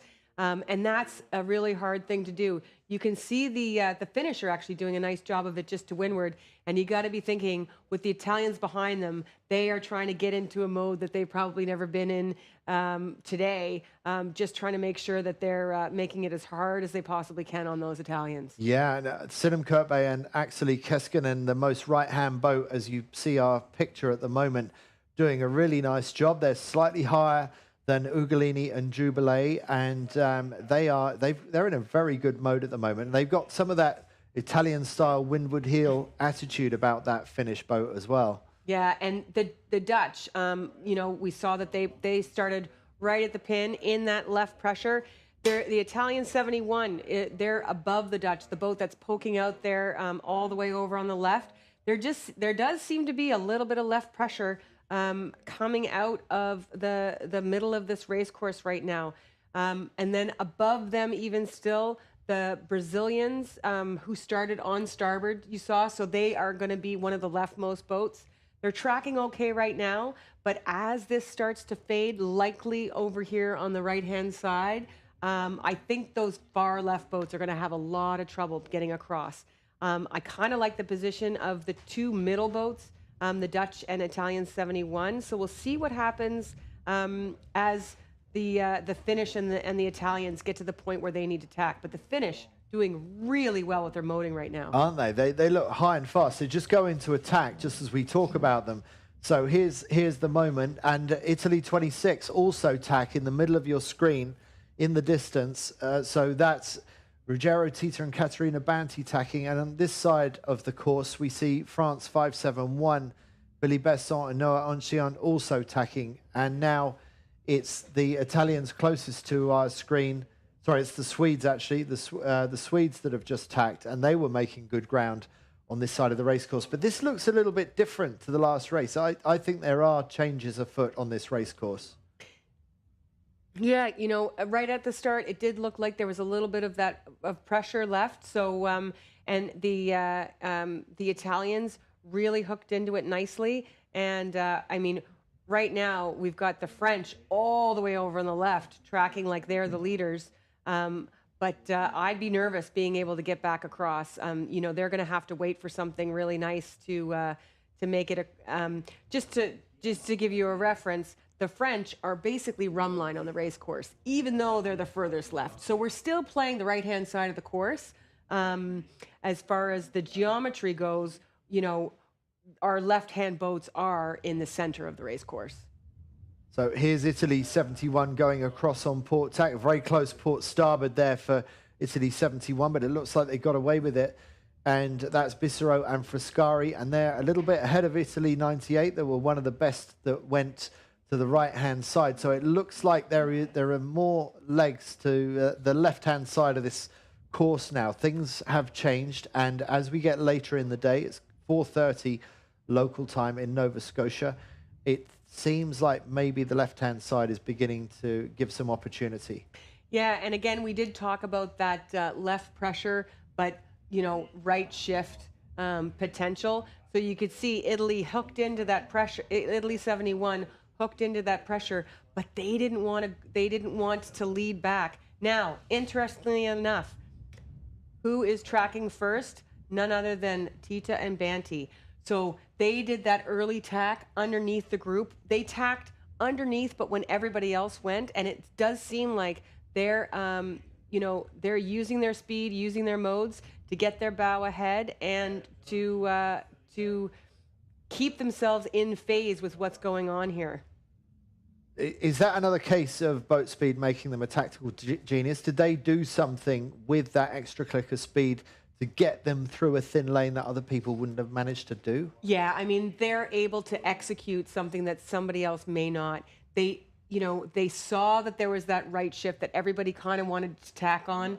And I think they saw also that you wanted to exit from the right, not go all the way to the edge. And so they took the tack early and made their lane work. And then they've got the modes to be able to do that and make the lane work.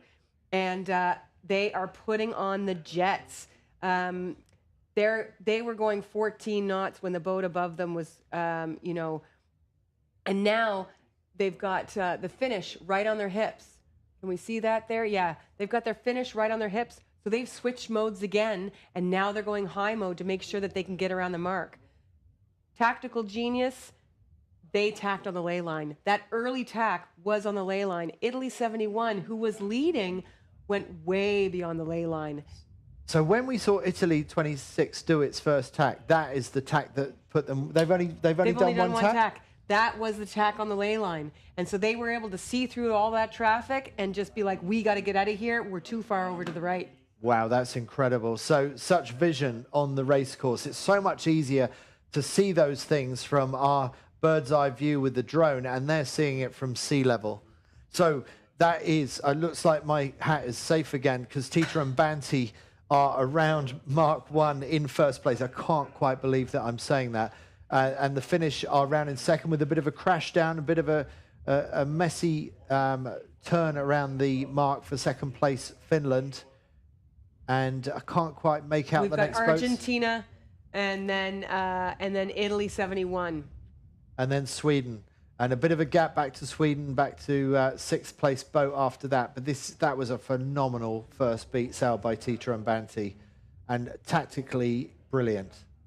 Yeah, I mean that was really nice. I don't know if they knew that they were going to be on the ley line, but the boats were so far out on the right that any more right is just going to basically take you further and further above the ley line, and you can't make any gains at that point, and you're just ending up following people into the mark, and that's not where you want to be. Quite amazing. So what a giveaway by the likes of Ugolini and Jubilee and the others that went so far out to the right, but very easy to say here from the commentary booth, much easier to get those, or much harder to get those judgments right when you're in the thick of it, sailing a foiling catamaran at 16 knots upwind. Yeah, and Ugolini and Jubilee, they ended up, rounding in 7th or 8th. So it was a costly mistake to end up going so far. Yeah, after such a great start.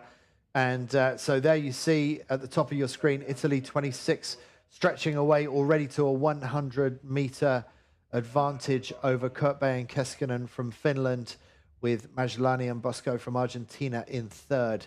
Bisero and Frascari currently holding fourth, just behind the Argentinians, and a bit of a gap back to Gibson and Burnett from Great Britain in fifth.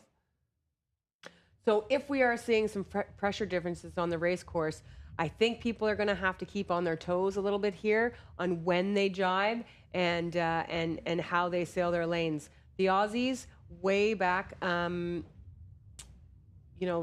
rounded, I'm not sure exactly even when they rounded, but they did an early jibe, and they're firing down the inside very close to the rum line on this race course.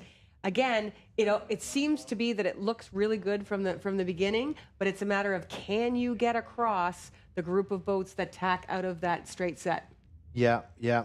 Oh, I just saw another patch of weed that the Italians went past, and it's a good reminder that sometimes, there's a big change of direction there as well. I'm not sure what that was, but you can see that splash of white water where they suddenly changed direction. So some really aggressive steering at times, and I can't tell if that's driven by the conditions or trying to avoid small patches of weed. And look how dynamic the crew movement is. So much steering and so much coordinated body movement that has to go in line with that steering. Yeah, I mean, if you make a mistake with these boats on the downwind and you get too much heel, if you lift a foil out of the water, you're done. So they've got to be so dynamic and so careful to make sure that they keep that stick upright. And I thought for a moment that Kirkbay and Keskinen might be getting a piece of them from further down to leeward, but it looks fairly safe for Italy at the moment. It depends where their ley line is as well, but Finland is not going slowly down this run. No, they're not. They are firing on all cylinders. They jibed last, and they were able to come up underneath, a little bit hotter angle, a little bit faster speed, and make sure that they're ahead of the Argentinians and the Italians behind them. And yeah, they're closing little bits of gap and going fast. They seem to be the consistently fastest boat, the team from Finland at the moment, so that's encouraging for them. And they are keeping they're holding the fire to the feet of the Italians on 26. But upwind, can they match them? Because Finland had Italy squared away behind them in the early stages of that first beat, and after that tack between both of them, as soon as they tacked, the advantage started to swing to Italy 26, and it just shows that the Italians appear to have an extra click of speed on the upwind legs. Yeah, Finland and Italy are the only ones breaking average 19 knots on this downwind. So they're both firing on all cylinders, going really, really fast down this run.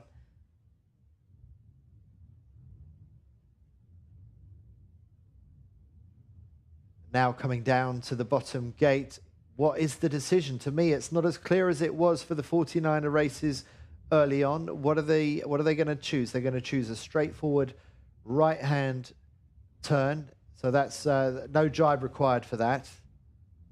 So that's going to have Italy going in towards the shore on the right-hand side. Yeah, so we've got Italy 26, Finland, and Argentina. The leaders all going out to the right now.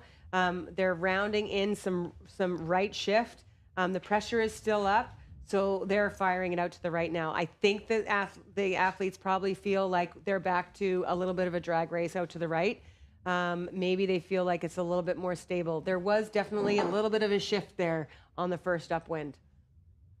On the top right of the screen, it looks like there's more breeze on that side of the course. I don't know if that's real, but it looks like Italy 26 are in softer breeze where they are right now, and I just wonder if they're missing out on anything.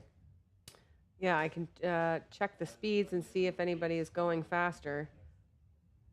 Yeah, so the Dutch have rounded the other gate. They were the first ones to round the other gate, and they're going 14 knots, and the Italians are going 15.2. So not much to indicate there's anything better on the other side of the course. No, not really. So we'll see. The Dutch have just tacked, so we'll see if they look any better coming back across against the other boats on the right. A boat coming in slowly here. I'm not sure what's up, but it doesn't look quite right. Just getting the kite down now and about to round up.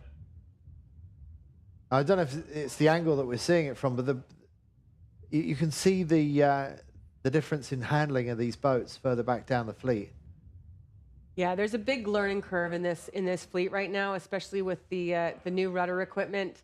And you know, again, the fleet's always regenerating with younger sailors coming in. You know, the foiling programs and the WASP programs are always, you know, bringing more and more younger athletes into these foiling classes. So there's going to be a big disparity in the handling of these boats as you get back in the fleet. And you can see different types of performance. The boat at the top of the picture foiling really nicely and in danger of sailing over the top of the boat to leeward if that doesn't get up on the foils. So we've seen one of the biggest right shifts of the day currently on the race course right now. So the boats that rounded that right gate just took they just made a huge gain, and we can see we've got the speeds of the boats up right now. You can see Tita and Banty are just flying 15 knots versus you know the 12 knots. Oh, they must have just taken a tack because that's fairly slow for, or else they've got a big patch of weeds, the Swedes. Well, if we can get back to Tita and Banty, that would be great. I don't know if we have that option. There we go. That's the boats we were just looking at in graphic form. So that's two Chinese boats and the Americans that we were just looking at. But let's reconnect with the front of the fleet if we can and find out how things are playing out between the Italians and the Finnish team, with Great Britain now up into third place. Yeah, so just to the right of the Aussies here, you can see the trails just disappearing. That's the leading group that have tacked in that massive righty. Tita and Bandy have gone pretty far. They had such a big lead. It'll be interesting to see if they overstood. They made so many gains not overstanding on the first beat. Here we are. We can see some of the leaders in this group after they tack. The Finnish are tracking it in second, but I think the Finnish have done a nice job of picking a lane, coming back, and there's Tita and Banty, pretty high on the ley line, but going really fast. Yeah, going really fast, but they've committed to that ley line early, and it looks like Finland's on a pretty good heading, looking like they're hoping for some kind of shift back to the left. Great Britain also tacked pretty much on the line of Italy 26 and up into third ahead of the Argentinians. But that could be one to watch, the battle between Great Britain and Argentina for third and fourth place.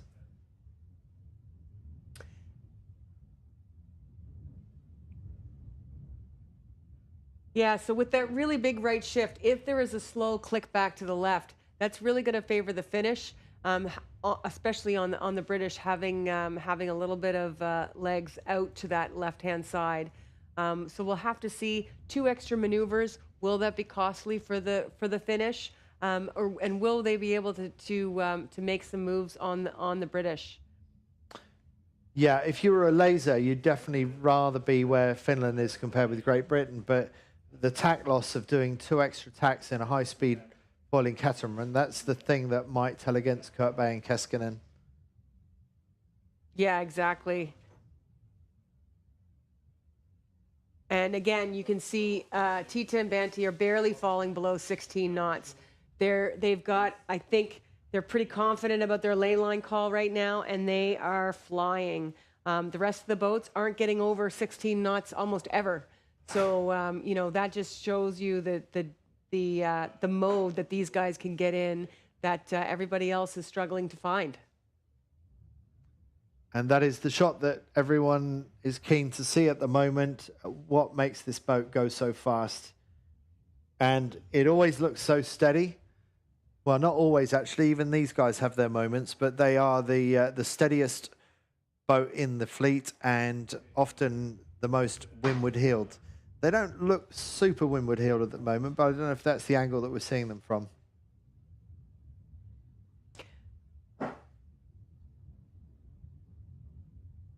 Yeah, I think they're pressing quite a bit right now because they're a little bit over 17.5. Yeah, so they're high on the ley line. They're coming down with speed, which is probably limiting their ability to do that windward heel press.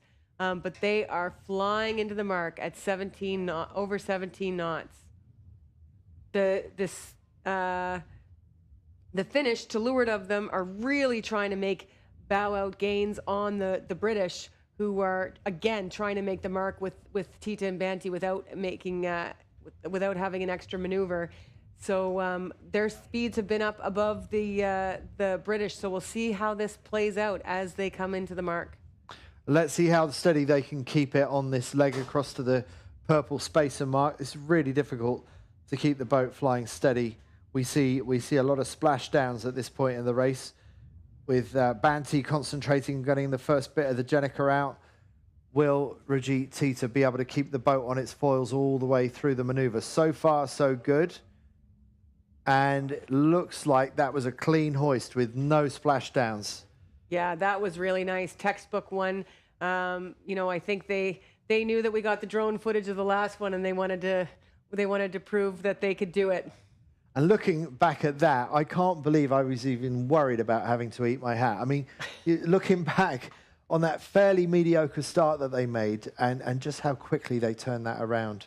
Yeah, I mean, it was impressive. And again, capitalizing on others' mistakes, and and then having a little bit of, well, a lot of bit of extra speed, making you look smart too. So, you know, there's a couple of things going in there, but just on your screen here, here's the Swedes making something happen with the British. And again, this is different moding and using a little bit of tactical advantage to put the heat on. They're going to be behind the British, but not by much. So this might be a little bit of a battle for the downwind. Yeah, but having said that, I mean, Kirkby and Keskinen, they were in second place, weren't they? So, I mean, for all them playing the middle of the course, that has given the position away to Britain. Yeah, you're right, actually. I was thinking that the British were ahead on the rounding. I think they just they followed my advice to just bang a corner and not think too hard about it. But no, that's a change between second and third. So those extra tacks that we were concerned about for Kirkby and Keskinen, that's worked against them. But it's still a bit of a gap back to Bissero and Frascari, the Italians in fourth place, who are leading this next pack around, just ahead of Argentina. And it looks like Sweden are going to come round behind them. So Bissero and Frascari having a good day, second in the first race of the day, fourth in this race. So a good return to form for the Italians, Bissero and Frascari in ITA 71. Yeah, so the British, to your point, the British actually, by keeping it simple and minimizing maneuvers, actually passed 3 boats to move up to second. So they did a very good job of passing the Italians and the Finnish. Okay, so that's how things are playing out at the moment with the top 10. Ugolini and Jubilee back in 10th, only going around the Wimber mark now, just behind Waterhouse and Darmanin from Australia. So pretty surprising after a really good start by Ugolini and Jubilee, but just overstanding the ley line and not anticipating that big right-hand shift that happened on the first beat.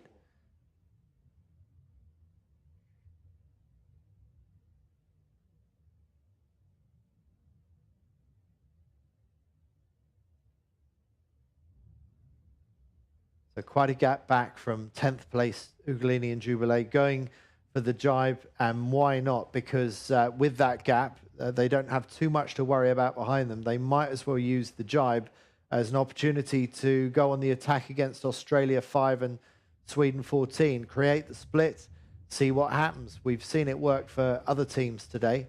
We saw it work for Netherlands 1 in the 49er, going from 12th to 8th on the final run down to the finish for the leading 49er. There's a simultaneous jibe between Sweden and Australia, but it looks like Australia might get down over the top of Sweden. This might be Waterhouse and Darmanin's opportunity to overtake Jerud and Jonsson. But Jerud and Jonsson are up and running, and now it's a drag race between Australia and Sweden.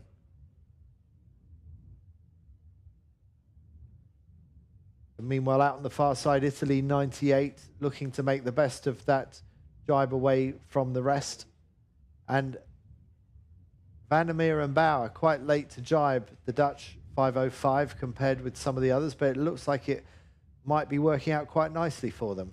Yeah, I mean, we saw that before with I think the Swedish actually coming in. Bit of a splashdown there by the Italians just before the finish as they were about to take the race win of race 14, their 13th victory. So you can see that wake where they did the jibe, a bit of a sloppy jibe, but does it matter because they have won by an absolute country mile. Any idea what the meter count is back to Gibson and Burnett and Sell? Well, there we have it, 600 meters. Yeah, wow. I mean, that's commanding lead, especially seeing as they were fighting for every inch on the first half of that upwind. So it's about a 17-kilometer racetrack, and so they are. When you think 600 meters, that's quite a high proportion of the racetrack, isn't it? The British have done a really nice job on this downwind of sailing fast and a little bit lower than the finish, and they've made some distance on them. And I think they're going to be very happy with, clawing back from a 5th place I think, around the first beat to come in here with a second place. The Finnish have had a little bit of work to keep their air clear on the Argentinians and the Italians behind them, but they'll have a solid third place there as well. Yeah, and the Brits are really in a battle in the overall standings with Finland. We'll look at that afterwards when this race is over. But this is quite a key battle and an important turnaround in fortunes for Great Britain, looking to get ahead of Finland in the overall standings. So Gibson and Burnett, the Olympic silver medalists, coming across the line behind the Olympic gold medalists from Italy. And Kurtbay and Keskinen looking safe for third place, but a few regrets for them not to have held on to second. And in the very early stages, probably leading the race as well before that charge by Italy 26. Yeah, and then you've got Bessarion and Fascari coming right behind them with the white kite there. You know, they'll cross the line very close to the pin end in fourth place. With the Dutch, I think, being able to squeeze a jibe in right ahead of Argentina, just at the line. That's a close finish by the Dutch and the Argentinians, but I think you got to hand it to the Dutch there. Yeah, very good performance by the Dutch. Magdalani and Bosco currently lying in 10th overall and looking pretty secure to get into the medal race, because there's actually quite a gap now between the top 10 and the points between 10th and 11th place. So Argentinians looking very likely that they're going to be competing in the medal race tomorrow afternoon. And two Swedish boats finishing 7th and 8th, with Italian 98 right behind them in 9th place, squeezing in between the Aussies, Waterhouse and Darmian. I think losing a little bit on the Italians.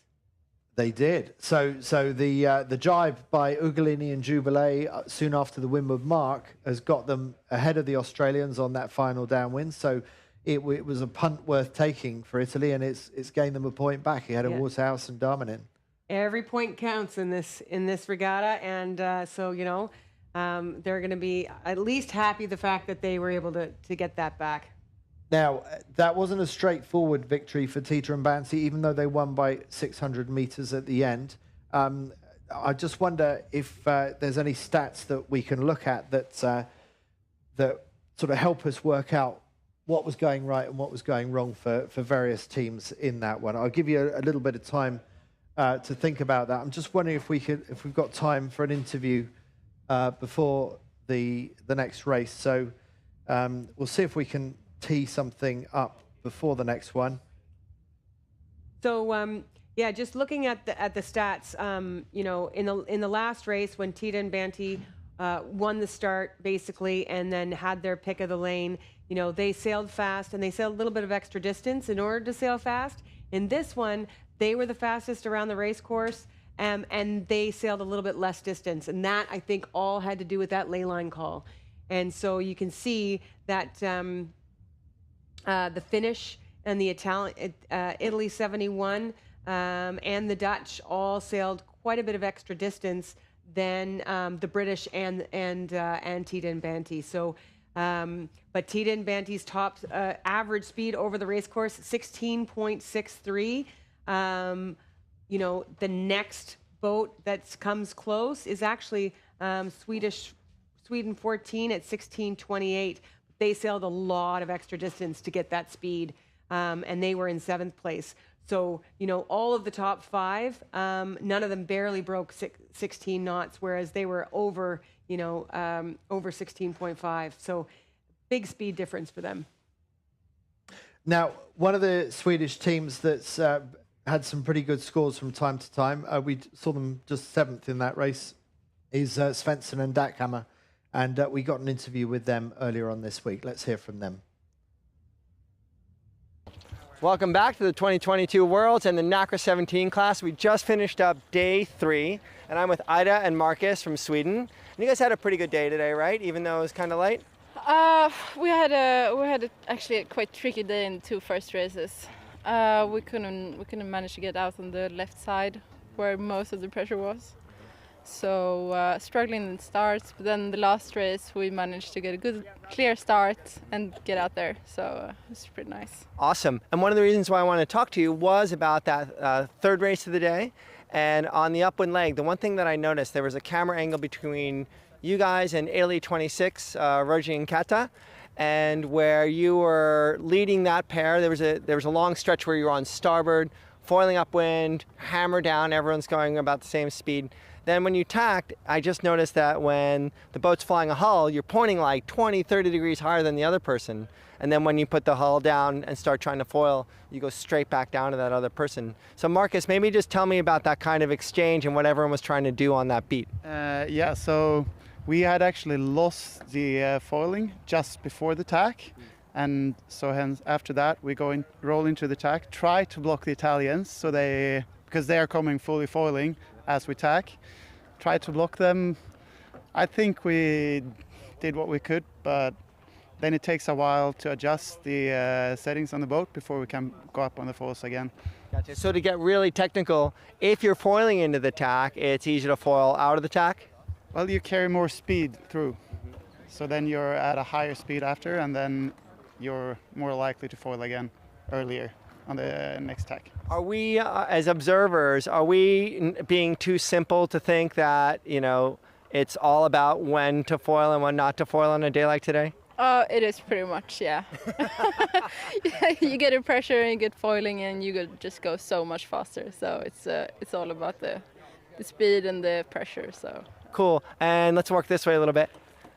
And to just help learn a little bit on that side of things, downwind, one of your teammates, Emil, was telling us that sometimes you can look downwind and then look forward for the next puff. Was that the case today a little bit? I mean, today was quite tricky on the downwind. Sometimes you could have the pressures coming in from behind, so you really needed to have your eyes outside the boat. And yeah, hopefully you spot the next pressure. But when you're up and foiling, then you start to look forward? Yeah. That's cool. I gave you a yes/no question. Looking for some elaboration. Yeah, no worries. That's my fault. Anyway, well, great. And I just wanted to ask, you're taking it one day at a time. Yeah. It's sort of a long regatta, but we're halfway through the regatta right now. So, you can take away a lot of things from today, but tomorrow's going to be another day. The conditions are really changeable right now because we're in between weather systems. So what's the plan for tonight and tomorrow morning? Are you going to be spending a lot of time debriefing tonight? There's going to be some debriefing, I'm sure. Just checking the boat and then get some rest, I think. And then have a nice dinner, a good breakfast, come down here to the club and be ready for the day. And if you were at home, it'd be a sauna? Potentially. Awesome. Well, thank you so much, Ida and Marcus, and we'll keep watching you, and thanks for educating us as well. So, great. Well, thanks. Keep on watching. We're still in the boat park today, and you'll see us tomorrow as well throughout the week. Have an awesome day. Thanks very much, Chris. Now, let's take a look at the leaderboard after the race that we just saw. That was race 14.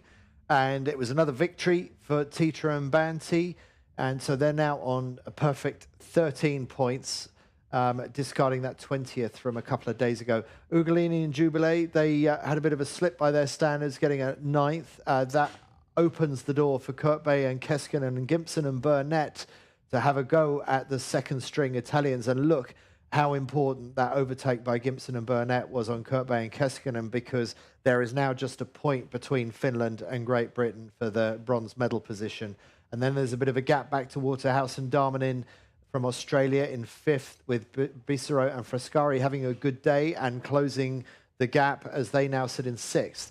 Jeroen Jonsson from Sweden in 7th, Wilkinson Dawson from New Zealand in 8th, Van der Meer and Bauer from the Netherlands in 9th, and Argentina's Magdalani and Bosco in 10th, and pretty secure in 10th because it's quite a big gap back to the boat in 11th.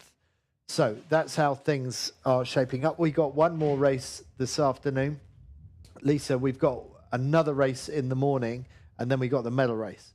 So obviously, nothing's going to take this away from Tita and Banti, but do you think that Ugolini and Jubilee are under threat for the silver medal? Yeah, well, it's gonna turn really interesting here. I think this next race is gonna be pretty telling. The breeze is starting to slowly die down a little bit. We've seen it down to 10 knots, comes back up to 12, 13, but then it's kind of dying down again. So it's going to start to there's going to be patches. So we're going to start to see boats really being able to hold height, make moves in pressure, and those pressure differences I think are going to be a bigger play.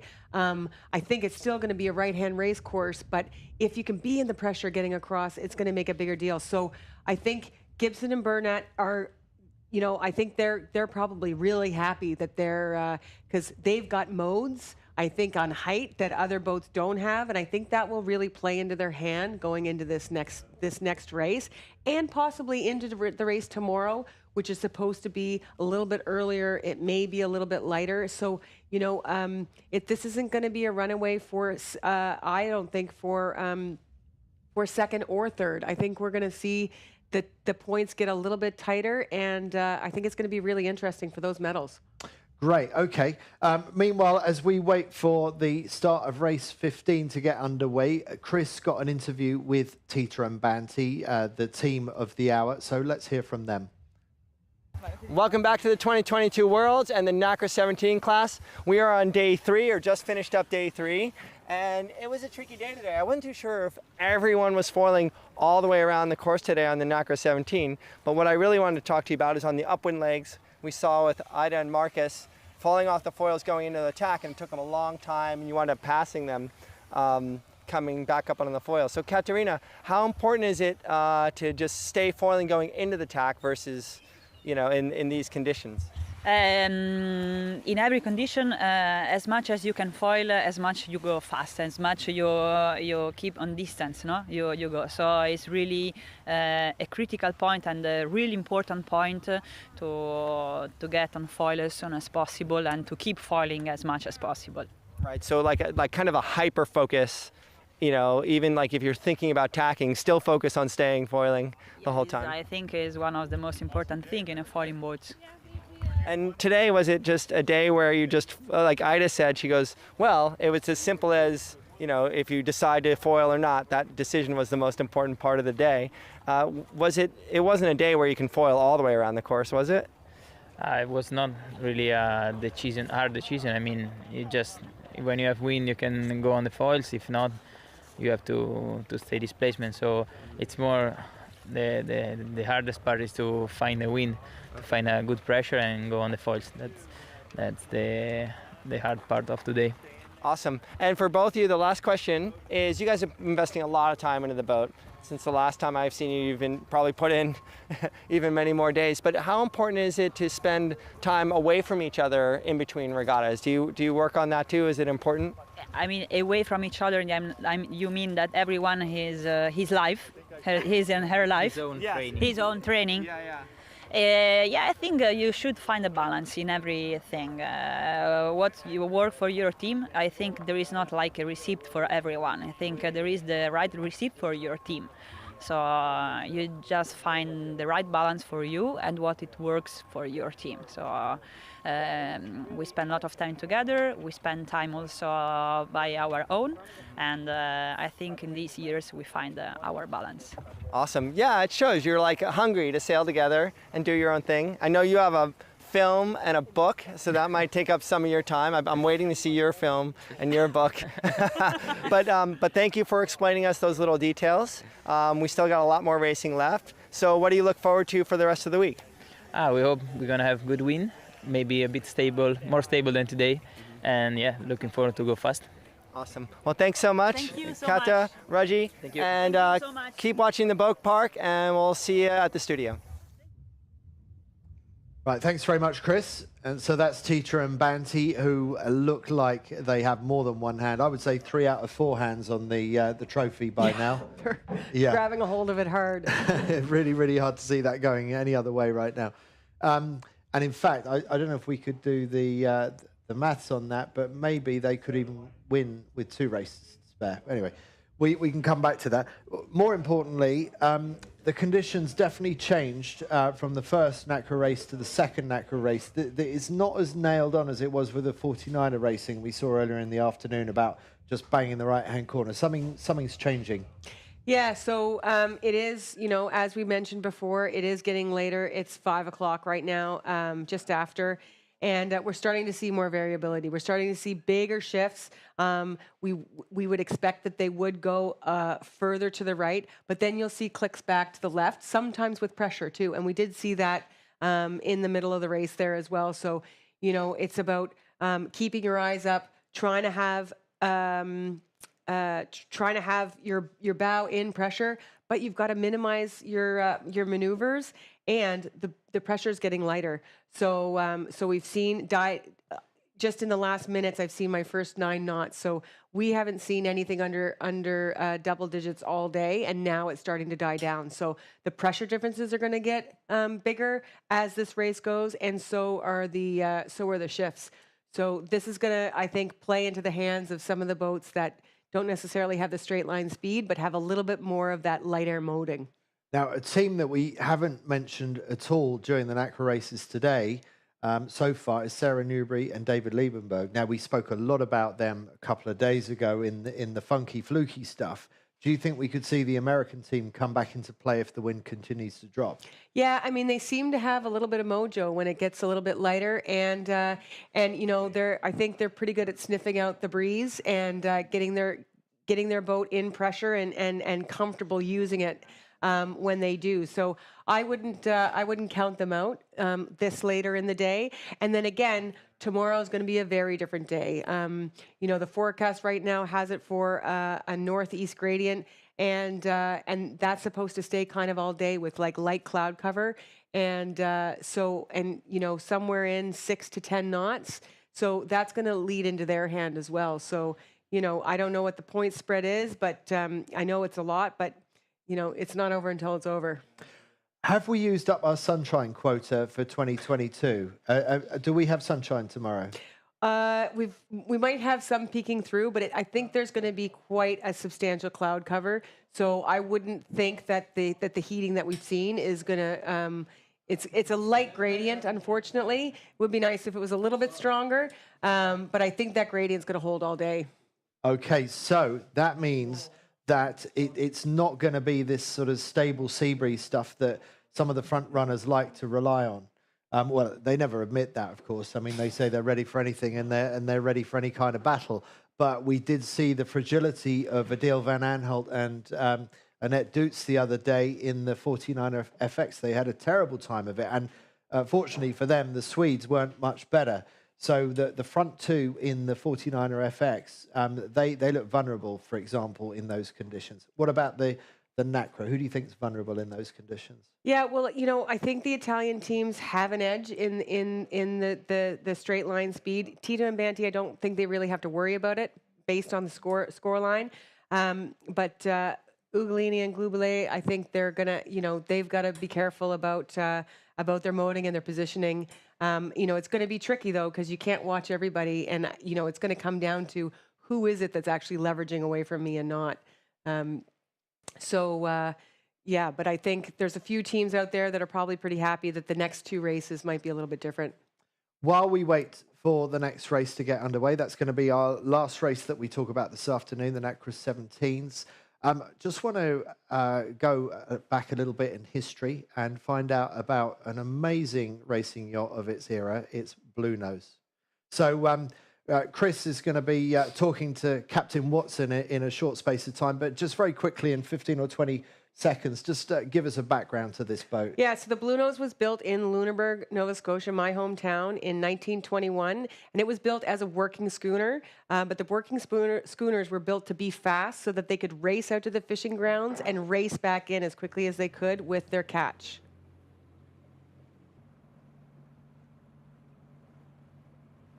Okay, so over to Chris, who speaks to Captain Watson now.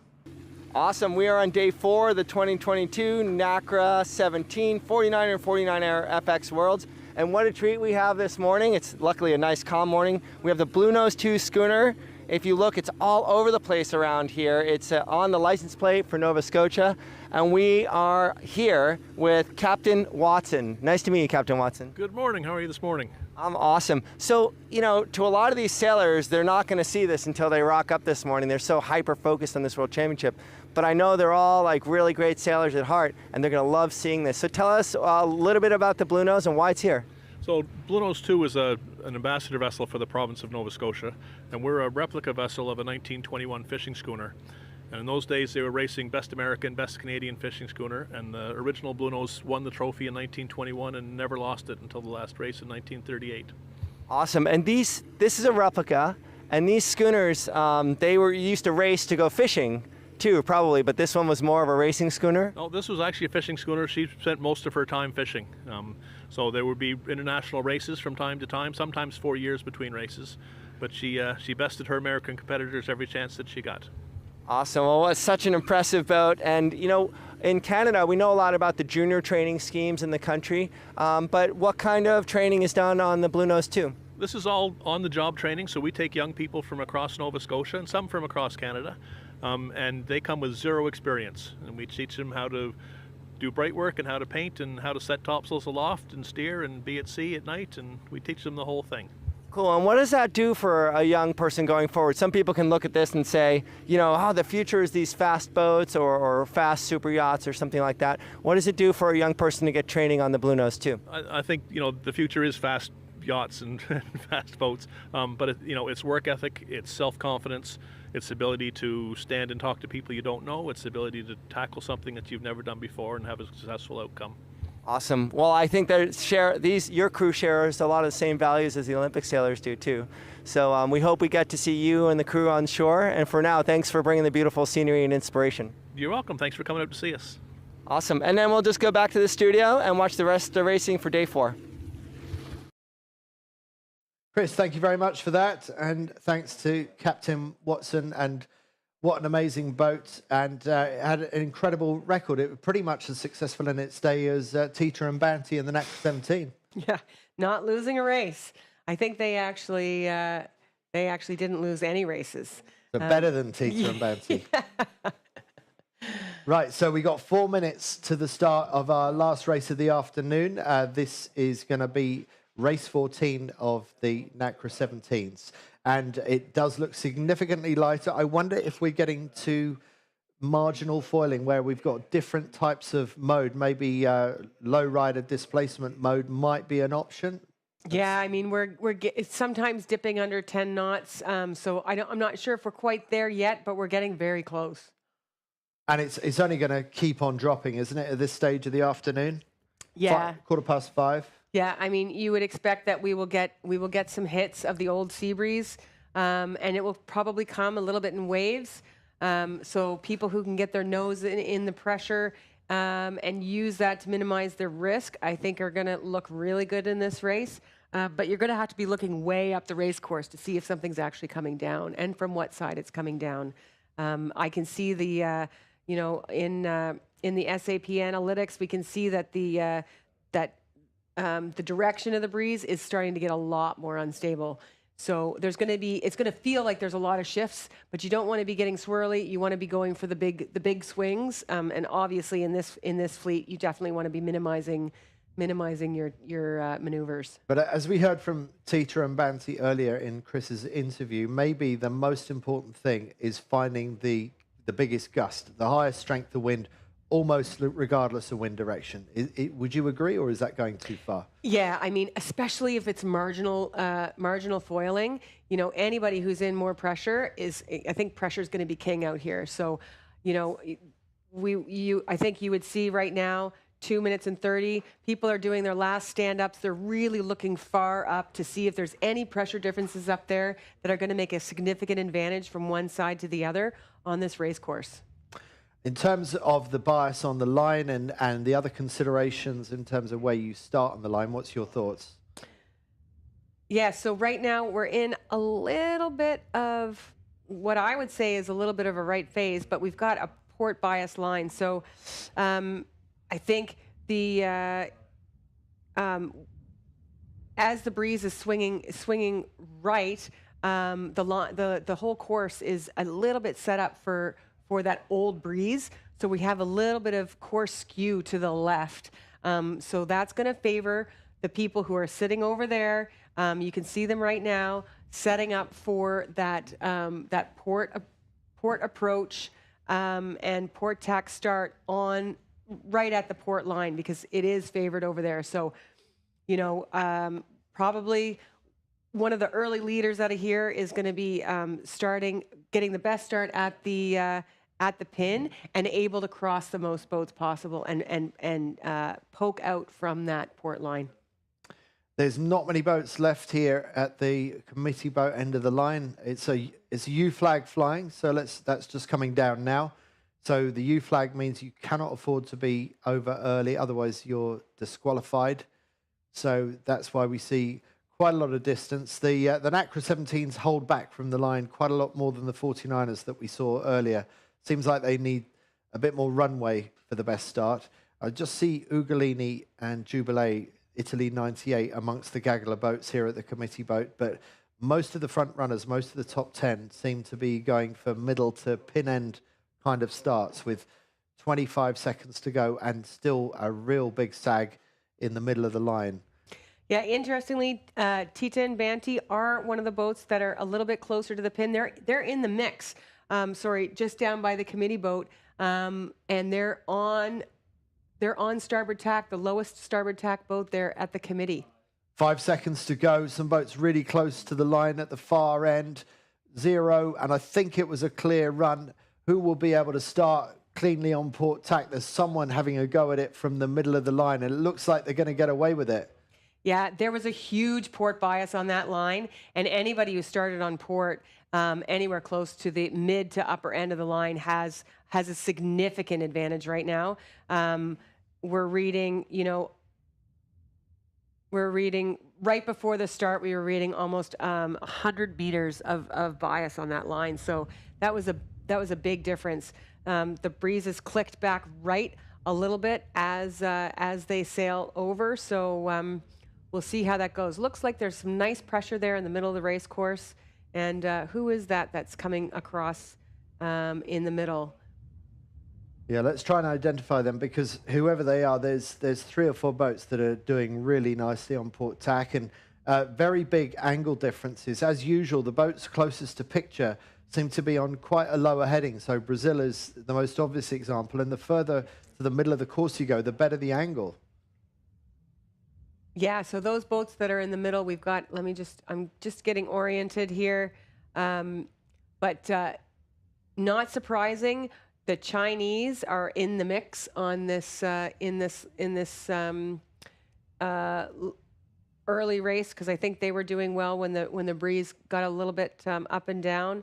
The angles are changing a lot for these boats right now, because there's a lot of pressure and shift differences. I think the Brazilians have sailed a little bit out of the pressure here. That's what it looks like, doesn't it? And they're lacking angle because of that. But it seems to be getting a little bit better for them. I don't know. It's not as bad for the Brazilians as I thought it would be. Yeah, so you can see that there is pressure, more pressure in the middle of the line, and that's that left pressure that we were talking about. But the angle is probably going to start to get better and better, just because you would expect the breeze to go a little bit further right by the end of the day. But pressure is king in these boats, and because the speeds are so different, if you're in more pressure, you can get it on top of other boats and really get bow even with them, so that when you tack back, even if you've given up a little bit of leverage, you're still going to be ahead. Sweden 14. Also looking very good at the moment. Yeah, so we've got French 51. We've got the Italians, Bracero and Frescari. They're tracking as first right now, and they're in a nice commanding position in that they're underneath the French flag. They're the most in that pressure in the middle of the race course, leading out to the right. It might be hat-eating time here. I'm not going to jinx it, but we saw the Italian leaders of the regatta start on starboard, and they weren't really able to make anybody tack. They were low and they were a little bit off the line. Then they had to go for quite a ways over to the left before they tacked. And they're not looking like they're in a great lane coming back. You can see them there behind the British. And so we'll have to see what happens as boats start to make their way out of this right-hand corner. Yeah, I don't really understand the thinking with that approach. I don't really see what they had to gain from starting at the pin end on starboard. Committee end? The committee end? I thought it was the pin end. A little bit closer to the committee, but they didn't really make anybody tack, and I think it was really an error in execution there for sure. They weren't on the line, and they let people go across on port, which is really costly on this race course. Well, Italians, don't make me eat a hat. I can't afford it, and it's not good for my digestion.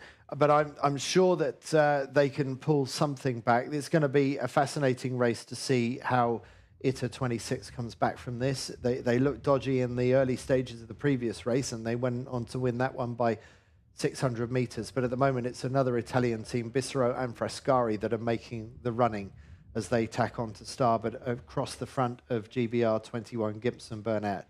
Yeah, so it seems like they don't want to make the same mistake they did last time by overstanding that ley line. They're leading back out of the right this time. If we get they're in a little bit of left from where we have seen, so they have a little bit of room if we get more right, that they will be pulled up to the mark and up to the ley line. So I think this is a nice move by Italy 71 to keep a little bit in the bank. And you can see here, classic move by our Italian leaders. They undertacked, and this is exactly what they did in the first race. To get themselves back into the race, not to sail over into that right corner too far, and to give themselves a little bit of room to actually make some gains. And it looks like the heading of Italy 26 is actually pretty good. And Bissero and Frascari falling down somewhat into the line of Italy 26. So things, again, seem to be changing quite quickly. Yeah, and we can't see in the drone footage if there is still a little bit of pressure in the middle of the race course or what the pressure actually looks like. But here we go. Thank you very much. And here's the British, and they're basically on the ley line. So they're going to be trying to go as fast as possible and trying to limit the distance. You can see the Italians just underneath their sail, and they're going to be trying to get as fast forward on those Italians as they possibly can. So in low riding mode at the moment, this is classic old school upwind sailing by Gibson and Burnett, not trying to get the boat foiling. Yeah, and they're so close to the ley line that if they come off this mode and they don't get foiling, it's going to cost them an extra maneuver. Oh, here they're going to go try. They heard the commentary. Yeah. And they realized they're on camera, and it's about time they showed what this boat can do. And look at the quick transformation from low riding mode with the windward float up above the water, and now they've got both floats above the water, and how much harder they have to work the boat as well. So physically much more demanding to keep the boat hydrofoiling like this. Yeah, and you can see they just went from high drag to low drag on their sails. They were pulling on other controls, when they're not foiling, they've got to have a lot of power in their sails, and then as soon as they start foiling, they want to reduce all the drag they can. And the Italians just below them, they were both foiling at that moment, so they had to get up on the foils in order to keep in the game with the two Italian boats. So, with the benefit of hindsight, these sort of micro moments in a race, I wonder if the Brits are sort of telling themselves they should have got into foiling mode a little bit earlier. Yeah, they may have, and they're not making the mark anyway, so they're going to have just the same amount of maneuvers as the Italians, and the Italians are looking pretty smart right now, leading out, giving themselves a little bit of extra move to get into some left pressure and then take that back to the mark. And the Brits on a bit of a downward turn there at the moment, so it looks like they're hitting some kind of header in third place. And meanwhile, it's almost neck and neck between the front two Italians now, Bissero and Frescari, and the fast closing Tita and Banti. And both Italian teams now tacking onto starboard for their final approach to the windward mark for the first time. And it's an Italy 1-2 with Bissero and Frescari leading Tita and Banti in towards the mark. But actually, it still doesn't look that straightforward, making the windward mark from where they are. It looks like there is a bit of a left-hand shift, which surely Gimpson and Burnett will be tacking into fairly soon. Yeah, and I think that's what they were going for, you know, like they lost a little bit on not getting on the foils and being a little bit high on the right side there early on. But I think, again, we kind of expected this, a little bit of pressure left and shift right. And if pressure's king, I think you want to have your options open over there. Bissero and Frescari just going past the windward mark, continuing on an upwind course towards the purple spacer mark. And this is the critical moment when you can lose focus and easy to drop off the foils as you've got a lot else to think about. Just getting the kite out to the bowsprit. Now Mael Frescari runs in, kneels down, gets that Jenica hoisted, and a bit of low riding going on there, but pretty smooth by the Italians to get up and running and leading downwind to the bottom of the course towards the gate. And it's second round, it's Tita and Banti. After that horrendous start, they are already up into second place with Gimpson and Burnett going round about 3 boat lengths behind. Yeah, so you could really see, oh, there's a bad touchdown by the British there just as they left the screen. So you can see really, really good teams, you know, are still having trouble while they're moving around, while they're doing, you know, doing their maneuvers. Takes a while for the crews to get in and hoist those kites, and the skipper's doing everything possible they can to keep that boat locked in and tracking really well. And it's, I think, Australia going around in 4th place, followed by Ugolini and Jubilee. So good rounding by the Australians, followed by the Italians. So that's Ugolini and Jubilee just going round. Bit of a slow hoist for them. Is this an opportunity for America to sail over the top, followed by Besson and Ancillon from France, and one of the Swedish boats? Big gaps already. Look at the gap between the rest and the front 3. Yeah, and it looks like the sailors are sailing into a little bit of a pressure line over there where the Italians jibed. So I wouldn't be surprised if we see a big train out to get their nose into that pressure and then take that back to the mark. You know, not surprising to see the Americans in the hunt this time because we're in that mode that they seem to have some wheels in. And let's see if they can make some tactical decisions to put them back in the hunt for a top 5. So up at the front, it's Italy 71, Bissero and Frescari maintaining the lead. Italy 26 looking to see if they can get another race win, but they've got some work to do to get ahead of their teammates. So far, so good, though, for Tita and Banti after a fairly poor start. A really good recovery. That's 2 races in a row where we've seen the Italians recover from mediocre starts to be able to get their way into the front pack by the windward mark. Yeah, and our race leaders right now are sailing really fast on this run. They're the only team to break an average of 17 knots. So they're you know, 0.5 knots faster than their Italian teammates. So they're sailing really well on this run. That's a great shot of them. You can see the crews moving forward, moving back, really trying to press on that windward wing, get the bow down. They're physically pushing the bow down to keep the boat tracking, and you can see the boat reacting to their weight movement. Yeah. Oh, maybe a little bit too much there. So incredible dynamic movement from Mael Frescari, trying to keep the boat on track.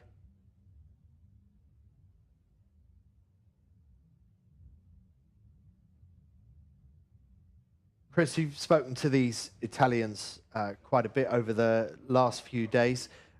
how much are the Italians working together as a team? How much working in rivalry?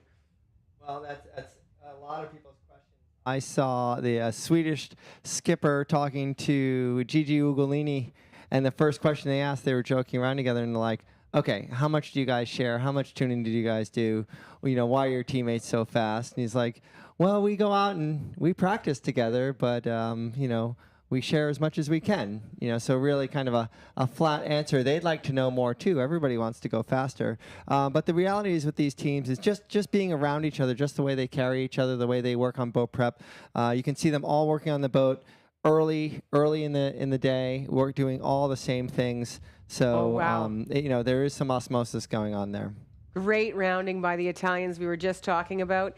Their boat barely slowed down as they did that maneuver and went around the leeward mark. gate. That was gorgeous. But they are now in low riding mode. It looks like they're trying to get it up into foiling mode fairly soon. And it's the big question for all these teams. When is the crossover point in these variable conditions? Well, their teammates have already switched right behind them. And there they go. So they were a little bit slower, but you know they stayed a little bit high mode, so they're in a little bit of control there because the other Italians are going to have to sail through their bad air in order to get by them. I think the thing that you saw there was that there's a lot of line pulling to go between modes. So once they got the lines pulled in to where they thought they should be, they started to sail flat, get that weather hull close to the water. It didn't work, and they saw their teammates already up. Then you saw Amael go right back in, pull a couple more lines, lay back out again, and then they started to lift the leeward hull. So it's a little bit of trial and error for everyone in these conditions. Great observation, Chris. Yeah, it looks like they're almost having to look at their teammates to work out what to do rather than think it through for themselves. They're just that one step behind their teammates at this stage of the Olympic cycle. That's Ugolini and Jubilee going around the left-hand side, I think. And then just enormous gaps back to the rest of the fleet already. We were looking at the points right now, just seeing the split for the gold fleet, and there's a big gap. You know, the 10, you know, or sorry, for the medal race. For 10th place, I mean, it's double-digit points behind, so it's not super close. There's definitely a gap, and that really has to do with performance. I mean, all these sailors are excellent sailors in their own right, and it's like what Darren Bundock said today. You know, some people have it figured out, but it's a pretty broad spectrum in the 4-point foiling. Here's a pretty key cross. The Brits rounded the right-hand gate, and looks like they've made up some distance on the Italians, and they're not out of the game yet. No, that's very well observed, and but also look how low Italy 26 is prepared to sail to get foiling. But it looks like they've now pulled distance on Italy 71. We've got Bissero and Frescari listed as the still as the leaders up this second windward leg, but I think Tita and Banti are probably quite happy with the way that they're going right now. I'm curious to see how, you know, the way, you know, the tracker judges how you get there, because if you are VMGing better to the mark, but you're like way low and your position on the course is really far away, maybe, I don't know if it estimates that you're going to be going 3 knots faster than the other person on the way back. Yeah, the new calculations for the algorithm to have to deal with. Now, will Italy 71 tack on top of Italy 26? No, they don't. So they leave Tita and Banti clear to sail out to the left-hand side. Whenever we can get back to drone shots, that's what I would love to see. So just putting that there for the studio. Whenever the drone can get back up in the air, that's what we want to get back to. Yeah, because I think the pressure is definitely going up and down here, and we've got a little bit of a split in where people think that pressure is going to come, because I believe, based on the speeds that we're seeing here on the SAP analytics, that a lot of them are not foiling right now. And I think the boats that are going to be able to get up fully on the foil and pressure differences are, Tita and Banti are the only ones that have been able to get up on the foil. There we go with the speeds. And so they went over to some left pressure. Ooh, and there is... that's our leaders. That's our race leaders right now. Very light winds for them. And I wonder, I mean, angle-wise, they look good. But I mean, Mauro Frascari's lying on the front of the trampoline. Yeah, and just as we came back to the drone, Tita and Banty, they did attack, but they're in that left pressure, and now they're going back down, bow down, trying to get back up on the foil. And this is where I wonder, can you get too greedy trying to get up on the foil? Should you just not accept that you need to old school tornado sail these boats in this kind of conditions? Well, this is why. You can see right here, Italy 71, how painful it is to go into that chop when you've got both hulls in the water. It is getting light out there. Well, one thing you have to think about is, unlike old school tornadoes, is all of these appendages with their angles on the dagger boards and the additional elevators on the rudders, it is so much more drag than you can ever imagine on a boat, because percentage-wise, it's a lot. They may look skinny and fast and all faired and polished, but it's a lot of drag. So when we think about that high mode and slow mode, it's not necessarily as efficient as you think. It's really, really slow on a foiling boat to not foil. And so much so, the details in even just the tuning and offsets of the rudders on Gibson and Burnett, they spent most of the regatta at the Europeans just calibrating their rudders. They were really slow just because they were just a little bit off in terms of their alignment. So, and that'll really make a huge difference in the light error. It makes a big difference in once you're foiling too. But things are a lot more draggy than you think. And sorting out all those alignments until they're millimeter perfect is potentially the difference of hundreds of meters on the race course. These boats are so sensitive to the finest details of tune and to the finish of the foils, making sure they're really highly polished at all times. But this is an old school tactical boat race between these three teams right now, the two Italians against the British. Do you feel more at home, Andy? I do a little bit. I feel a little bit relieved for Gibson and Burnett that I give them a higher chance of being able to beat the Italians when no one's foiling. Yeah, and they're really tacking up this right side. It's actually almost dead center in the middle of the race course. Nobody's really wanting to leverage out to one side or the other. It's really hard to tell from the drone footage, but they may be in a little bit of a shaft of pressure that they're not really willing to sail out of, and they're just, because you can see they're just tacking right up the center of the race course, almost dead run line. Well, like we were talking about with the foiling, you can foil and go fast to get to the puff, right? Here they're not foiling, so they're going slow. But the other thing is the percentage of speed loss is so much smaller, so tacking is a lot less painful or expensive. So now, you can't sail right to the puff, but you can actually tack and maneuver yourself to get lined up with whatever's closest to you. Yeah, so the boats are really close together here. So I wonder if we're going to see one Italian slamming on the other. No, they've let them go. Doing a loose cover. Yeah. Doing a loose cover. So wanting to herd Italy 26 in the same direction without wanting to bounce them away in a different direction. Or maybe they felt they didn't have the distance to be able to do a hard cover anyway. Yeah, but I mean, this is almost a hard reset here. Like they look like they just rabbit started. So I mean, any little bit of left pressure is going to go to the Brits, and any little bit of right pressure is going to go to Bracero and Frascari, and Tita and Banty are a little bit caught in the middle right now. Yeah, if the breeze picks up, they can foil their way out of the sandwich, but in these low riding conditions, I'm not sure that Tita and Banty have any kind of boat speed edge. Lisa, I have a question for you. In these conditions, this is obviously very difficult conditions for these boats because there's such a big speed differential when you're up on the foils and not. But, emotionally and psychologically, when you drop into a mode like this, light air, some people hate it, like with a passion. I know Dave Perry wrote an article about those lovely light air days, but that was really just trying to convince himself to like light air. What was your approach in these conditions? Well, I mean, I am a product of the of the China quad, so and this is where I grew up, so I love the breeze. And growing up sailing here, I was very good light air, heavy air sailor, and I was not very good at light air. But I had to learn how to love it.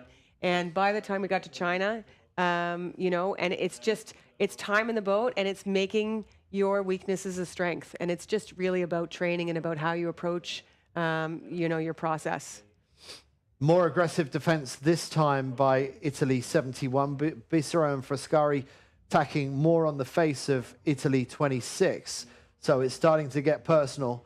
It's also getting a little bit breezier, Lisa.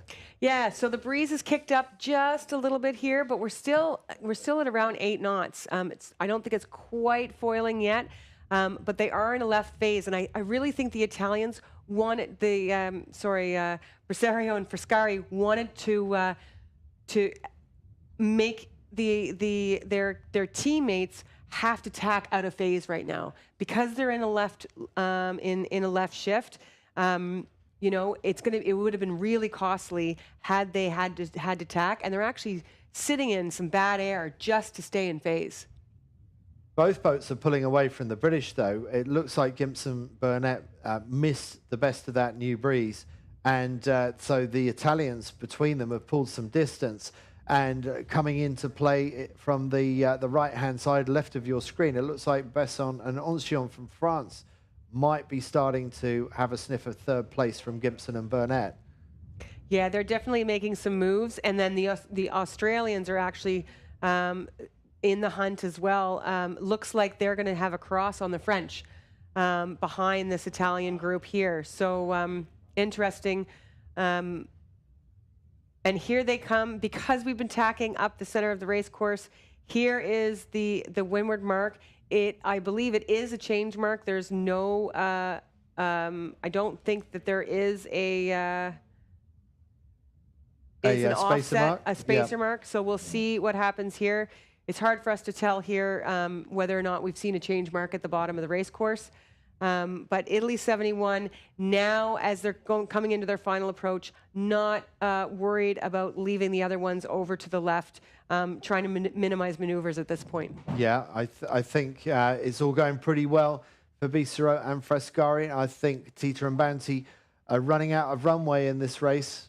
Yeah, and they've just tacked on the hip of a boat that really likes to sail high. So it'll be interesting to see how their approach is coming into the mark with the Brits. Yeah, I'm not convinced by Tita and Banti's tactics yet, but we are able to see them pull rabbits out of hats on quite a regular basis. Speaking of hats. Yes. It must have been on my mind. Oh, no, it isn't a change mark. It's, yeah, so we haven't shortened the course.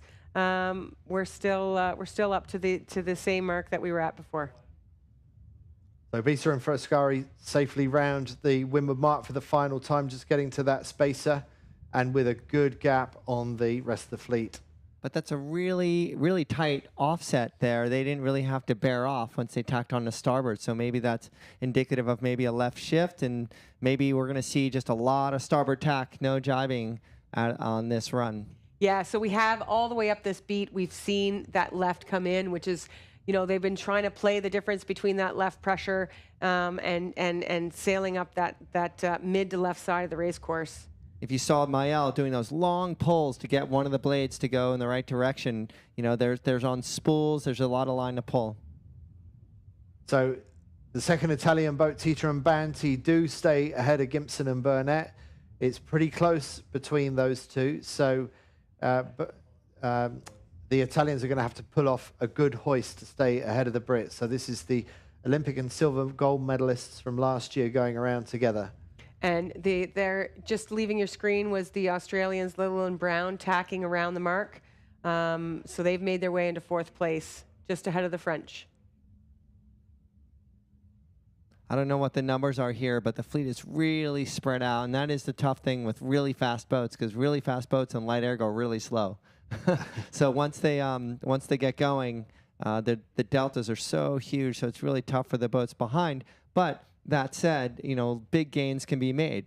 So those boats behind can find their little vein of pressure, line themselves up correctly. They could probably pass 4 or 5 boats in a very short period of time. And the jibe set can be a powerful move with fast asymmetric boats like this, and we've seen that work a few times today.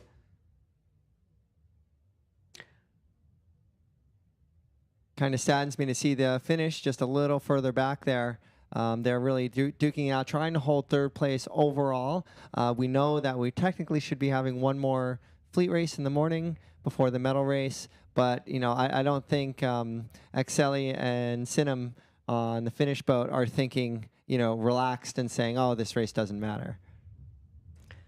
Yes. Absolutely not. So you can see the boats right now extending away into the left, and it does look like, based on the speeds, that there is some left pressure over there. So you can see Bessario and Frascari going faster and faster as they get down into that left and that left pressure. And Bessario and Frascari, they've had a second and a fourth. They look like they're heading for a race win in this race today. This potentially moves them up into fifth. They've had a really, really good day, and we're starting to see the best of this Italian team again. Let's remember that Bessario and Frascari and Tita and Banti traded world championships not 3 years ago. And when it came to the qualifying for Tokyo, the qualifying system for them was just keep racing, we'll let you know who goes. So it was really, really a serious battle at every international regatta, every world championships for those two boats. So even though we haven't seen it Bessario and Frascari too much in the very top of the fleet, it's really awesome to see them up there right now. They felt a little beaten down a little bit over the last 2 years, and it's nice to see them hit their stride. Maybe we're onto something here. Yeah, and I think the British are going to have a pretty happy coach. We mentioned Ian Percy earlier, but they have done a very good job today, being consistent, keeping in the top 5, keeping in the top 3, really, and they're making moves to secure themselves with a medal around their neck by the end of this regatta. Yeah, it looks that way. And in fact, the front 3 account for all the World Championship titles of recent times. So the last time, or in fact the only time that Tita and Banti have won the world title was in 2018. 2019 it went to Bessario Frascari, and then the last 2 in 2020 and 2021 have gone to Gibson and Burnett. So the front 3 performers are also all the world title holders of the last 4 years. You mentioned Ian Percy with that team with John and Anna, and he's obviously a double Olympic medalist, at least I think. And when I was talking to him, the first World Championships I met him for this class, he's like, hey, I'm not a high performance catamaran sailor, even though I have sailed in the America's Cup with Artemis Racing. He's a very techie kind of guy. But what John and Anna told me is that he's very much a psychological coach. He's that person who's been there, been under these pressures. They can lean on him to get that kind of advice. So, so coaches go back and forth. Like you, Lisa, you're a coach. Coaches go back and forth in terms of their strengths and weaknesses. And one of Ian's really superpowers is really just keeping people calm. Yeah. He's somebody who, he's had some great highs, but he's also had some pretty big lows as well. So you learn a lot from those moments, and then he's able to translate that over into his athletes. This is Bessario and Frascari coming in towards the finish, just going past the leeward gates, going into a jibe. That's the committee boat just to their left. That marks one end of the line. Splash down on the jibe, but it doesn't matter. No one's going to take this race win off them. So that's their first race win of the event, and an important psychological step for them, finally taking a race win off Tita and Banti at this regatta. Yeah, and especially seeing as they were leading a race earlier today and then they weren't able to translate. So this was really nice for them to be able to end the day and win the race to the dock. Yeah, and just a quick little note for everyone. These boats are going 2 to 2.5 times the speed of the wind at times on this downwind leg. So with that awesome drone footage, Bessario and Frascari, I mean, who doesn't want to be ripping on one of these things? If that doesn't make you excited about sailing, well, you just got to pick up another sport. So Tita and Banti, they lose a race, they come second. Anyone else would be happy with that? I know you're looking at me. You're thinking, what kind of hat? The bigger the hat, the better. Andy's going to be anybody got a big Stetson? A Mountie hat. A Mountie hat. Leather or plastic? What are you going to get for me? Yeah. And Gibson and Burnett across the line in third place. So yeah, I'd say one of the performances of the day when they need it. They did not have a good start to this regatta. What's going on there? What happened there? Someone capsized. That was the Australians. The Australians were in fourth place. Can we home in on that? Can we zoom in on that if possible? Oh, that was a big mistake on their jibe right into the finish. And that was going to be their best score of the regatta. Yeah. I'm pretty sure of that. And well, oh, that's too bad. So I mean, they've only got They had a fourth. Oh no. What? They've only had one score inside the top 10. Yeah. That was going to be a 4th place.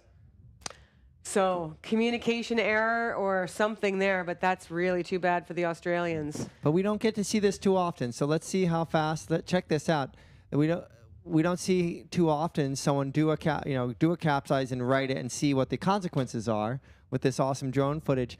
Ugolini and Jubilee, really, they're so good that they jibed, and we thought they were going to run right into them, but they knew exactly what their exit angle was going to be once they got out on the wire, and they came within like 1 meter of them, but they knew exactly what they were doing because they didn't want to give up any more distance. So so they're trying to make sure that the kite is all the way in, so that they're able to right this boat. So what happens here is that the mast is pointing into the wind. So they're actually using the wind to help bring the boat up. There's a lot of momentum that they have to overcome in order to get the boat up. And there they go. They got the boat up, and they are right back into racing, trying to get this boat back in. And let's see how many boats they did lose. I think they might have only lost 2. That's how far apart this racing was. So let's get the broader context if we can. That's great. Back onto that. So this is Australia looking to limit the damage as they get the boat back up and running. And let's see if they can stay inside the top 10.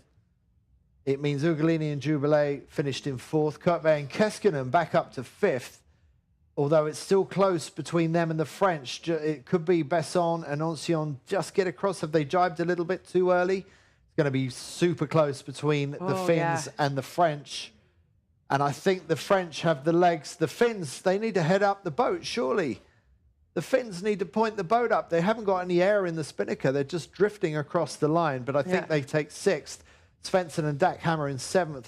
And Little and Brown, can they hold on to 8th? Or Riley and Gibbs? No, I think the Australians will get 8th. So at least they get another top 10 finish. But oh dear, oh dear, oh dear. That was a 4th that was there for the taking.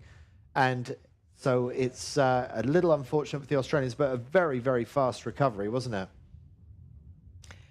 Yeah, I mean, that was, that was costly, but thankfully for them, the fleet was quite spread out, so they were able to get it up quickly and minimize the damage.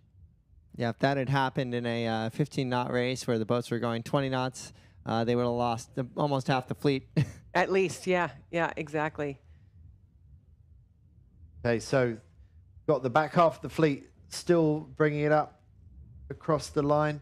While this is happening, let's just, Lisa, look back on what we've seen today. We saw the 49ers earlier today, and we saw, in fact, no, I better let you get on with the data analysis because that's going to be fun to look at. Chris, have you had a chance to see the 49ers today? You've been out at the boat park, so no problem if you haven't. Yeah, no, absolutely. I think one big story is we did an interview with the Fantella brothers, Shimmy and Mihoville, and they were set up to just have a banner day. You know, the sea breeze was strong when the 49er Gold Fleet was racing for the whole time, and they came out hard, and they were in the top 3 in the first race of the day, and halfway through the race, they hit a bunch of weed, and I talked to them, and Mihoville was so disappointed they literally had to stop the boat. He had to stick his leg in the water and push the weeds off both appendages. So, yeah. So just to take a look at the data from this race, not surprising, the 2 Italian teams were the fastest around the race course. Bresaro and Frescari, that downwind speed I think really helped them. They were almost 13 knots average, but the British have shown that sailing a little bit slower but a lot less distance keeps you in the hunt.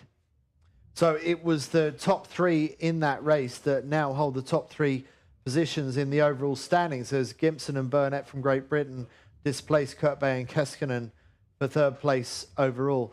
Ugolini and Jubilee, well, they profited from that capsize by the Australians to take 4th in that race, even though we didn't have much to say about them. That still leaves them fairly comfortably in 2nd overall. Tita and Banty, okay, a bit of a slip from them, but looking back at their start, it was a terrible start, and to get back to 2nd is pretty impressive, although they did probably have their opportunities to get back to 1st, didn't they, Lisa? Yeah, they really did. I mean, they almost did the same thing that they did when they had when they were in the mix in that in the first race, where they just picked a really opportune time to get back in phase and to get to take their time to get out of the right-hand side of the race course without getting caught sailing too much extra distance. You know, when you're behind that lead group, it's so easy just to start hipping up and hipping up and hipping up, and you can end up putting in a lot of extra miles. And it seems like Tita and Banty, you know, they've got the experience and they just refuse to do that. So they'll take a tougher lane to make their way back into the middle of the race course and then choose from there when to go back out. Okay, so we've got one day of racing to go. We're going to have a final race of the Gold Fleet for the 49er men and for the series of Nacra 17 races that we're watching. So the schedule for that on Monday is one fleet race at 10 a.m. local time and then medal races at 2 p.m. And remember, wherever you're watching, however you're watching, just keep on liking and subscribing if you haven't already done those things. Just tell your friends, tomorrow is the big showdown for the 49er FX and Nacra 17 World Championships here on beautiful St. Margaret's Bay in Nova Scotia. Very quickly, in 15 seconds, Chris, what's your highlight of the day? Something you want to remind us of that happened today? Well, my highlight of the day was watching, and I started to say the Croatians, the Fantella brothers. They were set up to have just the most awesome day. They caught some weed in the first race of the day. They came back to get a top 5 finish, and they came back to win a race, to win the last race. And I talked to them. They were pretty relaxed. They said, you know, that race they wound up 20th or something like that they caught the weed. I looked at them, and Shimmy was like, you know, we looked at each other. We said, we just have to let this go. I mean, that could have been something that set them back and kicked them out. They were in second place going into today. And there were 3 races today. So I love watching athletes with good attitudes, learning from them, seeing how they manage, you know, adversity, and then coming through it. And to win that last race, they just kind of made it happen. It was awesome to watch them on the screen, so we actually were able to watch them. And they're just chill. You know, I saw them in Denmark. They lost their rig, and they were just easy going, and they didn't achieve their goals. But it's nice to watch great athletes perform. Chris, thank you very much. Lisa, your highlight of the day. Well, you know, I'm a Nova Scotian. This is where I'm from. And I think, you know, one of the things that I'm really enjoying is the fact that the community and, you know, all the local sailors are able to watch the racing from the shore. So we didn't really see it today, but the FX course was really close to Queensland Beach. There was a gaggle of people out there. It was a beautiful beach day. And racers, non-racers, everybody was able to take in some amazing racing just from the shore, which I think is incredible. And you can't really do that in many places in the world. Well, we've had such a warm welcome here. It's going to be sad to wave goodbye to Nova Scotia, but we've got one more day of action to bring you. I want to say thank you to my co-commentators today, Chris Museler, Lisa Ross. I'm Andy Rice. We can't wait to bring you the final day's action tomorrow. We'll see you then.